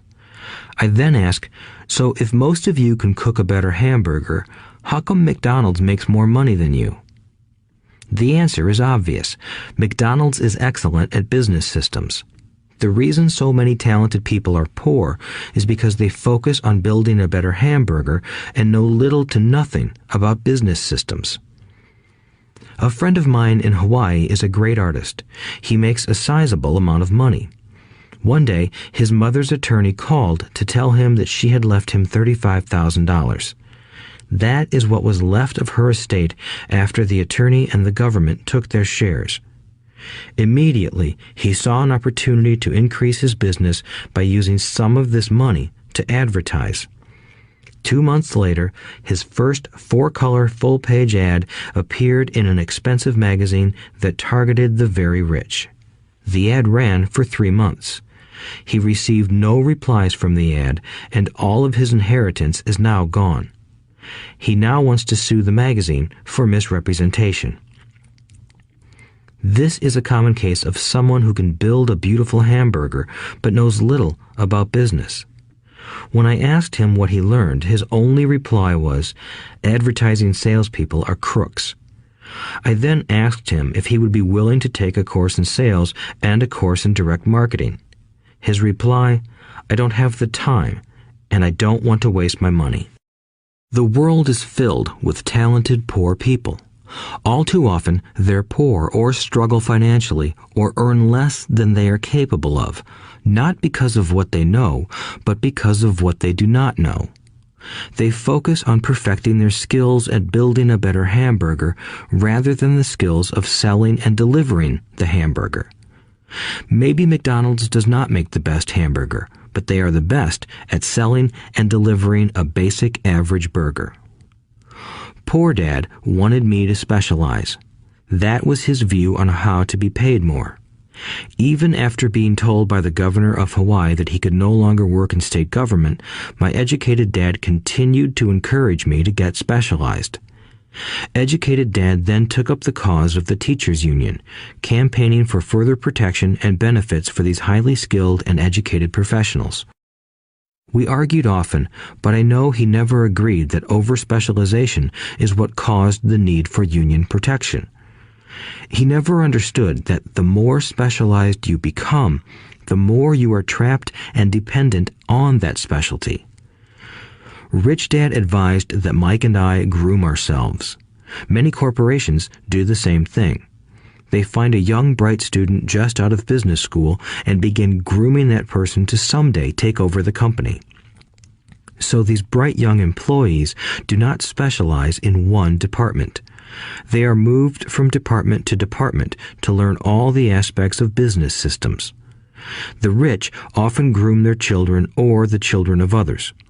By doing so, their children gain an overall knowledge of the operations of the business and how the various departments interrelate. For the World War II generation, it was considered bad to skip from company to company. Today, it is considered smart.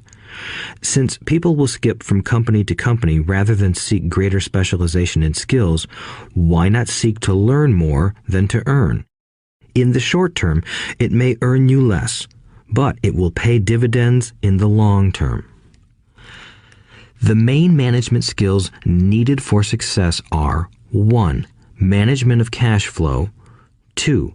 Management of systems, 3. Management of people. The most important specialized skills are sales and marketing. The ability to sell, to communicate to another human being, be it a customer, employee, boss, spouse, or child, is the base skill of personal success. Communication skills such as writing, speaking, and negotiating are crucial to a life of success.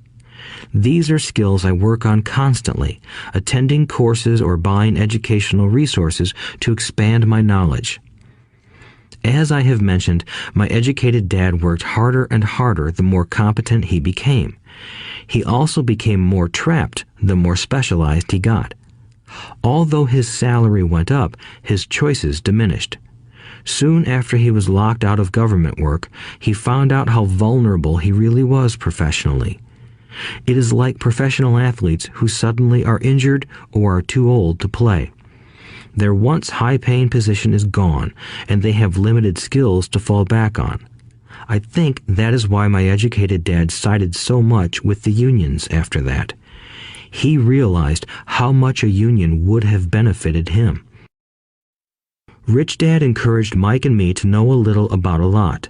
He encouraged us to work with people smarter than we were and to bring smart people together to work as a team. Today, it would be called a synergy of professional specialties. Today, I meet ex-school teachers earning hundreds of thousands of dollars a year. They earn that much because they have specialized skills in their field as well as other skills. They can teach as well as sell and market. I know of no other skills to be more important than selling and marketing. The skills of selling and marketing are difficult for most people, primarily due to their fear of rejection. The better you are at communicating, negotiating, and handling your fear of rejection, the easier life is. Just as I advise that newspaper writer who wanted to become a best-selling author, I advise anyone else today. Being technically specialized has its strengths as well as its weaknesses. I have friends who are geniuses, but they cannot communicate effectively with other human beings, and, as a result, their earnings are pitiful. I advise them to just spend a year learning to sell. Even if they earn nothing, their communication skills will improve, and that is priceless.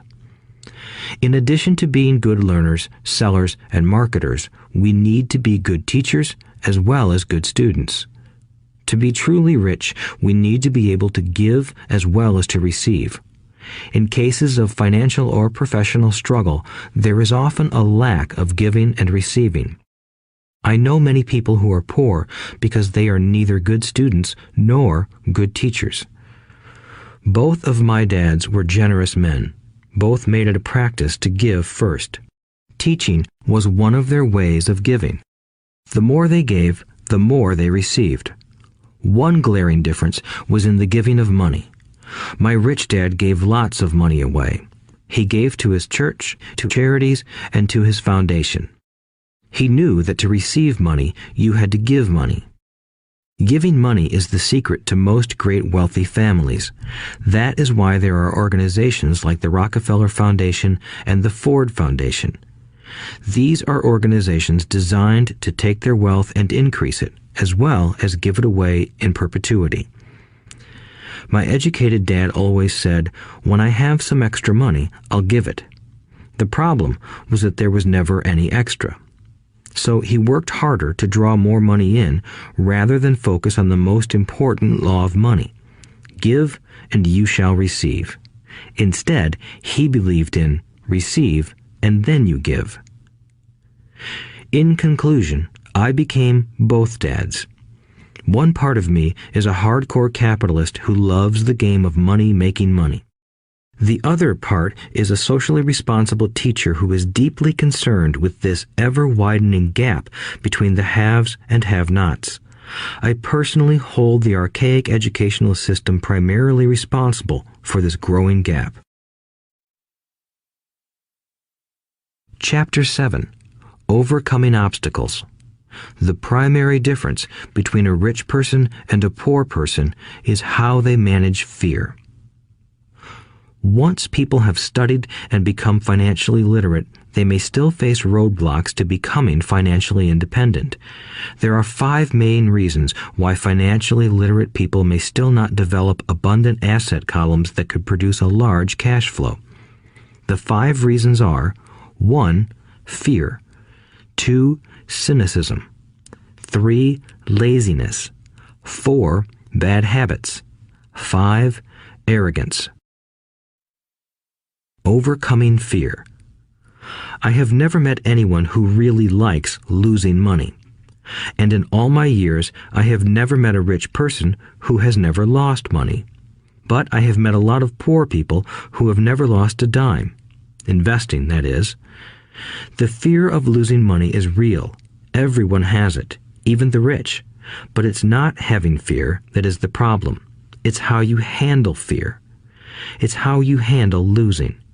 It's how you handle failure that makes the difference in one's life. The primary difference between a rich person and a poor person is how they manage that fear. It's okay to be fearful. It's okay to be a coward when it comes to money. You can still be rich. We're all heroes at something and cowards at something else. My friend's wife is an emergency room nurse. When she sees blood, she flies into action. When I mention investing, she runs away.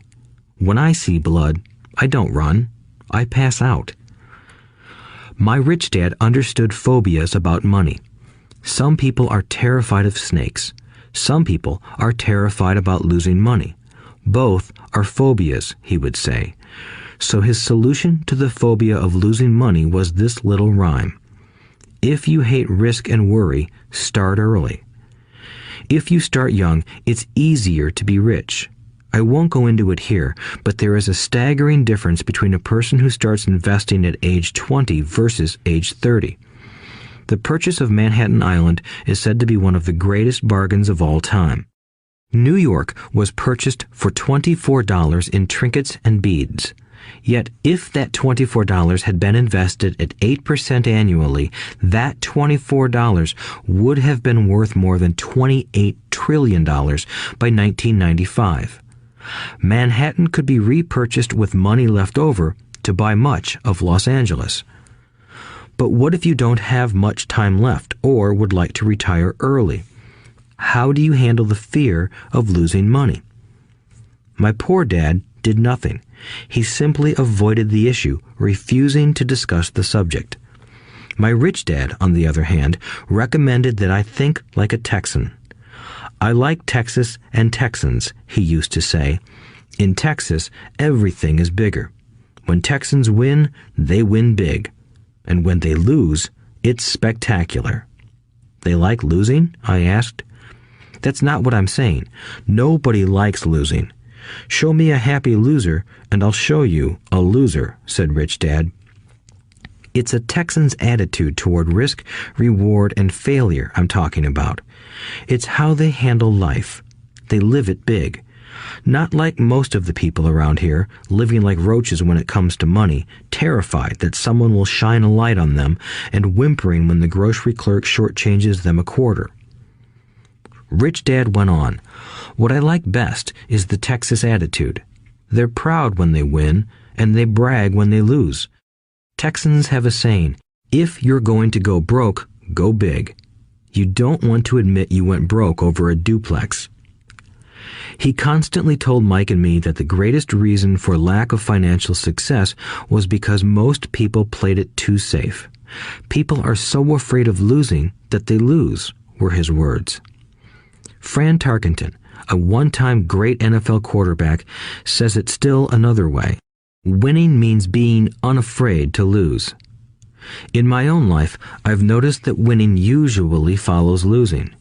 Before I finally learned to ride a bike, I first fell down many times. I've never met a golfer who has never lost a golf ball. I've never met people who have fallen in love who have never had their heart broken. And I've never met someone rich who has never lost money. So for most people, the reason they don't win financially is because the pain of losing money is far greater than the joy of being rich. Another saying in Texas is, everyone wants to go to heaven, but no one wants to die.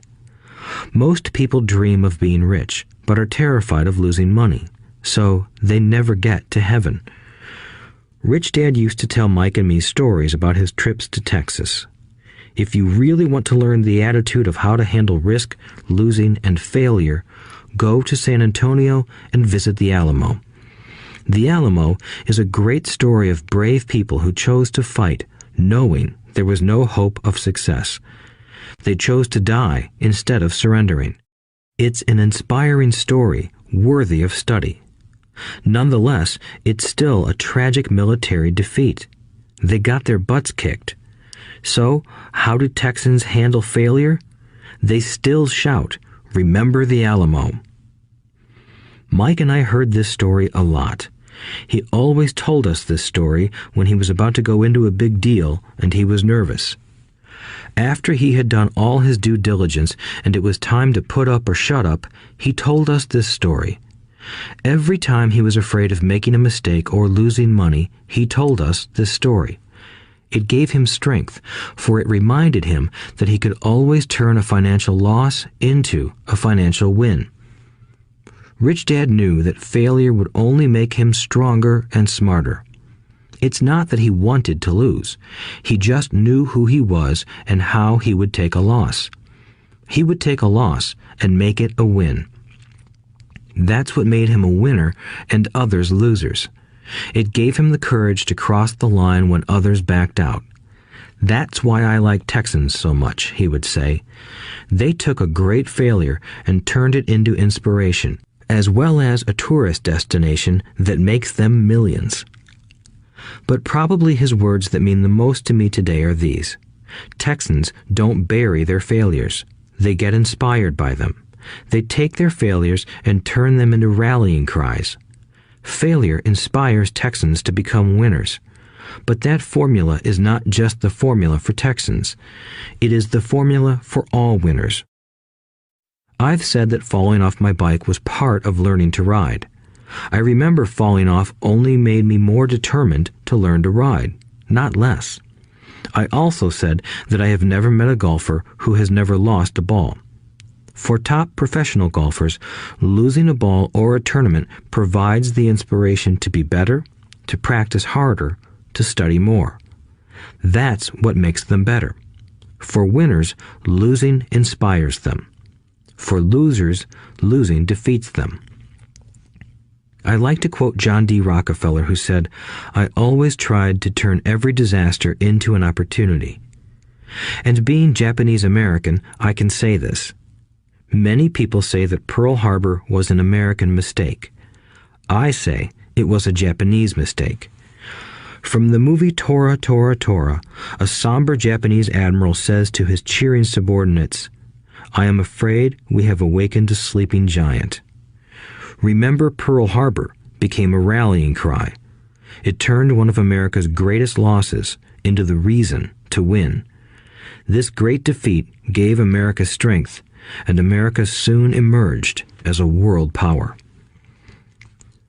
Failure inspires winners, and failure defeats losers. It is the biggest secret of winners. It's the secret that losers do not know. The greatest secret of winners is that failure inspires winning. Thus, they're not afraid of losing. Repeating Fran Tarkenton's quote, "Winning means being unafraid to lose." People like Fran Tarkenton are not afraid of losing because they know who they are. They hate losing, so they know that losing will only inspire them to become better. There is a big difference between hating losing and being afraid to lose. Most people are so afraid of losing money that they lose. They go broke over a duplex. Financially, they play life too safe and too small. They buy big houses and big cars, but not big investments. The main reason that over 90% of the American public struggles financially is because they play not to lose. They don't play to win. They go to their financial planners or accountants or stockbrokers and buy a balanced portfolio. Most have lots of cash in CDs, low-yield bonds, mutual funds that can be traded within a mutual fund family, and a few individual stocks. It is a safe and sensible portfolio, but it is not a winning portfolio. It is a portfolio of someone playing not to lose. Don't get me wrong, it's probably a better portfolio than more than 70% of the population has, and that's frightening. It's a great portfolio for someone who loves safety. But playing it safe and balanced on your investment portfolio is not the way successful investors play the game. If you have little money and you want to be rich, you must first be focused, not balanced. If you look at any successful person, at the start, they were not balanced. Balanced people go nowhere. They stay in one spot. To make progress, you must first go unbalanced. Just look at how you make progress walking. Thomas Edison was not balanced. He was focused. Bill Gates was not balanced. He was focused. Donald Trump is focused. George Soros is focused. George Patton did not take his tanks wide. He focused them and blew through the weak spots in the German line. The French went wide with the Maginot Line, and you know what happened to them. If you have any desire to be rich, you must focus. Do not do what poor and middle-class people do, put their few eggs in many baskets. Put a lot of your eggs in a few baskets and focus. Follow one course until successful. If you hate losing, play it safe. If losing makes you weak, play it safe. Go with balanced investments. If you're over 25 years old and are terrified of taking risks, don't change. Play it safe, but start early. Start accumulating your nest egg early because it will take time. But if you have dreams of freedom, of getting out of the rat race, the first question to ask yourself is, how do I respond to failure? If failure inspires you to win, maybe you should go for it, but only maybe. If failure makes you weak or causes you to throw temper tantrums, like spoiled brats who call attorneys to file lawsuits every time something doesn't go their way, then play it safe. Keep your daytime job, or buy bonds or mutual funds. But remember, there is risk in those financial instruments also, even though they may appear safe. I say all this, mentioning Texas and Fran Tarkenton, because stacking the asset column is easy. It's really a low-aptitude game. It doesn't take much education. 5th grade math will do. But building your asset column is a game in which attitude plays a major role. It takes guts, patience, and a great attitude toward failure. Losers avoid failing, and failure turns losers into winners. Just remember the Alamo. Overcoming cynicism. The sky is falling. The sky is falling. Most of us know the story of Chicken Little, who ran around warning the barnyard of impending doom. We all know people who are that way. There's a Chicken Little inside each of us. As I stated earlier, the cynic is really a little chicken. We all get a little chicken when fear and doubt cloud our thoughts. All of us have doubts. I'm not smart. I'm not good enough. So-and-so is better than me. Our doubts often paralyze us. We play the what-if game. What if the economy crashes right after I invest? What if I lose control and I can't pay the money back? What if things don't go as I planned? Or we have friends or loved ones who will remind us of our shortcomings. They often say, "What makes you think you can do that? If it's such a good idea, how come someone else hasn't done it?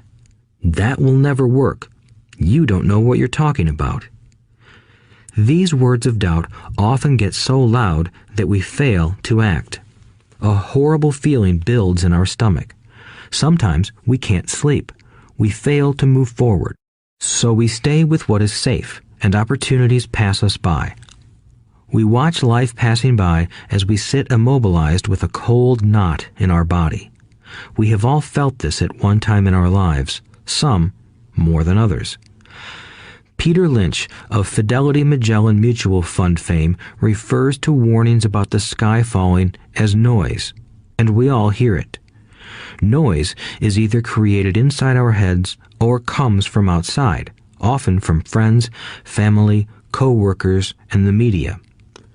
Lynch recalls the time during the 1950s when the threat of nuclear war was so prevalent in the news that people began building fallout shelters and storing food and water. If they had invested that money wisely in the market, instead of building a fallout shelter, they'd probably be financially independent today. When violence breaks out in a city, gun sales go up all over the country. A person dies from rare hamburger meat in the state of Washington, and the Arizona Health Department orders restaurants to have all beef cooked well done. A drug company runs a TV commercial in February showing people catching the flu. Colds go up as well as sales of cold medicine. Most people are poor because when it comes to investing, the world is filled with Chicken Littles running around yelling, "The sky is falling, the sky is falling." And Chicken Littles are effective because every one of us is a little chicken. It often takes great courage to not let rumors and talk of doom and gloom affect your doubts and fears. But a savvy investor knows that the seemingly worst of times is actually the best of times to make money. When everyone else is too afraid to act, they pull the trigger and are rewarded. Some time ago, a friend named Richard came from Boston to visit Kim and me in Phoenix. He was impressed with what we had done through stocks and real estate. The Phoenix real estate prices were depressed. We spent 2 days showing him what we thought were excellent opportunities for cash flow and capital appreciation. Kim and I are not real estate agents. We are strictly investors. After identifying a unit in a resort community, we called an agent who sold it to him that afternoon. The price was a mere $42,000 for a 2-bedroom townhome. Similar units were going for $65,000. He had found a bargain. Excited, he bought it and returned to Boston. 2 weeks later, the agent called to say that our friend had backed out. I called immediately to find out why. All he said was that he talked to his neighbor, and his neighbor told him it was a bad deal. He was paying too much. I asked Richard if his neighbor was an investor. Richard said he was not. When I asked why he listened to him, Richard got defensive and simply said he wanted to keep looking. The real estate market in Phoenix turned, and a few years later, that little unit was renting for $1,000 a month, $2,500 in the peak winter months. The unit was worth $95,000. All Richard had to put down was $5,000, and he would have had a start at getting out of the rat race. Today, he still has done nothing. Richard's backing out did not surprise me. It's called buyer's remorse, and it affects all of us. The little chicken won, and a chance at freedom was lost. In another example, I hold a small portion of my assets in tax lien certificates instead of CDs. I earn 16% per year on my money, which certainly beats the interest rates banks offer on CDs. The certificates are secured by real estate and enforced by state law, which is also better than most banks. The formula they're bought on makes them safe. They just lack liquidity. So I look at them as 2 to 7 year CDs. Almost every time I tell someone that I hold my money this way, especially if they have money in CDs, they will tell me it's risky. They tell me why I should not do it. When I ask them where they get their information, they say from a friend or an investment magazine. They've never done it, and they're telling someone who's doing it why they shouldn't. The lowest yield I look for is 16%, but people who are filled with doubt are willing to accept a far lower return. Doubt is expensive. My point is that it's those doubts and cynicism that keep most people poor and playing it safe. The real world is simply waiting for you to get rich. Only a person's doubts keep them poor. As I said, getting out of the rat race is technically easy. It doesn't take much education, but those doubts are cripplers for most people. Cynics never win, said Rich Dad. Unchecked doubt and fear creates a cynic. Cynics criticize and winners analyze was another of his favorite sayings. Rich Dad explained that criticism blinded while analysis opened eyes. Analysis allowed winners to see that critics were blind and to see opportunities that everyone else missed. And finding what people miss is key to any success. Real estate is a powerful investment tool for anyone seeking financial independence or freedom. It is a unique investment tool. Yet every time I mention real estate as a vehicle, I often hear, "I don't want to fix toilets." That's what Peter Lynch calls noise. That's what my rich dad would say is the cynic talking, someone who criticizes and does not analyze, someone who lets their doubts and fears close their mind instead of open their eyes. So when someone says, "I don't want to fix toilets, I want to fire back," what makes you think I want to? They're saying a toilet is more important than what they want. I talk about freedom from the rat race, and they focus on toilets. That is the thought pattern that keeps most people poor. They criticize instead of analyze. I don't once hold the key to your success, Rich Dad would say, because I too do not want to fix toilets. I shop hard for a property manager who does fix toilets. And by finding a great property manager who runs houses or apartments, well, my cash flow goes up. But more importantly, a great property manager allows me to buy a lot more real estate since I don't have to fix toilets. A great property manager is key to success in real estate. Finding a good manager is more important to me than the real estate. A great property manager often hears of great deals before real estate agents do, which makes them even more valuable. That is what Rich Dad meant by, I don't once hold the key to your success. Because I do not want to fix toilets either, I figured out how to buy more real estate and expedite my getting out of the rat race. The people who continue to say, I don't want to fix toilets, often deny themselves the use of this powerful investment vehicle. Toilets are more important than their freedom. In the stock market, I often hear people say, I don't want to lose money. Well, what makes them think I or anyone else likes losing money? They don't make money because they choose to not lose money. Instead of analyzing, they close their minds to another powerful investment vehicle, the stock market. I was riding with a friend past our neighborhood gas station. He looked up and saw that the price of gas was going up and thus the price of oil. My friend is a worrywart, or a Chicken Little. To him, the sky is always going to fall, and it usually does, on him. When we got home, he showed me all the stats as to why the price of oil was going to go up over the next few years, statistics I had never seen before, even though I already owned substantial shares of an existing oil company. With that information, I immediately began looking for and found a new undervalued oil company that was about to find some oil deposits. My broker was excited about this new company, and I bought 15,000 shares for 65 cents per share. 3 months later, this same friend and I drove by the same gas station, and sure enough, the price per gallon had gone up nearly 15%. Again, the Chicken Little worried and complained. I smiled, because a month earlier, that little oil company hit oil, and those 15,000 shares went up to more than $3 per share since he had first given me the tip. And the price of gas will continue to go up if what my friend says is true. If most people understood how a stop worked in stock market investing, there would be more people investing to win instead of investing not to lose. A stop is simply a computer command that sells your stock automatically if the price begins to drop, helping to minimize your losses and maximize some gains.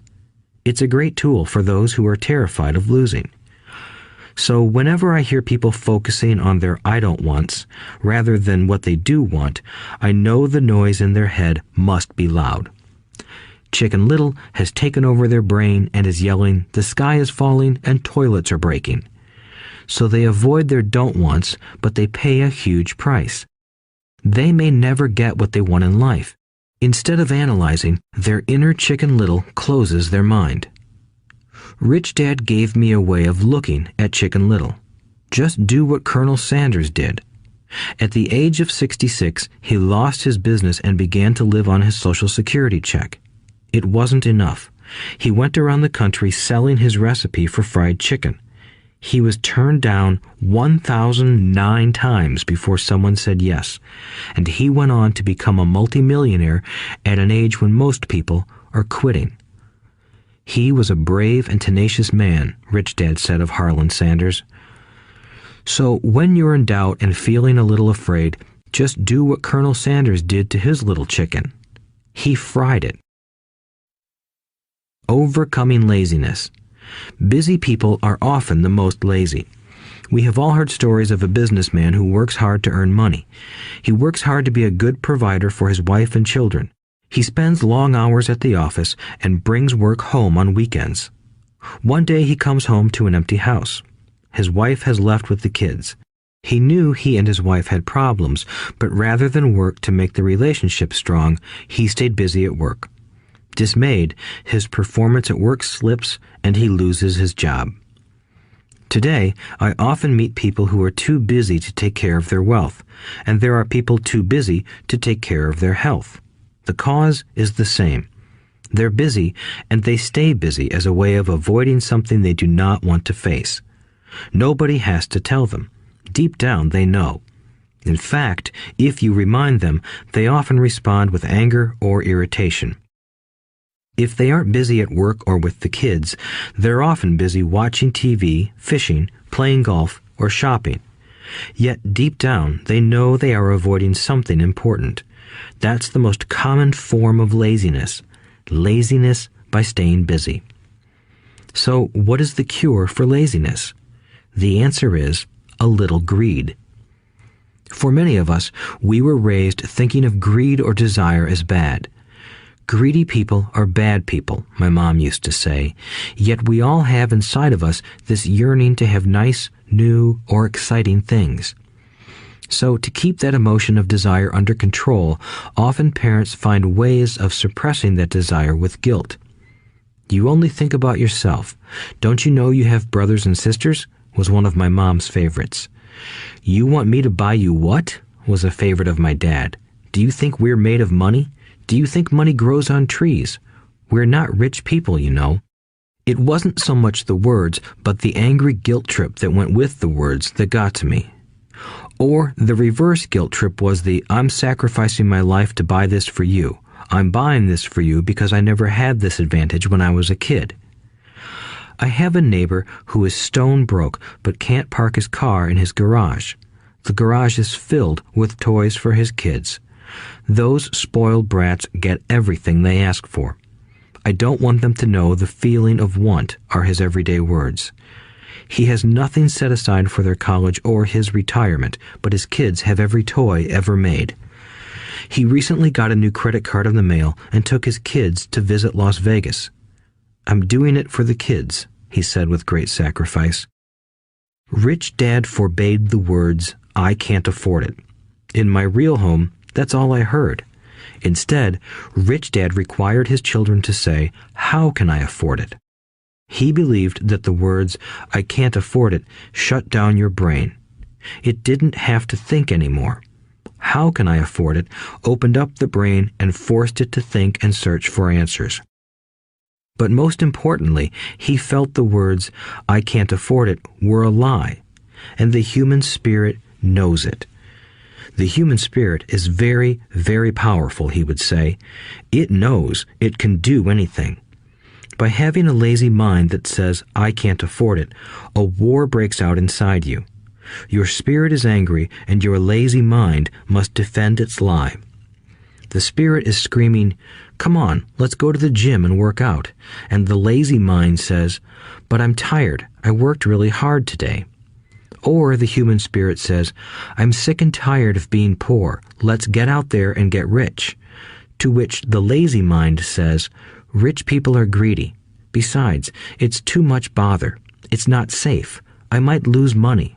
I'm working hard enough as it is. I've got too much to do at work anyway. Look at what I have to do tonight. My boss wants it finished by morning. I can't afford it also causes sadness, a helplessness that leads to despondency and often depression. How can I afford it opens up possibilities, excitement, and dreams.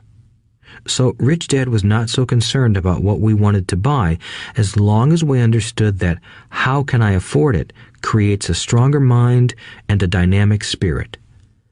Thus, he rarely gave Mike or me anything.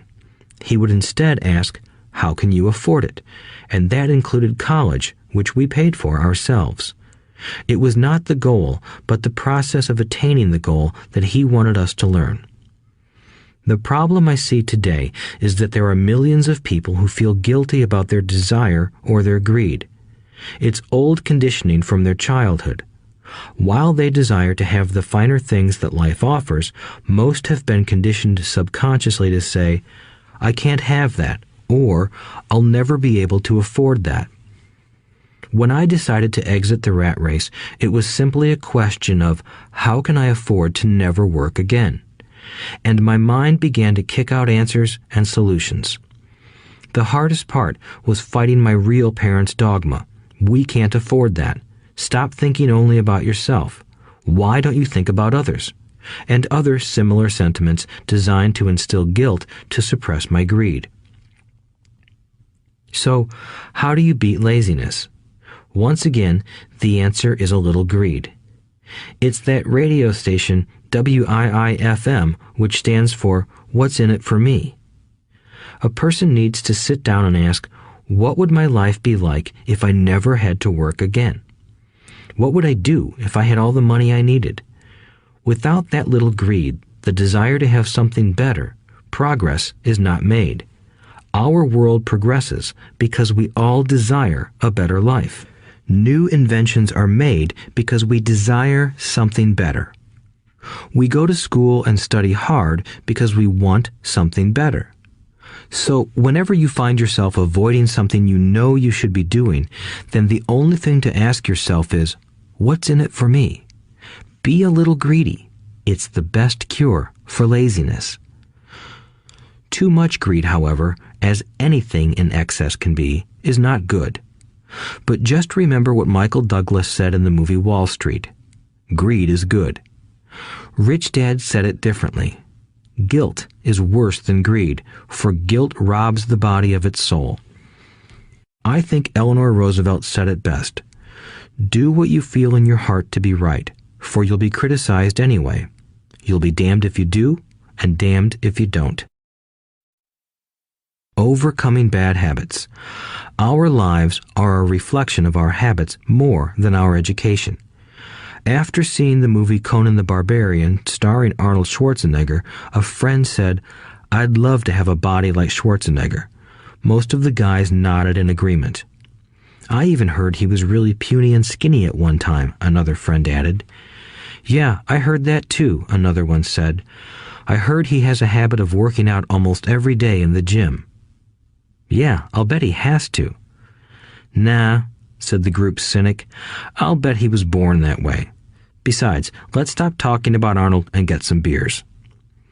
This is an example of habits controlling behavior.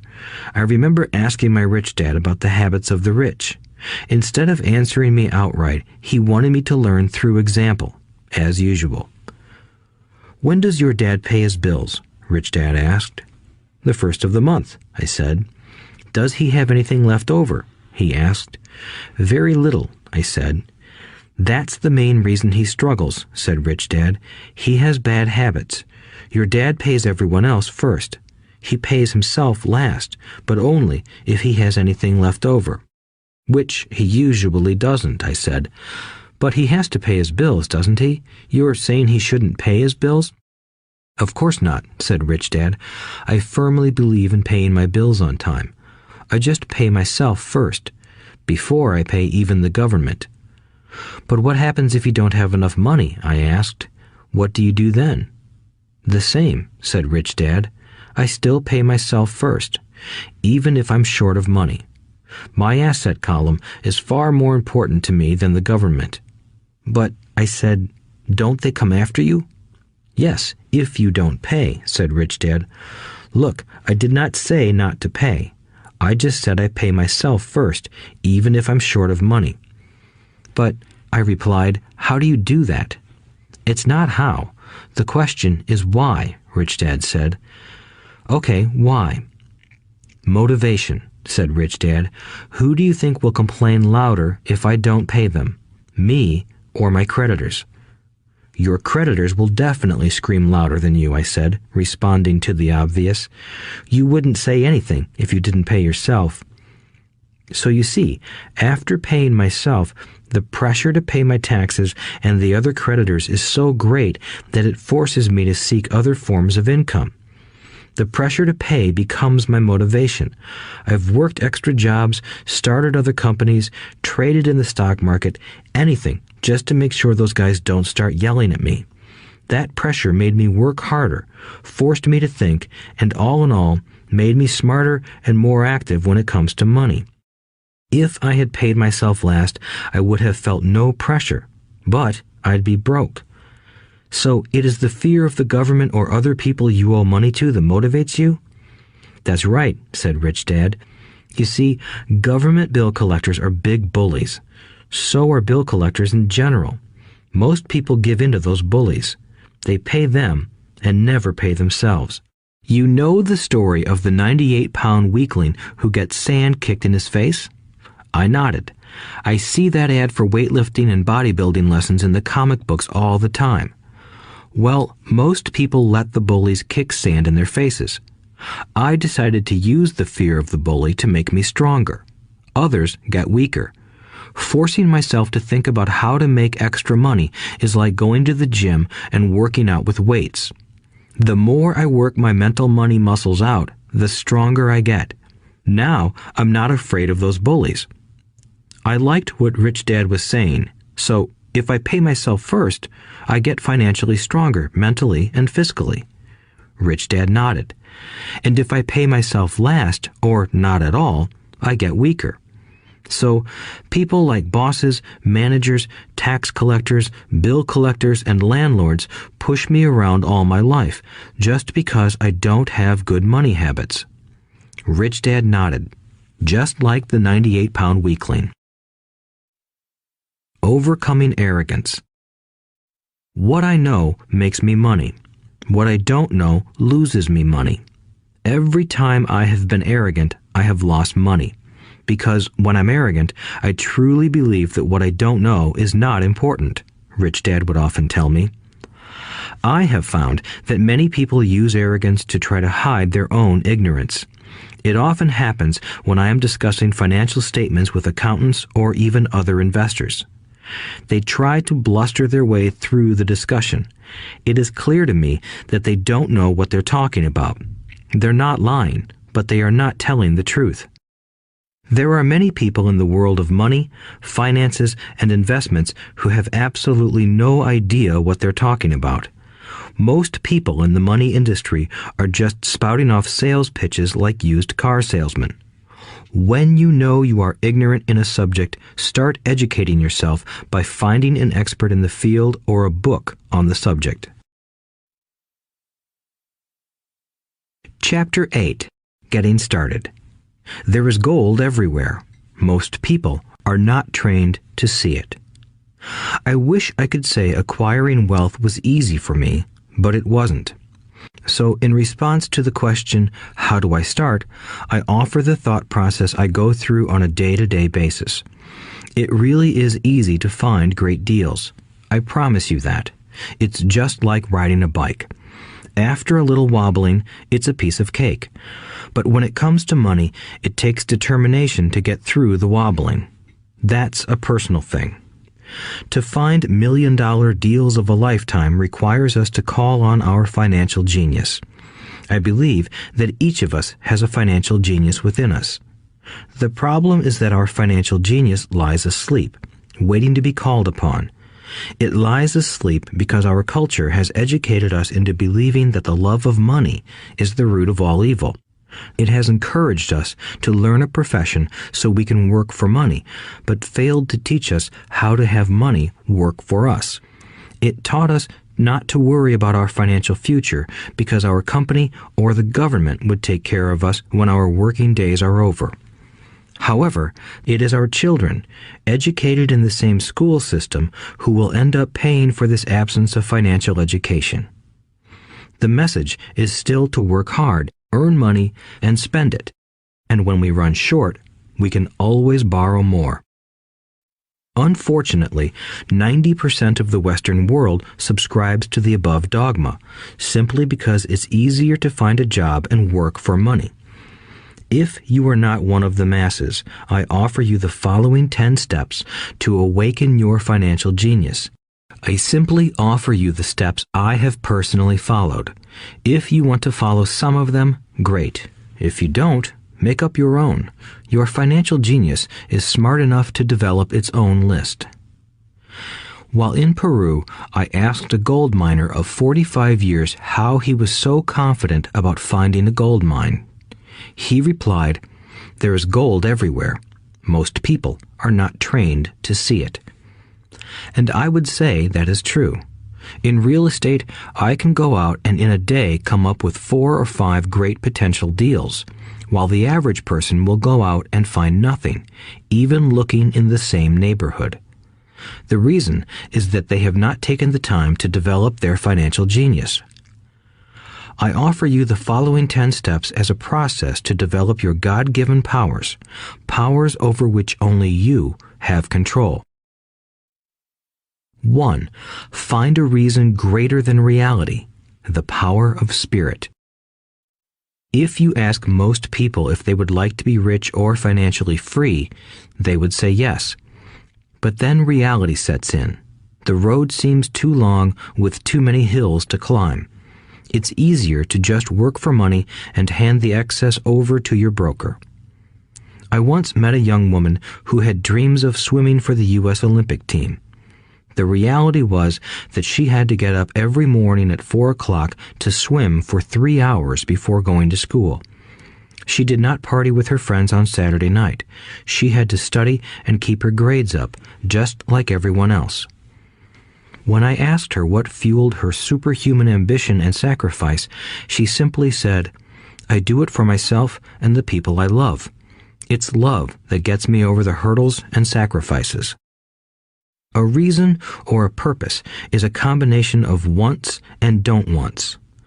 When people ask me what my reason for wanting to be rich is, I tell them that it is a combination of deep emotional wants and don't wants. I will list a few. First, the don't wants, for they create the wants. I don't want to work all my life. I don't want what my parents aspired for, which was job security and a house in the suburbs. I don't like being an employee. I hated that my dad always missed my football games because he was so busy working on his career. I hated it when my dad worked hard all his life and the government took most of what he worked for at his death. He could not even pass on what he worked so hard for when he died. The rich don't do that. They work hard and pass it on to their children. Now, the wants. I want to be free to travel the world and live in the lifestyle I love. I want to be young when I do this. I want to simply be free. I want control over my time and my life. I want money to work for me. Those are my deep-seated emotional reasons. What are yours? If they are not strong enough, then the reality of the road ahead may be greater than your reasons. I have lost money and been set back many times, but it was the deep emotional reasons that kept me standing up and going forward. I wanted to be free by age 40, but it took me until I was 47, with many learning experiences along the way. As I said, I wish I could say it was easy. It wasn't, but it wasn't that hard either. I've learned that without a strong reason or purpose, anything in life is hard. If you do not have a strong reason, there is no sense listening further. It will sound like too much work. 2. Make daily choices. The power of choice. Choice is the main reason people want to live in a free country. We want the power to choose. Financially, with every dollar we get in our hands, we hold the power to choose our future, to be rich, poor, or middle class. Our spending habits reflect who we are. Poor people simply have poor spending habits. The benefit I had as a boy was that I loved playing Monopoly constantly. Nobody told me Monopoly was only for kids, so I just kept playing the game as an adult. I also had a rich dad who pointed out to me the difference between an asset and a liability. So a long time ago, as a little boy, I chose to be rich, and I knew that all I had to do was learn to acquire assets, real assets. My best friend, Mike, had an asset column handed to him, but he still had to choose to learn to keep it. Many rich families lose their assets in the next generation simply because there was no one trained to be a good steward over their assets. Most people choose not to be rich. For 90% of the population, being rich is too much of a hassle. So they invent sayings that go, "I'm not interested in money. I'll never be rich. I don't have to worry. I'm still young. When I make some money, then I'll think about my future." My husband or wife handles the finances. The problem with those statements is that they rob the person who chooses to think such thoughts of two things. One is time, which is your most precious asset. The second is learning. Having no money should not be an excuse to not learn, but that is a choice we all make daily. The choice of what we do with our time, our money, and what we put in our heads. That is the power of choice. All of us have choice. I just choose to be rich, and I make that choice every day. Invest first in education. In reality, the only real asset you have is your mind, the most powerful tool we have dominion over. Each of us has the choice of what we put in our brain once we're old enough. You can watch TV, read golf magazines, or go to ceramics class or a class on financial planning. You choose. Most people simply buy investments rather than first investing in learning about investing. A friend of mine recently had her apartment burglarized. The thieves took her electronics and left all the books. And we all have that same choice. 90% of the population buys TV sets, and only about 10% buy business books. So what do? I go to seminars. I like it when they are at least 2 days long because I like to immerse myself in a subject. In 1973, I was watching this guy on TV who was advertising a 3-day seminar on how to buy real estate for nothing down.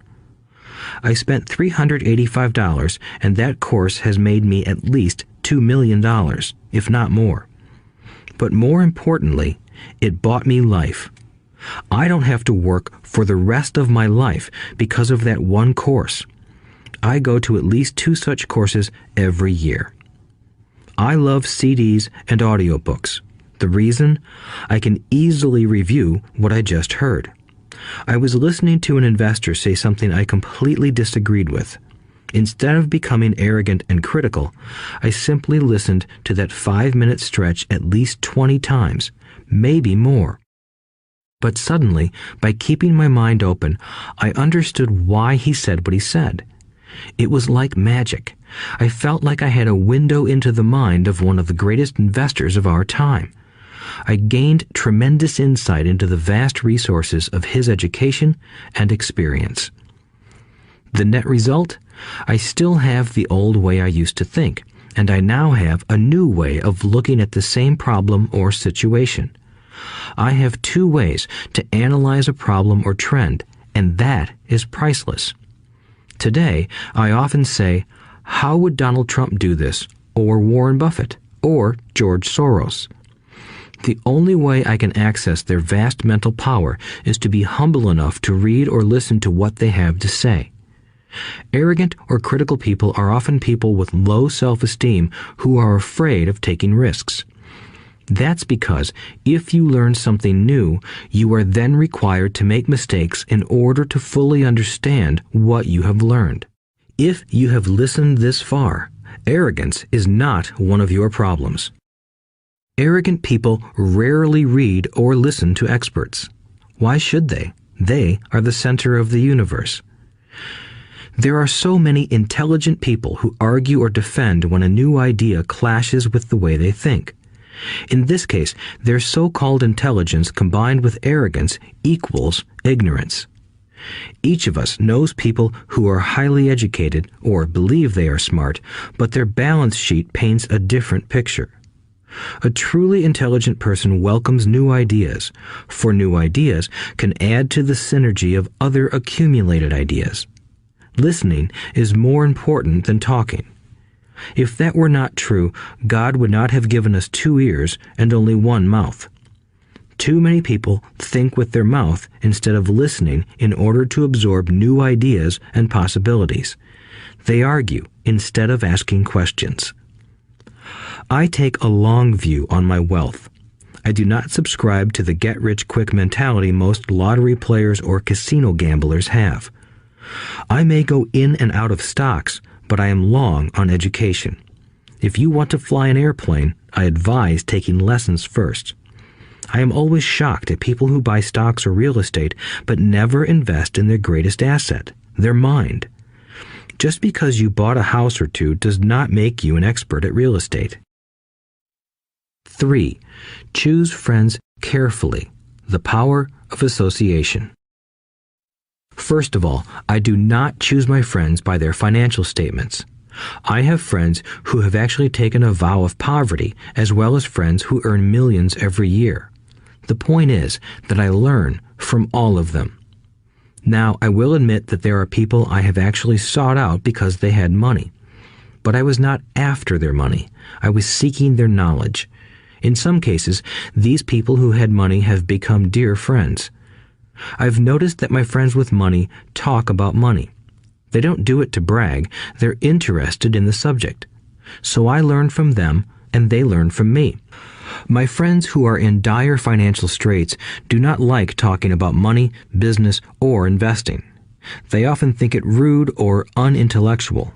So I also learn from my friends who struggle financially. I find out what not to do. I have several friends who have generated over $1 billion in their short lifetimes. The 3 of them report the same phenomenon. Their friends who have no money have never come to them to ask them how they did it, but they do come asking for one of 2 things, or both, a loan or a job. Warning: don't listen to poor or frightened people. I have such friends, and while I love them dearly, they are the Chicken Littles of life. To them, when it comes to money, especially investments, it's always, the sky is falling, the sky is falling. They can always tell you why something won't work. The problem is that people listen to them. But people who blindly accept doom and gloom information are also Chicken Littles. As that old saying goes, birds of a feather flock together. If you watch business channels on TV, they often have a panel of so-called experts. One expert will say the market is going to crash, and the other will say it's going to boom. If you're smart, you listen to both. Keep your mind open because both have valid points. Unfortunately, most poor people listen to Chicken Little. I have had many close friends try to talk me out of a deal or an investment. Not long ago, a friend told me he was excited because he found a 6% certificate of deposit. I told him I earned 16% from the state government. The next day, he sent me an article about why my investment was dangerous. I have received 16% for years now, and he still receives 6%. I would say that one of the hardest things about wealth building is to be true to yourself and to be willing to not go along with the crowd. This is because, in the market, it is usually the crowd that shows up late that is slaughtered. If a great deal is on the front page, it's too late in most instances. Look for a new deal. As we used to say as surfers, there is always another wave. People who hurry and catch a wave late usually are the ones who wipe out. Smart investors don't time the markets. If they miss a wave, they search for the next one and get themselves in position. This is hard for most investors because buying what is not popular is frightening. Timid investors are like sheep going along with the crowd. Or their greed gets them in when wise investors have already taken their profits and moved on. Wise investors buy an investment when it's not popular. They know their profits are made when they buy, not when they sell. They wait patiently. As I said, they do not time the market. Just like a surfer, they get in position for the next big swell. It's all insider trading. There are forms of insider trading that are illegal, and there are forms of insider trading that are legal. But either way, it's insider trading. The only distinction is, how far away from the inside are you? The reason you want to have rich friends is because that is where the money is made. It's made on information. You want to hear about the next boom, get in and get out before the next bust.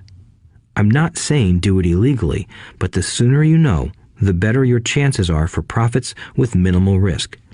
That is what friends are for, and that is financial intelligence. 4. Master a formula and then learn a new one. The power of learning quickly. In order to make bread, every baker follows a recipe, even if it's only held in their head. The same is true for making money. Most of us have heard the saying, "You are what you eat." I have a different slant. I say, "You become what you study." In other words, be careful what you learn, because your mind is so powerful that you become what you put in your head. For example, if you study cooking, you then tend to cook. If you don't want to be a cook anymore, then you need to study something else. When it comes to money, the masses generally have one basic formula they learned in school, and it's this: work for money. The predominant formula I see in the world is that every day millions of people get up, go to work, earn money, pay bills, balance checkbooks, buy some mutual funds, and go back to work. That is the basic formula, or recipe. If you're tired of what you're doing, or you're not making enough, it's simply a case of changing the formula via which you make money. Years ago, when I was 26, I took a weekend class called How to Buy Real Estate Foreclosures. I learned a formula. The next trick was to have the discipline to actually put into action what I had learned. That is where most people stop. For 3 years, while working for Xerox, I spent my spare time learning to master the art of buying foreclosures. I've made several $1,000,000 using that formula. So, after I mastered that formula, I went in search of other formulas. For many of the classes, I did not directly use the information I learned, but I always learned something new. I have attended classes designed for derivative traders, commodity option traders, and chaologists. I was way out of my league, being in a room full of people with doctorates in nuclear physics and space science. Yet, I learned a lot that made my stock and real estate investing more meaningful and lucrative. Most junior colleges and community colleges have classes on financial planning and buying traditional investments. They are good places to start, but I always search for a faster formula. That is why, on a fairly regular basis, I make more in a day than many people will make in their lifetime. Another side note, in today's fast-changing world, it's not so much what you know anymore that counts, because often what you know is old. It is how fast you learn. That skill is priceless. It's priceless in finding faster formulas, recipes, if you will, for making dough. Working hard for money is an old formula born in the day of cavemen. 5. Pay yourself first. The power of self-discipline. If you cannot get control of yourself, do not try to get rich. It makes no sense to invest, make money, and blow it. It is the lack of self-discipline that causes most lottery winners to go broke soon after winning millions. It is the lack of self-discipline that causes people who get a raise to immediately go out and buy a new car or take a cruise. It is difficult to say which of the 10 steps is the most important, but of all the steps, this step is probably the most difficult to master if it is not already a part of your makeup. I would venture to say that personal self-discipline is the number one delineating factor between the rich, the poor, and the middle class. Simply put, people who have low self-esteem and low tolerance for financial pressure can never be rich. As I have said, a lesson learned from my rich dad was that the world will push you around. The world pushes people around, not because other people are bullies, but because the individual lacks internal control and discipline. People who lack internal fortitude often become victims of those who have self-discipline. In the entrepreneur classes I teach, I constantly remind people to not focus on their product, service, or widget, but to focus on developing management skills. The 3 most important management skills necessary to start your own business are management of 1. Cash flow, 2. People, 3. Personal time. I would say the skills to manage these three apply to anything, not just entrepreneurs. The three matter in the way you live your life as an individual or as part of a family, a business, a charitable organization, a city, or a nation. Each of these skills is enhanced by the mastery of self-discipline. I do not take the saying, "pay yourself first," lightly. The statement, "pay yourself first," comes from George Clayson's book, The Richest Man in Babylon. Millions of copies have been sold. But while millions of people freely repeat that powerful statement, few follow the advice. As I said, financial literacy allows one to read numbers, and numbers tell the story.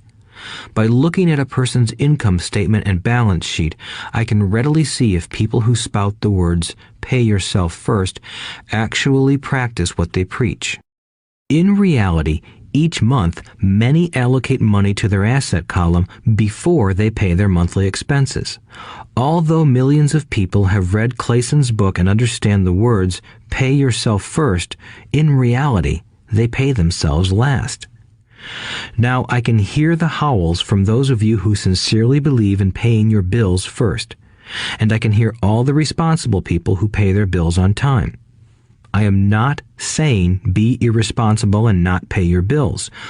All I am saying is do what the book says, which is pay yourself first. If you can truly begin to understand the power of cash flow, you will soon realize why 90% of people work hard all their lives and need government support like Social Security when they are no longer able to work. Kim and I have had many bookkeepers, accountants, and bankers who have had a major problem with this way of looking at pay yourself first. The reason is that these financial professionals actually do what the masses do. They pay themselves last. There have been times in my life when, for whatever reason, cash flow was far less than my bills. I still paid myself first. My accountant and bookkeeper screamed in panic. "They're going to come after you. The IRS is going to put you in jail. You're going to ruin your credit rating. They'll cut off the electricity." I still paid myself first. Why, you ask? Because that's what the story, The Richest Man in Babylon, was all about. The power of self-discipline and the power of internal fortitude. As my rich dad taught me the first month I worked for him, most people allow the world to push them around. A bill collector calls and you pay or else. A sales clerk says, "Oh, just put it on your charge card." Your real estate agent tells you, "Go ahead. The government allows you a tax deduction on your home." That is what the book is really about. Having the guts to go against the tide and get rich. You may not be weak, but when it comes to money, many people get wimpy. I am not saying be irresponsible. The reason I don't have high credit card debt and doodad debt is because I pay myself first. The reason I minimize my income is because I don't want to pay it to the government. That is why my income comes from my asset column through a Nevada corporation. If I work for money, the government takes it. Although I pay my bills last, I am financially astute enough to not get into a tough financial situation. I don't like consumer debt. I actually have liabilities that are higher than 99% of the population, but I don't pay for them. Other people pay for my liabilities. They're called tenants. So rule number 1 in paying yourself first is don't get into debt in the first place. Although I pay my bills last, I set it up to have only small, unimportant bills that are due. When I occasionally come up short, I still pay myself first. I let the creditors and even the government scream. I like it when they get tough. Why? Because those guys do me a favor. They inspire me to go out and create more money. So I pay myself first, invest the money, and let the creditors yell. I generally pay them right away anyway. Kim and I have excellent credit. We just don't cave into pressure and spend our savings or liquidate stocks to pay for consumer debt. That is not too financially intelligent. To successfully pay yourself first, keep the following in mind. 1. Don't get into large debt positions that you have to pay for. Keep your expenses low. Build up assets first. Then buy the big house or nice car. Being stuck in the rat race is not intelligent. 2. When you come up short, let the pressure build and don't dip into your savings or investments.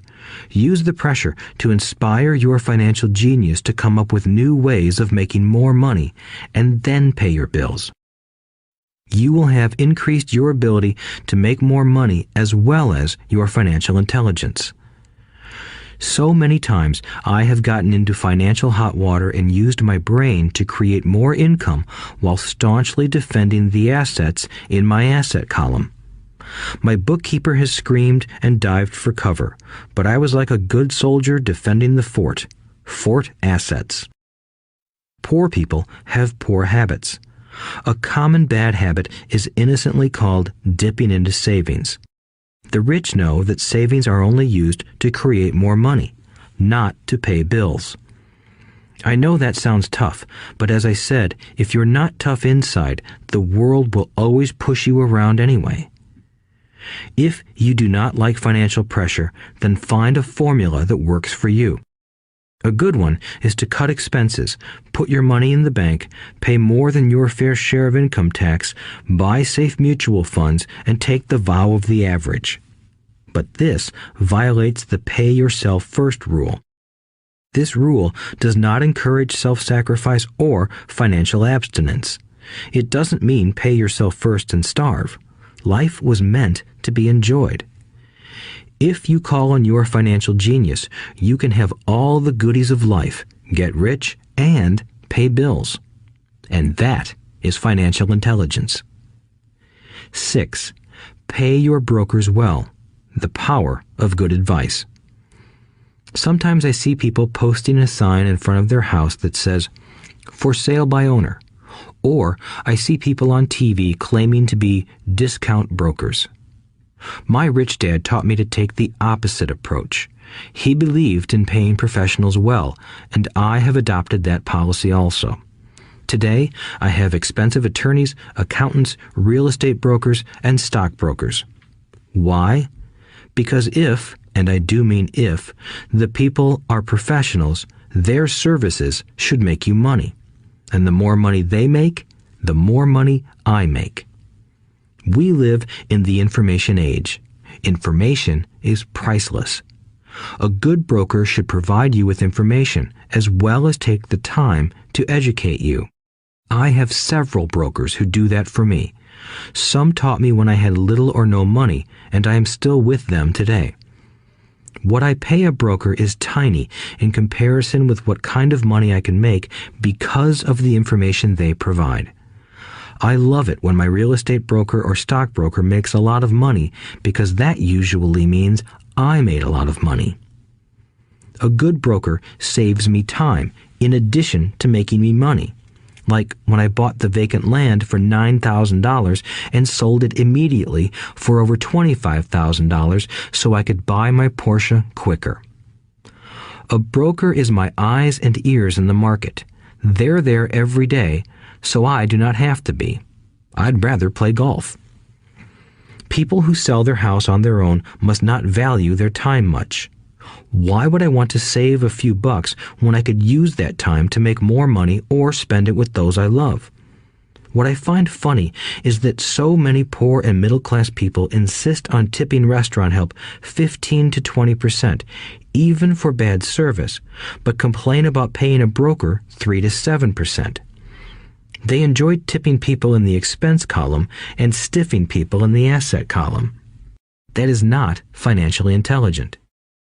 Keep in mind that not all brokers are created equal. Unfortunately, most brokers are only salespeople. They sell, but they themselves own little or no real estate. There is a tremendous difference between a broker who sells houses and a broker who sells investments. The same is true for stock, bond, mutual fund, and insurance, brokers who call themselves financial planners. When I interview any paid professional, I first find out how much property or stocks they personally own and what percentage they pay in taxes. And that applies to my tax attorney as well as my accountant. I have an accountant who minds his own business. His profession is accounting, but his business is real estate. I used to have an accountant who was a small business accountant, but he had no real estate. I switched because we did not love the same business. Find a broker who has your best interests at heart. Many brokers will spend the time educating you, and they could be the best asset you find. Just be fair, and most of them will be fair to you. If all you can think about is cutting their commissions, then why should they want to help you? It's just simple logic. As I said earlier, one of the management skills is the management of people. Many people only manage people they feel smarter than and they have power over. Many middle managers remain middle managers, failing to get promoted because they know how to work with people below them, but not with people above them. The real skill is to manage and reward the people who are smarter than you in some technical area. That is why companies have a board of directors. You should have one too. That is financial intelligence. 7. Be an Indian giver. The power of getting something for nothing. When the first European settlers came to America, they were taken aback by a cultural practice some American Indians had. For example, if a settler was cold, the Indian would give the person a blanket. Mistaking it for a gift, the settler was often offended when the Indian asked for it back. The Indians also got upset when they realized that settlers did not want to give it back. That is where the term Indian giver came from, a simple cultural misunderstanding. In the world of the asset column, being an Indian giver is vital to wealth. The sophisticated investor's first question is, how fast do I get my money back? They also want to know what they get for free, also called a piece of the action. That is why the ROI, or return on investment, is so important. For example, I found a small condominium that was in foreclosure a few blocks from where I lived. The bank wanted $60,000 and I submitted a bid for $50,000, which they took simply because, along with my bid, was a cashier's check for $50,000. They realized I was serious. Most investors would say, "Aren't you tying up a lot of cash? Would it not be better to get a loan on it?" The answer is, not in this case. My investment company uses this condominium as a vacation rental in the winter months when the snowbirds come to Arizona. It rents for $2,500 a month for 4 months out of the year. For rental during the off-season, it rents for only $1,000 a month. I had my money back in about 3 years. Now I own this asset, which pumps money out for me, month in and month out. The same is done with stocks. Frequently, my broker calls and recommends I move a sizable amount of money into the stock of a company that he feels is just about to make a move that will add value to the stock, like announcing a new product. I will move my money in for a week to a month while the stock moves up. Then I pull my initial dollar amount out and stop worrying about the fluctuations of the market because my initial money is back and ready to work on another asset. So my money goes in, and then it comes out, and I own an asset that was technically free. True, I have lost money on many occasions, but I only play with money I can afford to lose. I would say, on an average 10 investments, I hit home runs on 2 or 3, while 5 or 6 do nothing, and I lose on 2 or 3. But I limit my losses to only the money I have in at that time. People who hate risk put their money in the bank. In the long run, safe savings are better than no savings. But it takes a long time to get your money back, and, in most instances, you don't get anything for free with it. On every one of my investments, there must be an upside, something for free, like a condominium, a mini storage, a piece of free land, a house, stock shares, or an office building. And there must be limited risk or a low-risk idea. There are books devoted entirely to this subject, so I will not talk about it here. Ray Kroc of McDonald's fame sold hamburger franchises, not because he loved hamburgers, but because he wanted the real estate under the franchise for free. So wise investors must look at more than ROI. They look at the assets they get for free once they get their money back. That is financial intelligence. 8.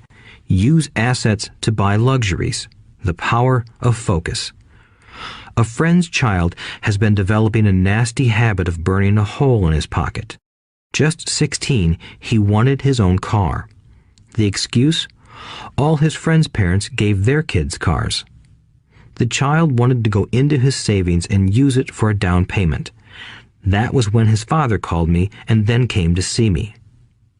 Do you think I should let him do it, or should I just buy him a car? I answered, it might relieve the pressure in the short term, but what have you taught him in the long term? Can you use this desire to own a car and inspire your son to learn something? Suddenly, the lights went on and he hurried home. 2 months later, I ran into my friend again. Does your son have his new car? I asked. No, he doesn't, but I gave him $3,000 for the car. I told him to use my money instead of his college money. Well, that's generous of you, I said. Not really. The money came with a hitch. So what was the hitch? I asked. Well, first we played your cash flow game. We then had a long discussion about the wise use of money. After that, I gave him a subscription to the Wall Street Journal and a few books on the stock market. Then what? I asked. What was the catch? I told him that $3,000 was his, but he could not directly buy a car with it. He could use it to find a stockbroker and buy and sell stocks. Once he had made $6,000 with the $3,000, the money would be his for the car, and the $3,000 would go into his college fund. And what are the results? I asked. Well, he got lucky early in his trading, but lost everything a few days later. Then he really got interested. Today, I would say he is down $2,000, but his interest is up. He has read all the books I bought him, and he's gone to the library to get more. He reads the Wall Street Journal voraciously, watching for indicators. He's only got $1,000 left, but his interest and learning are sky high. He knows that if he loses that money, he walks for 2 more years. But he does not seem to care. He even seems uninterested in getting a car because he's found a game that is more fun. What happens if he loses all the money? I asked. We'll cross that bridge when we get to it. I'd rather have him lose everything now than wait till he's our age to risk losing everything. And besides, that is the best $3,000 I've ever spent on his education. What he is learning will serve him for life, and he seems to have gained a new respect for the power of money. As I said earlier, if a person cannot master the power of self-discipline, it is best not to try to get rich. I say this because although the process of developing cash flow from an asset column is easy in theory, what's hard is the mental fortitude to direct money to the correct use. Due to external temptations, it is much easier in today's consumer world to simply blow money out the expense column. With weak mental fortitude, that money flows into the paths of least resistance. That is the cause of poverty and financial struggle. The following example illustrates the financial intelligence needed to direct money to make more money. If we give 100 people $10,000 at the start of the year, I believe that at the end of the year, 80 would have nothing left. In fact, many would have created greater debt by making a down payment on a new car, refrigerator, electronics, or a holiday.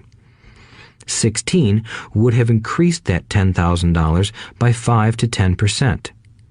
4 would have increased it to $20,000 or into the millions. We go to school to learn a profession so we can work for money. It is my opinion that it's just as important to learn how to have money work for you. I love my luxuries as much as anyone else. The difference is I don't buy them on credit. It's the keep up with the Joneses trap. When I wanted to buy a Porsche, the easy road would have been to call my banker and get a loan. Instead of choosing to focus in the liability column, I chose to focus in the asset column. As a habit, I use my desire to consume to inspire and motivate my financial genius to invest. Too often today, we focus on borrowing money to get the things we want instead of focusing on creating money. One is easier in the short term, but harder in the long term. It's a bad habit that we as individuals and as a nation have gotten into. Remember, the easy road often becomes hard, and the hard road often becomes easy. The earlier you can train yourself and those you love to be masters of money, the better. Money is a powerful force. Unfortunately, people use the power of money against themselves. If your financial intelligence is low, money will run all over you. It will be smarter than you.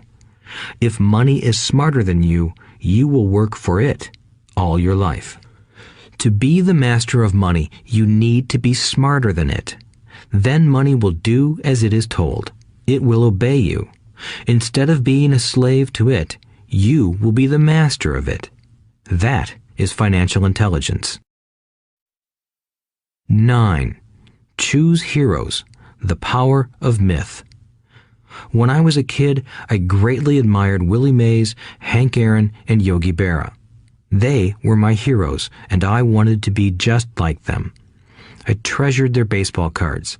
I knew their stats, the RBIs, the ERAs, their batting averages, how much they got paid, and how they came up from the minor leagues. As a 9-year-old kid, when I stepped up to bat or played first base or catcher, I wasn't me.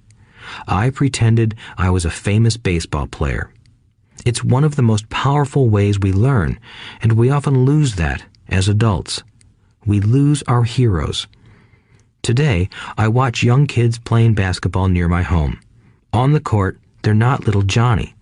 They're pretending to be their favorite basketball hero.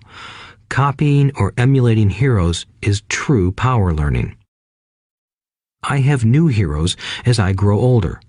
I have golf heroes, and I copy their swings and do my best to read everything I can about them. I also have heroes such as Donald Trump, Warren Buffett, Peter Lynch, George Soros, and Jim Rogers. I know their stats just like I knew the ERAs and RBIs of my childhood baseball heroes. I follow what Warren Buffett invests in, and I read anything I can about his point of view on the market and how he chooses stocks.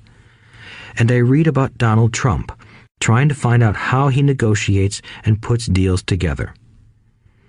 Just as I was not me when I was up to bat, when I'm in the market or I'm negotiating a deal, I am subconsciously acting with the bravado of Trump. Or, when analyzing a trend, I look at it as though Warren Buffett were doing it. By having heroes, we tap into a tremendous source of raw genius. But heroes do more than simply inspire us. Heroes make things look easy. Making it look easy convinces us to want to be just like them. If they can do it, so can I. When it comes to investing, too many people make it sound hard. Instead, find heroes who make it look easy. 10. Teach and you shall receive. The power of giving. Both of my dads were teachers. My rich dad taught me a lesson I have carried all my life, the necessity of being charitable or giving. My educated dad gave a lot of his time and knowledge, but almost never gave away money. He usually said that he would give when he had some extra money, but of course, there was rarely any extra. My rich dad gave money as well as education. He believed firmly in tithing. If you want something, you first need to give, he would always say. When he was short of money, he gave money to his church or to his favorite charity. If I could leave one single idea with you, it is that idea. Whenever you feel short or in need of something, give what you want first, and it will come back in buckets. That is true for money, a smile, love, or friendship. I know it is often the last thing a person may want to do, but it has always worked for me. I trust that the principle of reciprocity is true, and I give what I want. I want money, so I give money, and it comes back in multiples. I want sales, so I help someone else sell something, and sales come to me. I want contacts, and I help someone else get contacts. Like magic, contacts come to me. I heard a saying years ago that went, "God does not need to receive, but humans need to give." My rich dad would often say, poor people are more greedy than rich people. He would explain that if a person was rich, that person was providing something that other people wanted. In my life, whenever I have felt needy or short of money or short of help, I simply went out or found in my heart what I wanted and decided to give it first. And when I gave, it always came back. It reminds me of the story of the guy sitting with firewood in his arms on a cold, freezing night. He is yelling at the pot-bellied stove, "When you give me some heat, then I'll put some wood in you." And when it comes to money, love, happiness, sales, and contacts, all one needs to remember is to give first. Often, just the process of thinking of what I want and how I could give that to someone else breaks free a torrent of bounty. Whenever I feel that people aren't smiling at me, I simply begin smiling and saying hello. Like magic, the next thing I know, I'm surrounded by smiling people. It is true that your world is only a mirror of you. So that's why I say, teach and you shall receive. I have found that the more I teach those who want to learn, the more I learn. If you want to learn about money, teach it to someone else. A torrent of new ideas and finer distinctions will come in. There are times when I have given and nothing has come back, or what I have received is not what I wanted. But upon closer inspection and soul-searching, I was often giving to receive in those instances instead of giving for the joy that giving itself brings. My dad taught teachers, and he became a master teacher. My rich dad always taught young people his way of doing business. In retrospect, it was their generosity with what they knew that made them smarter. There are powers in this world that are much smarter than we are. You can get there on your own, but it's easier with the help of the powers that be. You only need to be generous with what you have. Chapter 9. Still want more? Here are some to-dos. Many people may not be satisfied with my 10 steps. They see them more as philosophies than actions. I think understanding the philosophy is just as important as the action. There are many people who want to do instead of think, and then there are people who think but do not do.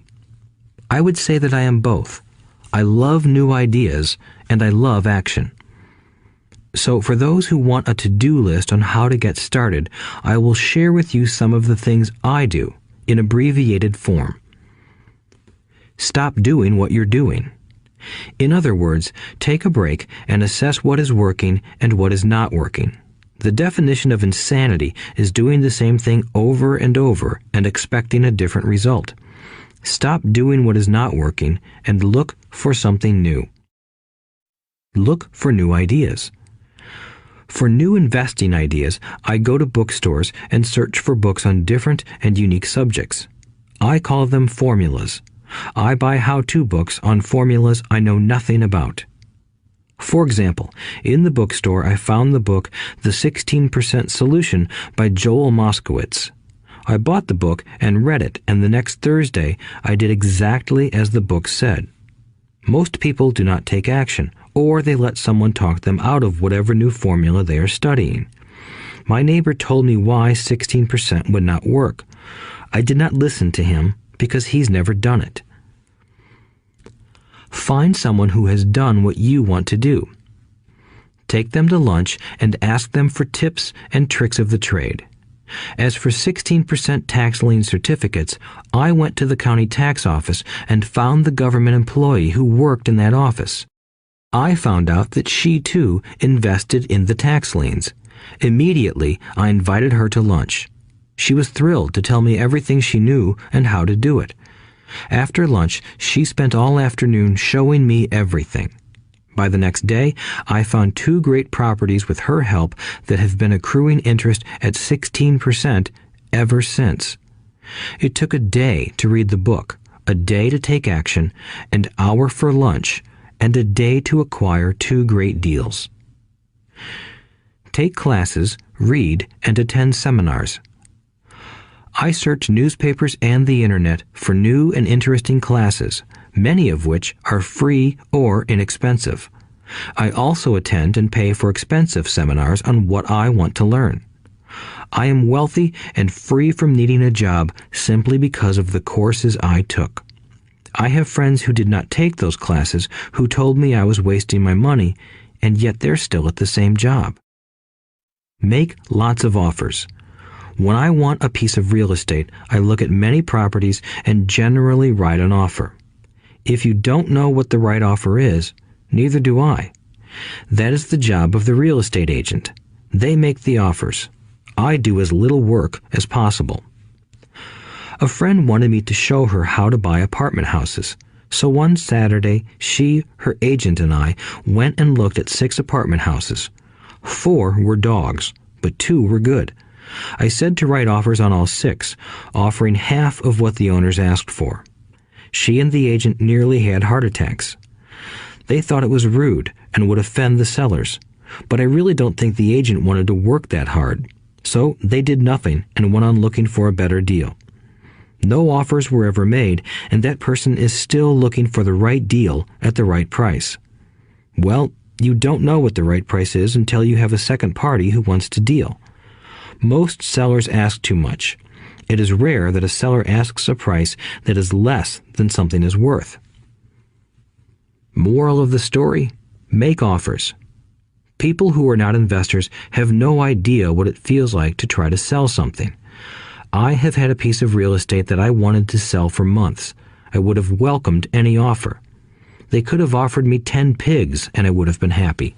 Not at the offer, but just because someone was interested. I would have countered, maybe for a pig farm in exchange. But that's how the game works. The game of buying and selling is fun.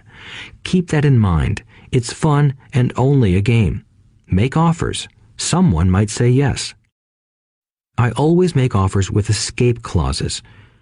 In real estate, I make an offer with language that details subject to contingencies, such as the approval of a business partner. Never specify who the business partner is. Most people don't know that my partner is my cat. If they accept the offer, and I don't want the deal, I call home and speak to my cat. I make this ridiculous statement to illustrate how absurdly easy and simple the game is. So many people make things too difficult and take it too seriously. Finding a good deal, the right business, the right people, the right investors, or whatever is just like dating. You must go to the market and talk to a lot of people, make a lot of offers, counter-offers, negotiate, reject, and accept. I know single people who sit at home and wait for the phone to ring, but it's better to go to the market, even if it's only the supermarket. Search, offer, reject, negotiate, and accept are all parts of the process of almost everything in life. Jog, walk, or drive a certain area once a month for 10 minutes. I have found some of my best real estate investments doing this. I will jog a certain neighborhood for a year and look for change. For there to be profit in a deal, there must be 2 elements, a bargain and change. There are lots of bargains, but it's change that turns a bargain into a profitable opportunity. So when I jog a neighborhood I might like to invest in. It is the repetition that causes me to notice slight differences. I notice real estate signs that are up for a long time. That means the seller might be more agreeable to deal. I watch for moving trucks going in or out. I stop and talk to the drivers. I talk to the postal carriers. It's amazing how much information they acquire about an area. I find a bad area, especially an area that the news has scared everyone away from. I drive it for sometimes a year, waiting for signs of something changing for the better. I talk to retailers, especially new ones, and find out why they're moving in. It takes only a few minutes a month, and I do it while doing something else, like exercising or going to and from the store. Shop for bargains in all markets. Consumers will always be poor. When the supermarket has a sale, say on toilet paper, the consumer runs in and stocks up. But when the housing or stock market has a sale, most often called a crash or correction, the same consumer often runs away from it. When the supermarket raises its prices, the consumer shops somewhere else. But when housing or the stock market raises their prices, the same consumer often rushes in and starts buying. Always remember, profits are made in the buying, not in the selling. Look in the right places. A neighbor bought a condominium for $100,000. I bought the identical condo next door for $50,000. He told me he's waiting for the price to go up. I told him that profit is made when you buy, not when you sell. He shopped with a real estate broker who owns no property of her own. I shopped at the foreclosure auction. I paid $500 for a class on how to do this. My neighbor thought that the $500 for a real estate investment class was too expensive. He said he could not afford the money or the time. So he waits for the prices to go up. Look for people who want to buy first, then look for someone who wants to sell. A friend was looking for a certain piece of land. He had the money, but did not have the time. I found a large piece of land, larger than what my friend wanted to buy, tied it up with an option, called my friend, and he said he wanted a piece of it. So I sold the piece to him and then bought the land. I kept the remaining land as mine for free. Moral of the story: buy the pie and cut it in pieces. Most people look for what they can afford, so they look too small. They buy only a piece of the pie, so they end up paying more for less. Small thinkers don't get the big breaks. If you want to get richer, think big. Think big. Retailers love giving volume discounts simply because most business people love big spenders. So even if you're small, you can always think big. When my company was in the market for computers, I called several friends and asked them if they were ready to buy also. We then went to different dealers and negotiated a great deal because we wanted to buy so many. I have done the same with stocks. Small people remain small because they think small, act alone, or don't act at all. Learn from history. All the big companies on the stock exchange started out as small companies. Colonel Sanders did not get rich until after he lost everything in his 60s. Bill Gates was one of the richest men in the world before he was 30. Action always beats inaction. These are just a few of the things I have done and continue to do to recognize opportunities. The important words are have done and do. As repeated many times throughout this audiobook, you must take action before you can receive the financial rewards. Act now. Final thoughts. I would like to share some final thoughts with you. The main reason I wrote this book, and the reason it has remained a bestseller since 2000, was to share insights into how increased financial intelligence can be used to solve many of life's common problems. Without financial training, we all too often use the standard formulas to get through life. Work hard, save, borrow, and pay excessive taxes. Today, more than ever, we need better information. I use the following story as an example of a financial problem that confronts many young families today. How do you afford a good education for your children and provide for your own retirement? It requires using financial intelligence instead of hard work. A friend of mine was griping one day about how hard it was to save money for his 4 children's college educations. He was putting $300 away in a college fund each month and had so far accumulated only about $12,000. He had about 12 more years to save for college since his oldest child was then 6 years old. At the time, the real estate market in Phoenix was terrible. People were giving houses away. I suggested to my friend that he buy a house with some of the money in his college fund. The idea intrigued him, and we began to discuss the possibility.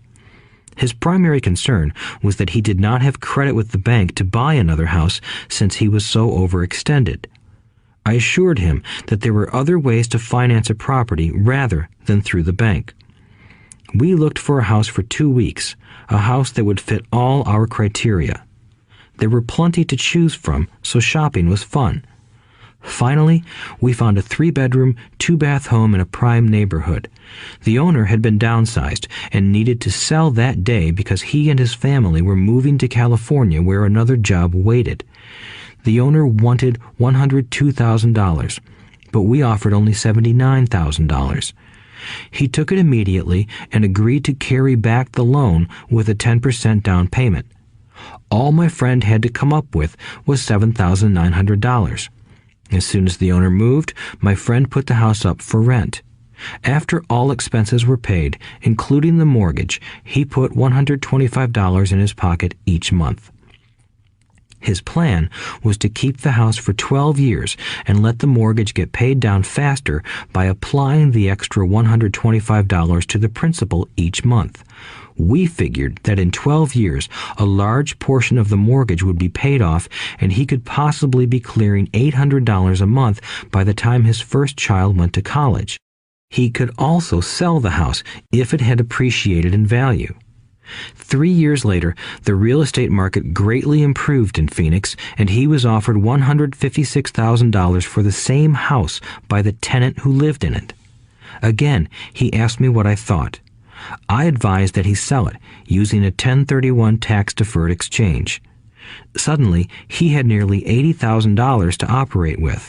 I called another friend in Austin, Texas, who then moved this tax-deferred capital gain into a mini storage facility. Within 3 months, he began receiving checks for a little less than $1,000 a month, which he then poured back into the college fund. A couple of years later, the mini warehouse sold, and he received a check for nearly $330,000 as proceeds from the sale.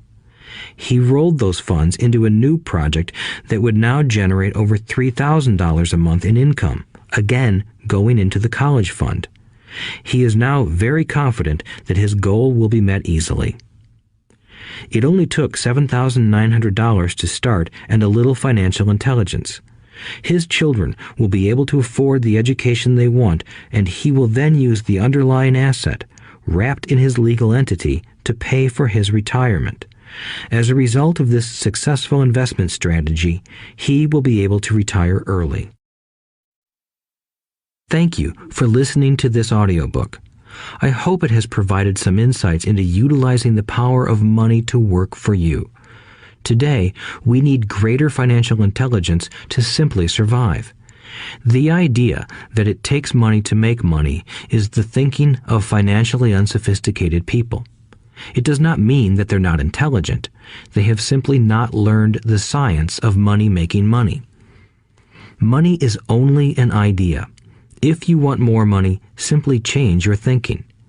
Every self-made person started small with an idea and then turned it into something big. The same applies to investing. It takes only a few dollars to start and grow it into something big. I meet so many people who spend their lives chasing the big deal or trying to amass a lot of money to get into a big deal. But to me, that is foolish. Too often, I have seen unsophisticated investors put their large nest egg into one deal and lose most of it rapidly. They may have been good workers, but they were not good investors. Education and wisdom about money are important. Start early. Buy a book, go to a seminar, practice, start small. I turned $5,000 cash into a $1 million asset, producing $5,000 a month cash flow in less than 6 years. But I started learning as a kid. I encourage you to learn because it's not that hard. In fact, it's pretty easy once you get the hang of it. I think I have made my message clear. It's what is in your head that determines what is in your hands. Money is only an idea. There is a great book called Think and Grow Rich. The title is not Work Hard and Grow Rich. Learn to have money work hard for you, and your life will be easier and happier. Today, don't play it safe. Play it smart. The 3 incomes. In the world of accounting, there are 3 different types of income. 1. Ordinary earned. 2. Portfolio. 3. Passive. When my poor dad said to me, "Go to school, get good grades, and find a safe, secure job," he was recommending I work for earned income. When my rich dad said, "The rich don't work for money, they have their money work for them," he was talking about passive income and portfolio income. Passive income, in most cases, is income derived from real estate investments. Portfolio income is income derived from paper assets such as stocks and bonds. Portfolio income is the income that makes Bill Gates the richest man in the world, not earned income.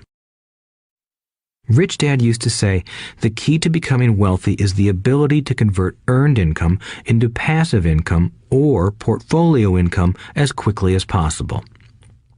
He would say, taxes are highest on earned income. The least taxed income is passive income.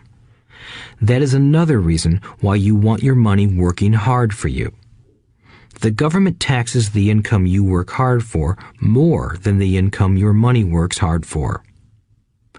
In my second book, Rich Dad's Cash Flow Quadrant, I explain the 4 different types of people who make up the world of business.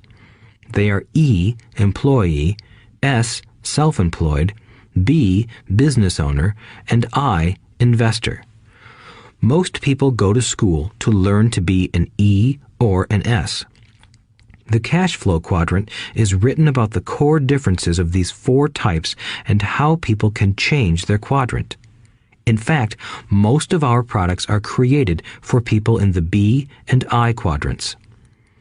In Rich Dad's Guide to Investing, book number 3 in the Rich Dad series, I go into more detail on the importance of converting earned income into passive and portfolio income. Rich Dad used to say, all a real investor does is convert earned income into passive and portfolio income. If you know what you're doing, investing is not risky. It's just common sense. The key to financial freedom. The key to financial freedom and great wealth is a person's ability to convert earned income into passive and/or portfolio income. My rich dad spent a lot of time teaching Mike and me this skill. Having this ability is the reason my wife Kim and I are financially free, never needing to work again. We continue to work because we choose to. Today, we own a real estate investment company for passive income and participate in private placements and initial public offerings of stock for portfolio income. We also went back to work to build a financial education company so that we can continue to create and publish books and games. All of our educational products are created to teach the same skills my rich dad taught me, the skills of converting earned income into passive and portfolio income. The games we create are important because they teach what books cannot teach. For example, you would never learn to ride a bicycle by only reading a book. Our cash flow games for adults and cash flow for kids game are designed to teach players the basic investment skills of converting earned income into passive and portfolio income. They also teach the principles of accounting and financial literacy. These games are the only educational products in the world that teach people all of these skills simultaneously. Cash Flow 202 is the advanced version of Cash Flow 101 and requires the game board from 101 as well as a full understanding of 101 before it can be played. Cash Flow 101 and Cash Flow for Kids teach the principles of fundamental investing. Cash Flow 202 teaches the principles of technical investing. Technical investing involves advanced trading techniques such as short selling, call options, put options, and straddles. A person who understands these advanced techniques is able to make money when the market goes up, as well as when the market comes down. As my rich dad would say, a real investor makes money in an up market and a down market. That is why they make so much money. One of the reasons they make more money is simply because they have more self-confidence. Rich Dad would say they have more self-confidence because they are less afraid of losing. In other words, the average investor does not make as much money because they are so afraid of losing money. The average investor does not know how to protect themselves from losses, and that is what Cash Flow 202 teaches. Average investors think investing is risky because they have not been formally trained to be professional investors. As Warren Buffett, America's richest investor, says, risk comes from not knowing what you're doing. My board games teach the simple basics of fundamental investing and technical investing while people are having fun. I occasionally hear someone say, your educational games are expensive, which poses the question of ROI, the return on investment, or the value returned for the price paid. I nod my head and reply, yes, they may be expensive, especially when compared to entertainment board games. But my games are not as expensive as a college education, working hard all your life for earned income, paying excessive taxes, and then living in terror of losing all of your money in the investment markets. When someone walks away mumbling about the price, I can hear my rich dad saying, if you want to be rich, you must know what kind of income to work hard for, how to keep it, and how to protect it from loss. That is the key to great wealth. Rich Dad would also say, if you do not understand the differences in those three incomes and do not learn the skills on how to acquire and protect those incomes, you will probably spend your life earning less than you could and working harder than you should. My poor dad thought a good education, a good job, and years of hard work were all you needed to be successful. My rich dad also thought a good education was important. But to him, it was also important that Mike and I know the differences in the three incomes and what kind of income to work hard for. To him, that was basic financial education. Knowing the differences in the three incomes and learning the investment skills of how to acquire the different incomes is basic education for anyone who strives to acquire great wealth and achieve financial freedom, a special kind of freedom that only a few will ever know. As Rich Dad states in lesson number 1, the rich do not work for money. They know how to have money work hard for them. Rich Dad said, earned income is money you work for, and passive and portfolio income is money working for you. Knowing that little difference has been significant in my life. Or, as Robert Frost ends his poem, and that has made all the difference. Take action. All of you were given two great gifts, your mind and your time. It is up to you to do what you please with both. With each dollar bill that enters your hand, you and only you have the power to determine your destiny. Spend it foolishly, and you choose to be poor. Spend it on liabilities, and you join the middle class. Invest it in your mind and learn how to acquire assets, and you will be choosing wealth as your goal and your future. The choice is yours, and only yours. Every day, with every dollar, you decide to be rich, poor, or middle class. Choose to share this knowledge with your children, and you choose to prepare them for the world that awaits. No one else will. You and your children's future will be determined by choices you make today. not tomorrow. I wish you great wealth and much happiness with this fabulous gift called life. Robert Kiyosaki.